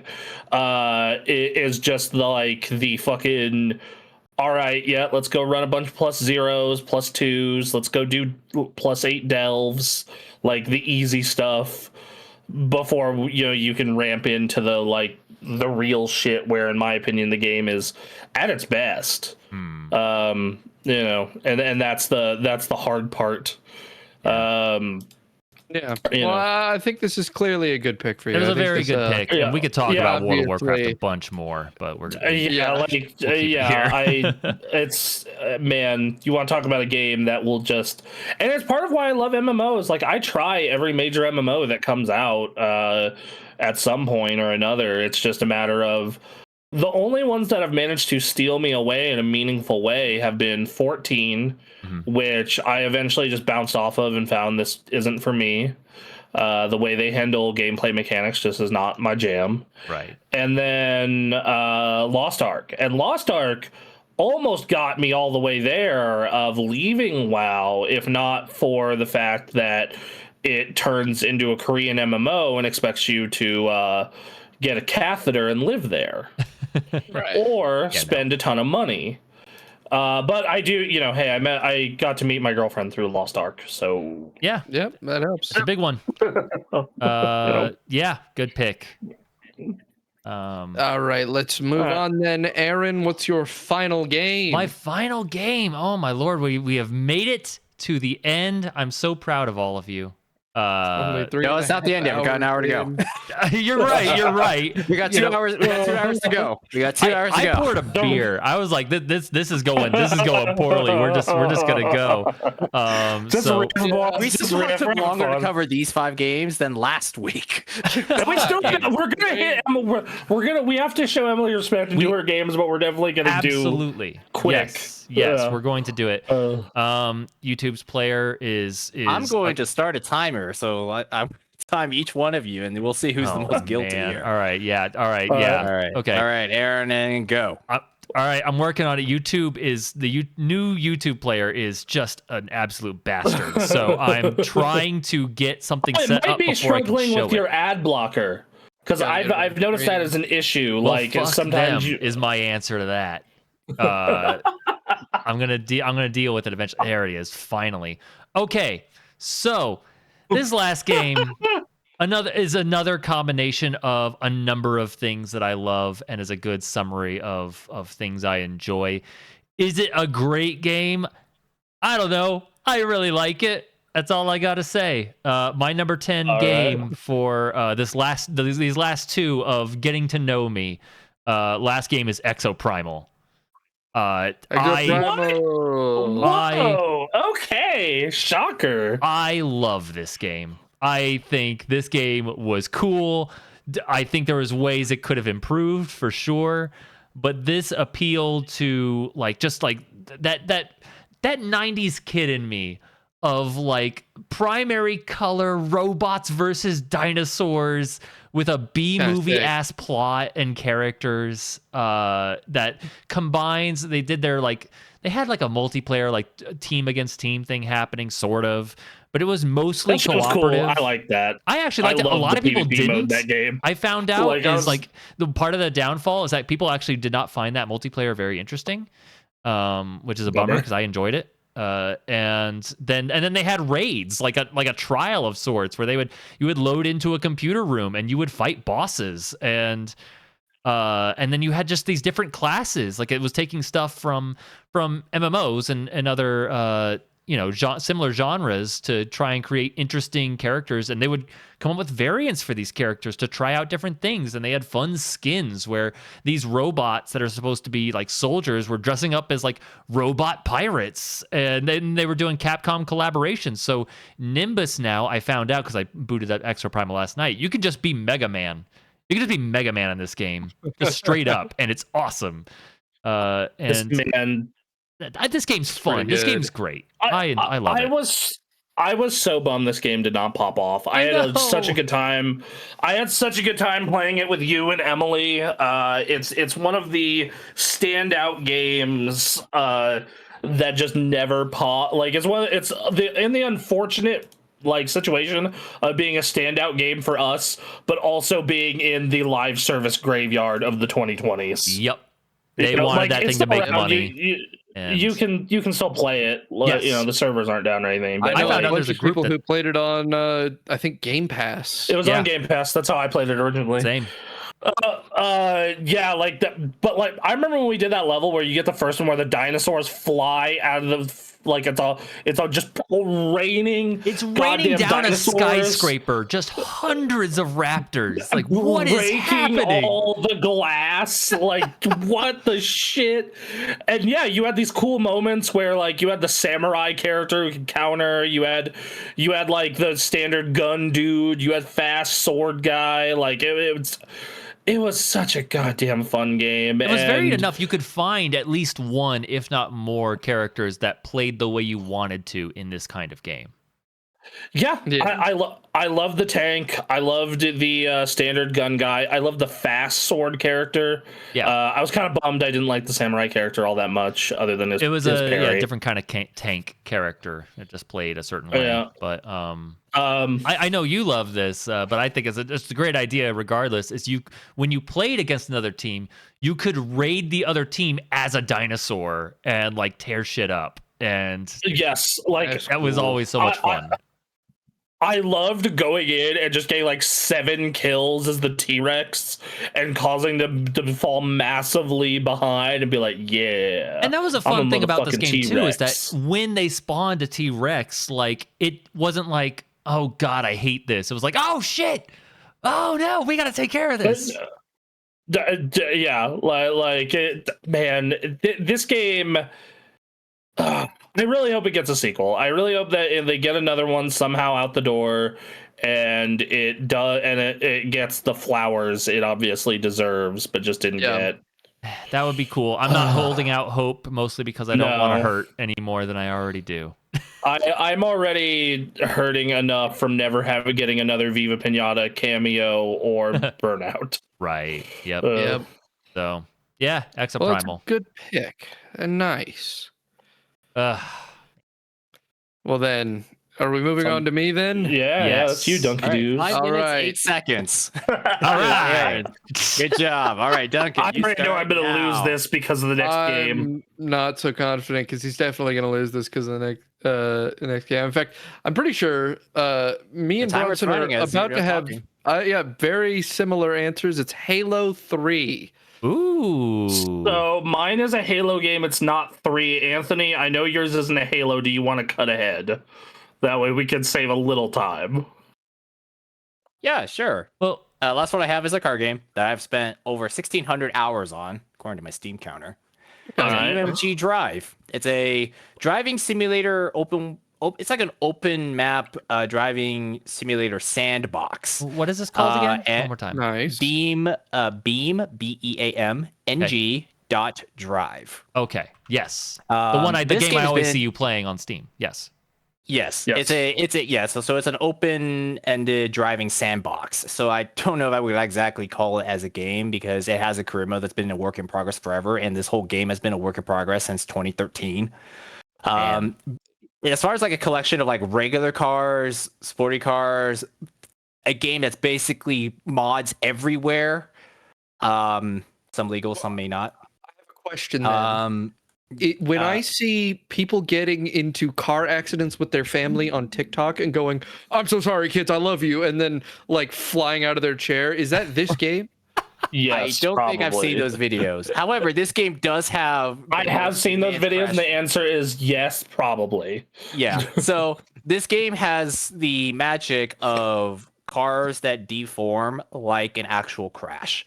So okay, it's absolutely this game then. Yeah, so the way, if you do an offset crash test, like those crash test videos you see, yeah, the cars would deform like that. very much like that. Like, yes, there is Wreckfest, but that's like a racing game, whereas this one's more open-ended, and you can put all kinds of mods. And it reminds me so much of what I love about Midtown Madness in '98 and 2000.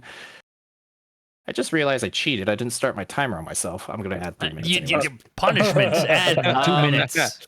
No, it reminds me so much of Midtown Madness because what I love so much about Midtown Madness is that you could just download like any car. You could drive a regular car. You could drive a city bus. You could drive a Cadillac. You could drive a Ford F-350 Super Duty pickup truck, and you could just jump it in San Francisco or drive on the runway in Chicago, and you have all this traffic around. And this game, it's kind of like real life simulation in a way that you can enjoy cars in real life, but don't have the money or the risk of losing or the willingness to lose your life over.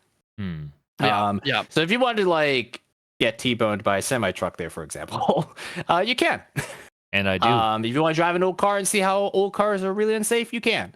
You want to make fake car commercials like I have, you can. If you want to do those like real life enactment car crashes, you can. It's just like this open-ended sandbox allow you to reenact all these driving situations that you can't do in real life, because real life there is of course the risk of injury or death and costs and all this stuff, and this game just lets you do that. And for some reason, like when I played Midtown Madness when I was a kid, oh boy, I would spend endless hours doing that. And of course, I do the same thing with BeamMG.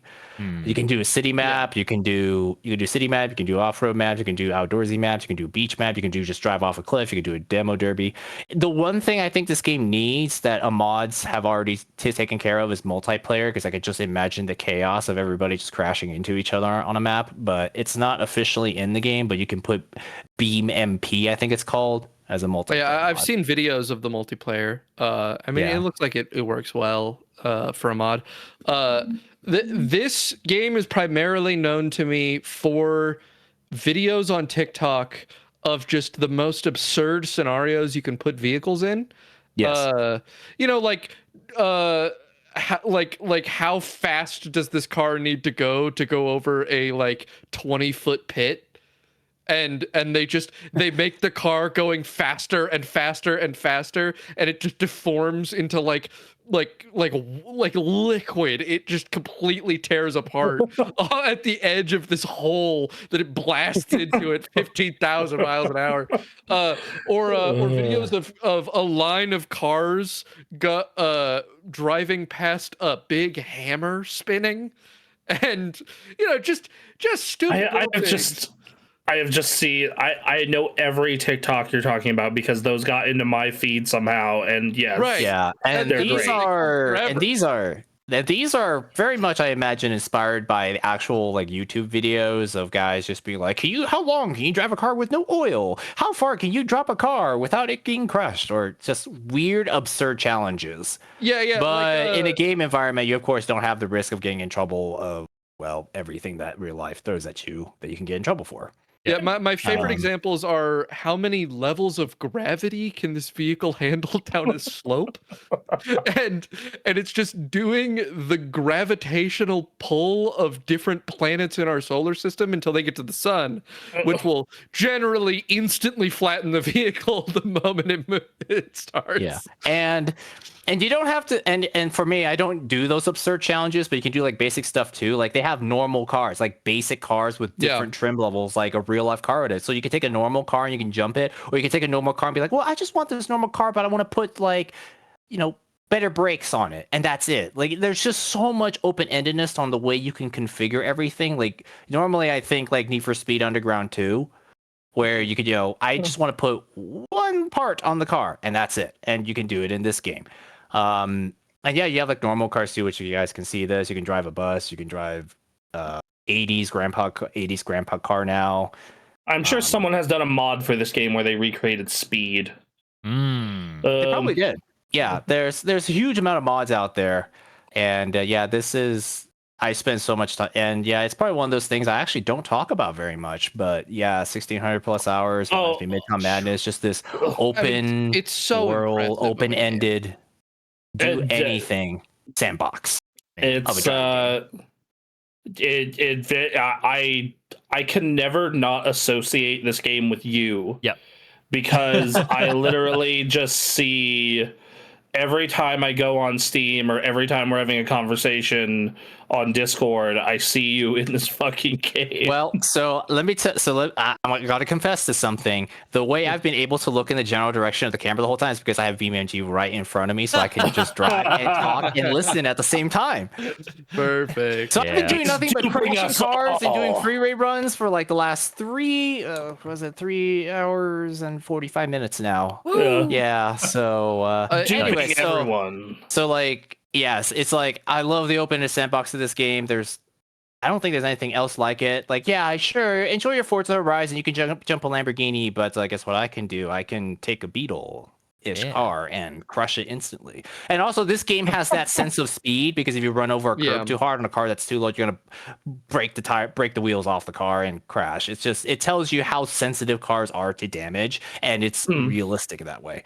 So what started as like a physics thing has become this gigantic, just open-ended thing that's pretty much like everybody's. How much is a copy of this game these days? I don't know. It's like $30. It's regularly on Doesn't sale. this game have an overlap with another game that lets you like get really detailed? Oh yeah, it's like $25. Okay, automation. Yeah, automation. Whatever it's called. I think it's called automation. That's a car company tycoon game. You can build your car in that game and export it into BeamNG. Wow, that's so crazy. That's awesome. So if you want, so while usually people get modded cars because they're more built into BeamNG, but if you want to like just export a car that you like from automation that you built that's got this ridiculous undrivable engine and it's lifted all high, yeah, you can do that in this game. It's just it just won't enjoy all of the BeamNG drive features.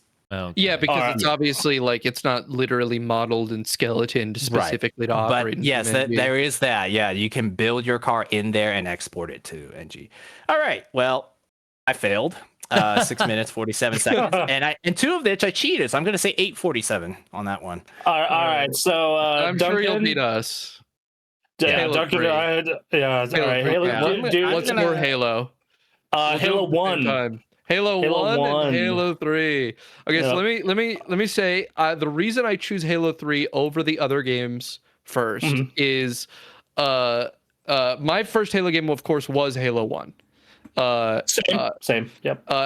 Now that is interesting for me on account of the fact that I was 4 years old. When Halo dude, my first Mortal Kombat, I was also 4 years old. So you're good, dog. So it was definitely influential on me. But the reason I choose Halo 3 over Halo 1 is that I have more fond memories of Halo 3's campaign than I think any game. I met my brother and adopted him because like he's part of our family, due in no small part to the existence of Halo 3.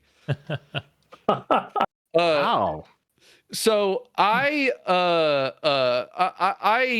grew up with Halo. As I mentioned even earlier in this episode, my dad played 2 games. He played Halo and he played Diablo. Those are the 2 games he played. I was raised on with Halo 1. I learned to hold a controller, and they had a rule. I would play in multiplayer with everybody, and they had a rule where they weren't allowed to kill me. So they made my character pink because I was literally a 4-year-old. And I would get upset if I died. So, but I wanted to learn to play the game, and I wanted to play with everybody. So I would run around, and I would be a stage hazard for everyone, where they couldn't kill me, but I could shoot them. I feel like this is like the innocent animal that wanders into the battlefield, and if you shoot it, you are condemned by both sides for life. Right. So Is this the companion cube walking on stage now? I pretty firmly believe, though, that the best campaign Halo has ever had is Halo 3's. I agree with that, actually. I think it is very hype, yes. I think the levels are the best. I think they play so solid. I think a lot of the guns really hit their stride with their feel. Like their feel finally really gets right in Halo 3. And there's just iconic weapons that are introduced in Halo 3, like the gravity hammer and the Spartan laser. The Splazer, my favorite weapon in that game. And then specifically, the grandest of all peaks, I think, in the entire Halo franchise, its highest moment period is the Warthog run at the end of Halo 3. Yes. I remember that very well. And then that ending is perfect. Yep. It's one of the most perfect endings to a game I've ever seen. Wake me when you need me. Yeah. Oh, it's so perfect. I spent just an insane amount of hours. I socialized around Halo. I had just so much of my youth was built by Halo. Preach to the choir, brother. And me, that was at its maximum. Testify. With the insane, stupid Forge maps that people cobbled together with the Forge that was never meant to be used the way it was in Halo 3. I made a one flag CTF map on Foundry that was basically meant to recreate D-Day. Yeah. And it was miserable. But also super fun because it basically created 2 alleyways that you had to go down to get the flag, and if you could make it through those 2 alleyways to get the flag, it was an easy cap. Like, it was super easy. But getting to those 2 alleyways was hell on earth. Yeah. But yeah, from the parkour maps and the puzzle box maps. My friend Mark made a ton of puzzle boxes. Yeah. There's this map that we love to play that was just a ton of vehicles and weapons all scattered together in a small place called Monster Jam. That was I just am so unceasingly nostalgic for Halo. And it is. We should play some MCC. We should play some MCC sometime. I want to recreate our explosion box map. Oh, that's a good one. We can play some MCC. We just need to spend about 2 hours getting everyone together because of we have to do like a couple hours prior. Be like, okay, these are the DLC packs we need for these games. Make sure you have all your fucking browser fucking anti bullshit turned off, your firewall opened up to the game. But yeah, be a deep formative to me, and I think that there's no period of Halo that was more formative to me than Halo 3. That is the second most complete Halo in the series, only behind Reach, because Reach adds Firefight and a better Forge. But it is definitely the most complete of the trilogy. It is, in my opinion, the perfect multiplayer of the series, because Halo in my mind has 2 camps for multiplayer. You have the people who treat it like a party game, and the people who use it as a sweat fest. Halo 3 is the only one that caters to both effectively. Halo 2 is for the competitive scene. Halo 1 is for the casual scene. Halo Reach, it tries to do both again, but it's definitely for the casual scene. 4 is for the casual scene. 5 and Infinite are for the hardcore scene. So 3 is the only one that and like that 4-player co-op was great. Yeah, it was great also because you could play Legendary. And if one of your players wasn't as good, you could just tell them if you hit a hard section, hey, just hang back and be our respawn beacon. Hang back. And I would be remiss not to bring up one of the best challenges in Halo 3 is the Vidmaster challenge on the final level, in which you you turn on the Iron Skull on Legendary, and if you play from start and then double back once you reach the Warthog run, and instead of going forward, go back into the first area. There's 4 ghosts. And the Vidmaster event for completing the entire Warthog run with 4 ghosts. And man, you are not supposed to do that run with ghosts. There are sections that the jumps are very not made for ghosts. But it's so much fun. Yeah. Terminals, getting the skulls. That was a game that I like. It's one of the only games I can honestly say where I was like, I need to get the full 1,000 points. Yeah, and before they add the DLC, I needed to get it. It's where they introduced the story of mendicant bias, like the most interesting thing in the Halo lore that actually exists in the games is in Halo 3. Yeah. No, I love Halo 3. It is my favorite Halo. The reason it's not the one to get to know me, as I'll explain in a minute, but it is my favorite Halo. I will still occasionally pop into MCC and do a couple matches just for fun, have a little nostalgia trip. Yeah. I think I've said my piece, so why don't you go ahead? Yeah, Halo 1. Halo 1, specifically, funnily enough, the PC version of Halo 1. Oh. Because I got a little bit of a story time for mine, which is Halo 1 came out, was a launch title for the Xbox. Didn't have an Xbox, didn't know anyone that I was friends with who had an Xbox. Year later, I met a dude at a Yu-Gi-Oh tournament who had an Xbox and had me come over to try Halo. The thing was, wasn't that interested in Halo because I didn't like console first-person shooters, other than Perfect Dark and Metroid Prime. I thought GoldenEye was colossally overrated. I thought the Quake on the Dreamcast was a nightmare because you didn't have a mouse. And I just didn't think you would do console shooters well unless it was like a spy game or an adventure game in disguise like Metroid. And boy fucking howdy was I wrong. We played a ton of the game. Like we got through like half the campaign in a sitting, and then we got bored and started murdering Marines, and the Marines killed us over and over and over again. Yeah. It was a fun time.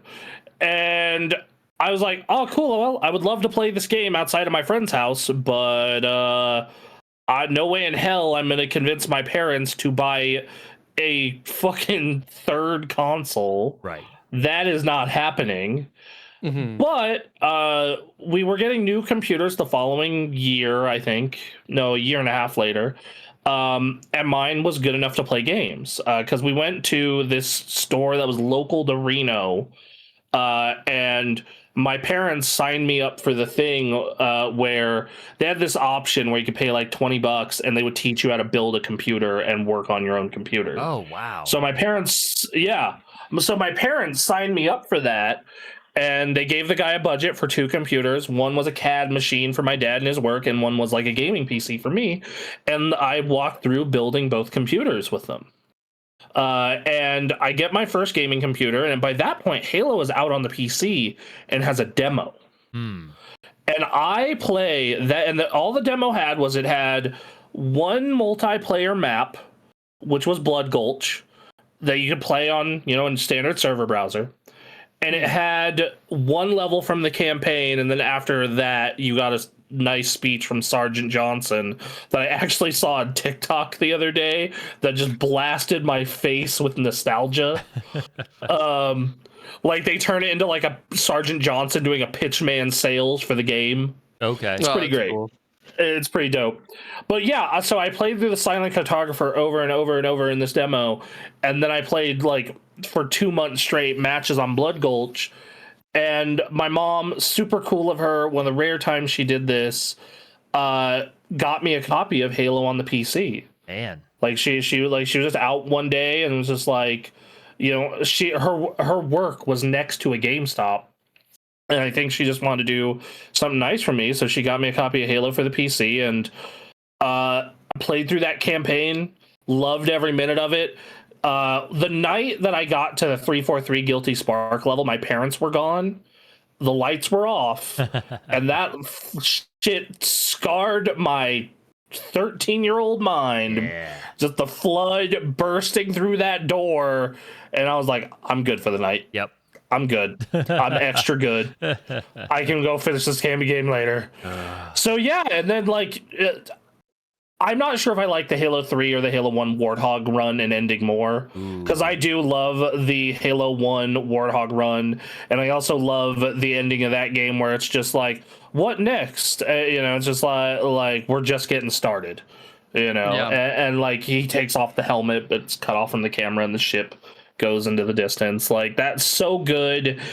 And because I loved Halo so much, I started searching on the internet for it, and that's what got me into the Red versus Blue. And like, I made a bunch of friends because of Halo. Absolutely. Like Aaron and I, same thing happened to me. Yeah, Aaron and I are friends partially because we were both so into fucking Halo. Gamecraft exists because of Halo in part. Like, yes, yeah. Story for another time. But But like that's how I met like my friend Quinn. Like Quinn was reading a copy of OXM that was advertising Halo 2 because he loved Halo 1. And it was out in like 2 months, and we like geeked out about Halo for like, you know, our entire like homecoming or like home period for like, you know, weeks. And yeah, like I remember messing around with the machinima community, and like it got me into modding on the PC. Like I was like, dude, installed a snowboarding mod for Halo 1. Like someone made snowboarding maps and all this crazy shit. So yeah, like that Halo 1 mod with me. I still got to get you in on that. I know. I gotta do a lot of things. Yeah, I cut, you know, but man, I just Halo 1. It wasn't the only reason I was getting involved in online discourse. Like I got on the GameSpot forums before I started messing around with the Halo 1 stuff. But like, it wasn't probably the biggest part that got me into the Rooster Teeth forums. Got me like thinking about games more, got me thinking like, you know, just getting me involved in community of games people more. Yeah. Even beyond World of Warcraft, just because the Halo community was so fucking chill. Right. It was just dudes playing Halo. All it was. Yeah, just yeah, and yeah, it's an amazing game. You know, an amazing. Your story with your mom, it reminds me of a story I had with my dad with Halo. That was just my fondest memory of Halo was Halo 3 ODST's release. When I got to stay home from school because you know, we were so excited for it. I got to stay home from school, and me and my dad, we played the entire campaign all in one sitting together. That's a great it was a whole day. Man. We prepared a bunch of snacks ahead of time, and we made a whole day where it was just going to be me and him playing Halo the whole time. Yeah, That's amazing. I remember when Halo 3 came out specifically. Like it's the only time I've ever seen this, where like everyone on my online friends list on a platform, like everyone except 2 people was online, like all like 80 something people, and they were all of them but 2 were playing the same fucking game. My dad was on crazy. TV for the midnight release of Halo 3. That's awesome. Man. I mean, yeah, and then you know we have a bunch of pictures from the midnight release of Halo Reach. And I remember when Halo 2 came out, like that opening weekend, it came out I think a Tuesday, but that Friday, I remember staying up all night with some friends, like, you know, 6 a.m. doing online matches, and it was incredible. It's part of why, like, when people see me get pissed off about the current state of Halo, it's because like right. all of this, like, it's because like I see that campaign remake that is obviously like I'm willing to play it and buy it because I love Halo, but I am pissed off because it feels so thoughtless. I mean, like all the design decisions they're making. As we've all said before, it is the greatest bag ever fumbled by Microsoft. It's such a missed opportunity. Like if you look at where like Call of Duty is today, where it's like every year it's a top 3, top 2 seller, and it, you know, like that easily could have been Halo. There's no reason it couldn't have been. It's just Microsoft fucking squandered it. Anyway, we love Halo. In fact, there's a whole series on the channel called Halo We Love You. Yeah, Halo We Love You. Yeah. Halo We Love You. Yep. Where you can watch me, Aaron, one of my old Halo 2 homies, and Parker gun through all the Halo games except for 5 and Infinite. Yep. We tried to do Infinite, but it was like right when the co-op released and it kept breaking. Yep. So nature of Halo these days. Yeah. Yep. But I'll always have my memories, and we will always have the MCC. Always have them. All right, we should blast through this list. All right, I want to give Emily's list the respect it deserves, but at the same time, we have been podcasting for 4 hours, so let's thread the needle here. We're gonna give the games their proper like due, but we're also gonna snap to it. Yeah, do you want to read them, or can I read them? I'll get them. First, I'm gonna go top to bottom. Kingdom Hearts. Oh, what a good pick. Game Kingdom Hearts is series. great. I love the music of that series to this day. Kingdom Hearts 2 is one of my favorite JRPGs or action RPGs, depending on how you define it. Yep. I like later series, but mainly for the goofy Disneyness and the combat, not so much the story. Sure. I think everything after 2 is story-wise kind of nonsense. But that Wrong. What? Labyrinthine lore assault upon the senses is the best thing anyone can do, and I respect Kingdom Hearts for it. All right. Oh, cool. So you're gonna get into the series? No, I'm gonna get into the lore of the series forever. Oh, All right. Keep going with it. All right, yeah, but Kingdom Hearts Good 2 pick. is goated. Kingdom Hearts 1 is an amazing setup. Yep. Sly Cooper. Oh, is the next another one. good pick. Oh, Sly Cooper's fantastic. I like how all of these, except for one, is like the original game in the series. Everything on our list. Sure. It's very interesting. He was on it. I like Sly Cooper 1 a lot. Mhm. I think it's nice and short too. It's like a 6-hour game if you don't go for everything, and if you Nice. do, it's like 10. All right. Good little stealth platformer, very charming. The remaster on PS3 is awesome, and you actually can play that on PS5 now. It's in their Fantastic. backwards combat program. Yeah, Sly 2 was mine. I really enjoyed it. Yeah, I'm also a Sly 2 guy. I'm a big fan of Sly 2. All right, Spyro the Dragon. Yeah, I knew this was coming. This is Anyone an got Emily anything game. for Spyro? It sucks that this character that is nice and charming was sacrificed to the horrible pit that is Skylanders, never to be seen again. Hey, they put out that Reignited trilogy. You can play the original games Yeah. all prettied up. Yeah. It's true. That is an iconic character. If someone wants to do something with that, they can. And I think it would be the way they did Crash, the newer Crash game. They should do that with Spyro. They should. I think that would be great. This was the original 3 games were Insomniac games. Mhm. The re-releases is Toys for Bob. Unfortunately, though, this is owned by Microsoft now, so it's just going to be put in a dungeon forever. Never going to be used. Yep. Speaking of products owned for Microsoft that are going to be in a dungeon forever, Crash Bandicoot #1. Ooh. First Crash Bandicoot game. Another good game. I'm glad that this game got briefly pulled out of its this franchise got pulled out of its dungeon to get a good game and then to be put back in its dungeon. I associate this game entirely 100% with dentists' offices. What? This is the dentist game that you play at the dentist. I've played most of this game, in fact, at dentists. Yeah. I got a lot of Crash Bandicoot in at the dentist. Oh, Lord. Why do I feel... See, now you just juggled a memory that I didn't even know that I had for a very long time. And I was just like, oh my goodness, what if my dentist office when I was a little kid had a PS1 and Crash Bandicoot was on it? A few of them did. Because I can still remember what the room looked like. I just don't remember it was an N64 or PS1. Right.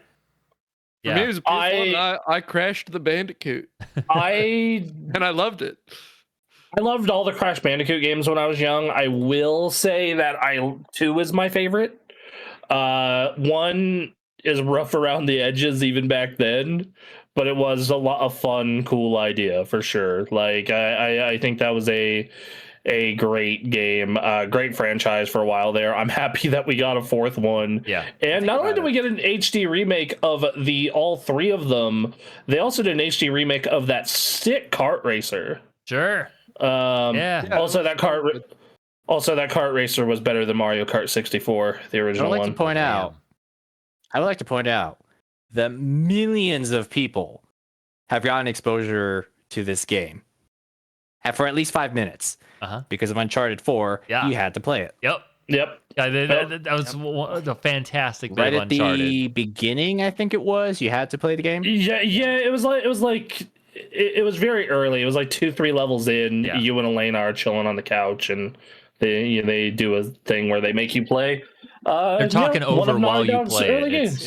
It's great. Yeah, it's a cute scene. Yeah. Twisted Metal, next one. Oh, interesting. Yeah. Wow. Yeah. I kind of just associate this as a party game outside of the PS3 release. It is a fun party game. Twisted It's a Metal really 2. well done. Good time. Yeah, no, those endings are awesome though. They're fun. I never played this game. I saw the grenade nose clown in Cyberpunk. The endings are hilarious. Freaking Calypso. The endings are fantastic. The show is actually pretty good too. That's what I hear. The show is actually surprisingly good. Interesting. Next up, big title here, Final Fantasy VII. Yeah. This is the only Final Fantasy I've played, and I like it a lot. I like the characters in the story and the world. Yeah, we have a permanent video on the channel where, and I don't know why Aaron chose to play it this way. You know why. He decided, you want to get through it faster, which great idea except for the fact it makes the game 3 times more difficult. If I played decently though, it would go faster. Hates hard games, chooses to make Final Fantasy VII 3 times harder than it needed, more than it needed. Yeah, but theoretically, it felt like it wasn't taking as long. But I do enjoy those characters. I enjoy that world. I've enjoyed that story. It's a shame I'll never finish it. We have an amazing clip on the channel of Aaron just like having this moment where, due to the way turns resolved in his unbelievably fast ATB version of the game, he gets murdered the same time he kills a boss he was stuck on, so it counted as a game over. And you just see all the life and spirit drain from his eyes. It is one of the funniest moments on this channel's history. I had it as a channel trailer for us for like 2 years. Tim Rogers puts it best when he says that Tifa and Aerith are so hot I would let them kill me. I mean, I agree. I agree. See, it's I'm funny. more of a fan of Tifa myself, but you know, it's funny. In my bi pansexuality, I tend to drift towards women, but in this game, I got my vampire boyfriend and I got my dog. I'm like, this is my ending. This is where I'm at. Yeah. This is all I want in life. There's a lot of good boy options available in Final Fantasy VII. And they let you romance any of them. You take any of them on that Ferris wheel ride. Yeah. A lot of good options. I love that team. That's a fantastic team. It's a great team, except for Cloud. Cloud sucks. I love Cloud. It's because I see He's some of my the main pathetic self in protagonist, him. So therefore, he's the main so protagonist, though. So everything is awesome. Yeah, right? he's and like my favorite Final Fantasy is 10, where the protagonist also sucks. Right. Yeah. Tidus also sucks. Can someone? Okay. We're trying to wrap this up. Just really quick in like 2 sentences. I still don't understand what's happening with Cloud and the black-haired guy. What happened? What's the relation between these two? Can you sum it up real quick? I'll do my. What he did was what he did. Right. But he didn't. I'm gonna give you a. But okay, so fucking Zack was a soldier, first class, real badass dude. Yes. Decided to fight against Shinra. Yes. Sort of mentors Cloud, but not really. Okay. He dies. Cloud sees that. Zack gives him his sword and is like, "Go live my fucking life." And Cloud basically psyops himself into being Zack. So he psyops himself because he was traumatized. Yeah, because he thinks he did everything Zack did, but Zack did all that. Right, but Cloud did that to himself. That wasn't like a Sephiroth plan. Cloud psyoped himself. Weird. Okay, so it's It trauma. was also maybe a little bit of a Sephiroth. Like Sephiroth saw it and was like, "That's." I can encourage this a little bit. But all right. Yeah. Okay, there you go. Weird. Also, explain video games badly. That was a very good example. Man psyops himself into being his mentor. Okay, sure. Fine. All right. Thank you. Jak and Daxter is the next one. Good, yeah. I was a Jack 3 yeah. person, but yes. I was a don't know Jack lot 2 about Jack person. and Daxter. Yeah. If you like probably some of the best platformers I've ever played, and the second and third one have these fun open world things, you definitely start to see the roots of Naughty Dog's cinematic storytelling in 2 and 3. But yeah, no, fun game. I actually played a bit of that for ranking the PS2 last year and had a lot of fun with it. Hearing her pick so far has got me like, I want to start a retro channel, and I just play this specific window of video games, and I'm just in my childhood forever. You know, that's kind of what ranking the PS2 is. Kind of, yeah, right, yeah. If you want to be on an episode of that show, let me know. All right. Anyway, next up, Ratchet and Clank. Yeah, here we go. I Yep, played a another little one. bit of Ratchet and Clank, one of them at my brother's house, and it was cool. Yeah. I like the robot. Clank? Yeah. I like a superhero guy, the Zach Brannigan of the group. Captain Copernicus Quark. Yes, that's right. Yep. Yes. Yep. Very good. Yeah, great character. Love Captain Quark. Love those games. My favorite era for them is actually the PS3 era. Yeah, it was a good era. I think the first one is good. I like the set. Like, I love Emily's List, but I prefer the sequels to literally every one of these games. It's tough. If you were there at the start, like that can have the most impact, and then it's like, oh, it's an improved version, but it doesn't have as much impact because it's not as new. The thing is, it's like I was here for the beginning of like all of these, and even then, I'm like, I prefer the sequels. Sure. I'm just saying that there's a line of argument. Absolutely. But yeah, Ratchet and Clank is still going, by the way. The most recent one was like 3 years ago, and it was awesome. Those games. Is there a bad era of Ratchet and Clank? I don't know of one. There are some spin-offs that aren't great. Spin-off, sure. Like I'm going to like I'm trying to think. There was Quest for Booty was really short. That was like the bite-sized $15 one. Okay. So that wasn't super great. For the most part, all the main games. That's what I'm good yeah, at. all the main games are great. I would say Into the Nexus is a little disappointing. Huh. But otherwise, they're great as a whole. Okay. I know they recently announced a live service phone shooter. What? For that franchise. Whatever. Yeah. Not what I'm here for. It's not being developed by Insomniac, but yeah. It's a spinoff. Anyway, Got it. What you got next? Rayman. Rayman. Yeah, I like how he eventually went crazy because they stopped making his games and started killing people. Then the Rabbids took over. The Rabbids took over, and they pretended that the thing they're from wasn't there. We have a thing that competes with Minions. How is Rayman supposed to compete? Seems good though. Seems like Rayman was good. Rayman's fun. Rayman's good. I really like Legends, especially those music stages, and I really like the GBA Rayman. Pretty looking game. Yeah. Yeah. I don't have that much of attachment to the first one, so it's hard to say. Yeah. Yeah. And then Sonic the Hedgehog. The original. Yep. Wow. A blessing and a blight upon this world. Equal with its punishment comes its pleasures. Yes. Yeah. So, Sonic the Hedgehog, the embodiment of that entire feeling, started here. Yep. Yeah. If you want birth of Ogilvy. Ogilvy? That's his real name. Oh. Okay. His real first name is Ogilvy. All right. It doesn't roll off the tongue as well. His name is Ogilvy Sonic. That's terrible. I understand why you changed it.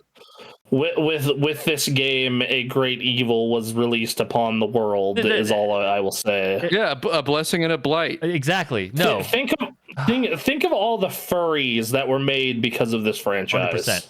Mm-hmm. Yep. No. Man, I need to play Frontiers. I need to see how Sonic is doing now. I want to say it's free on PS Plus. I have it. I claimed it. I just need to actually sit down and do it. That game was all right. That game was good. I am so like I feel like I'm a bit of a Sonic snob because like I have very specific games I love. Sure. I think the peaks of the franchise, like for 3D, it's Adventure 2. In general, it's Sonic Mania. Right. And then that's kind of it. And I feel like every time a new one comes out, I play it. I'm like, yeah, it's okay. Or God, this is horrible. Y'all still don't want to make Adventure 3, huh? Okay. Guys, Shadow the Hedgehog. I know. Yeah. Keanu Reeves. Yeah, their movies are where they're doing great, and I imagine merchandising is fantastic. Oh yeah, dude. Sonic 06. But yeah, no, I love the original. It's a game that really rewards you if like you don't have other games that you're playing. It's hard to play it now because you have access to so many games. But back in the day, it's like I'm gonna get this system and this game, and I'm gonna play it a bunch, and it's gonna reward me for playing these levels over and over again. It was also like a game that like it was kind of better early than late. Like some of those later levels are not designed for what the game is trying to do, which is weird. Yeah, the game gets worse as it goes on because you hold right and then you run into a fucking wall and then you have to wait there and you're like, what the fuck am I doing? I'm stuck. You have to wait for a play. That's the thing. You have to know what you're doing. You have to play a bunch to recognize what you're doing. I shouldn't. I should be blasting it a million miles an hour. They have a game for you. It's called Sonic Advance. You'll be fine. Yeah, and I love that game. Yeah, good. I really like Sonic 1 a lot. I do think that it very much does feel kind of like a proof of concept that gets perfected in 2 and CD. I'm not convinced this list is referring to the first games in the series. You know, she'll have to clarify. We'll have to have her on. I'll go. Yeah, we'll have to have her on, or I'll like message her and like come in next week. Okay, well, housekeeping. We need to discuss. We're gonna do our normal show, and then we'll have like a half hour of like statements on each of these from her. I'm just saying it's rare to say Kingdom Hearts 1 over 2. Most people, I think, like 2 more. And it's uncommon to say Sonic the Hedgehog 1 over 2 or 3, even if you like just the platformers. Emily's just built different. You don't understand. She might be a unique individual. Yeah. I may not just know the depths of her. I don't know. But because she's originally said Final Fantasy VII for Final Fantasy. That's true. Yeah, but every Final Fantasy game are like completely separate, different games. True. Final Fantasy VII is a series. Well, right, it's used into itself and refers to the first one. Yeah. Yeah. I think this list is great. That's a great list. There's some quality picks there. Let me tell you, if she put 2 next to all of these, I'd be like, this list fucks so hard. Right. No, but like calling out that specific era of like Spyro and Crash and Jack and Sly and Ratchet, like, yeah. This is like, I'm gonna sound so fucking boomery when I say this, but like, the peak of video games in my mind is like 1999 to 2014. Oh, man. Dude, Sonic 1 was good and all. Sonic the Hedgehog 2's music was made by fucking Michael Jackson. That's true. Fair. That's true. Fair. Yeah. Oh, Lord. Sonic 3 has Knuckles, though, so. It does have and Knuckles. Yep. Sonic CD, though. It has that Sonic Boom song. And then there's Sonic R. Anyway, that's a show. Yeah. If the show didn't have a title already, it would be Go Play Sonic R. Everybody play Sonic R right now. Can you feel the sunshine? No, all right, that's enough. We played. All right. These were our 10. The 10 games that to get to know us, that made us. It took 2 podcasts, nearly 10 hours of discussion. We talk a lot. We like talking about video games, man. And so if you want more of that, if you want us to be talking about video games, we got the podcast, what you're watching or listening to right now. You can go check your podcast services. You can go check our channels where we got edited video coming on our main channel. You should check that out. Yeah, 3 being edited right now. Yeah, and then we got Let's Plays coming. You should probably keep an eye out for that. The first episode's out. There's a Let's Play channel. Oh man. Yeah. That's right. I like that video. Yeah. Yeah, watched it. like, comment, and subscribe to it. Subscribe to the stuff, or I'll eat too many mints. Oh, that's not good. Too many. Don't eat too many. You need to subscribe to stop me from eating too many. It's just a weird mouth feel. Yeah, exactly. I don't want it. I get to see Anthony just glazing over for the last 10 minutes. Look, Yeah. we're getting there. We've been going for over 4 hours. Please, This is crazy. So we're gonna end it here. This was fantastic. You should join our Discord and talk video games with us. Otherwise, bye. See you guys. Bye.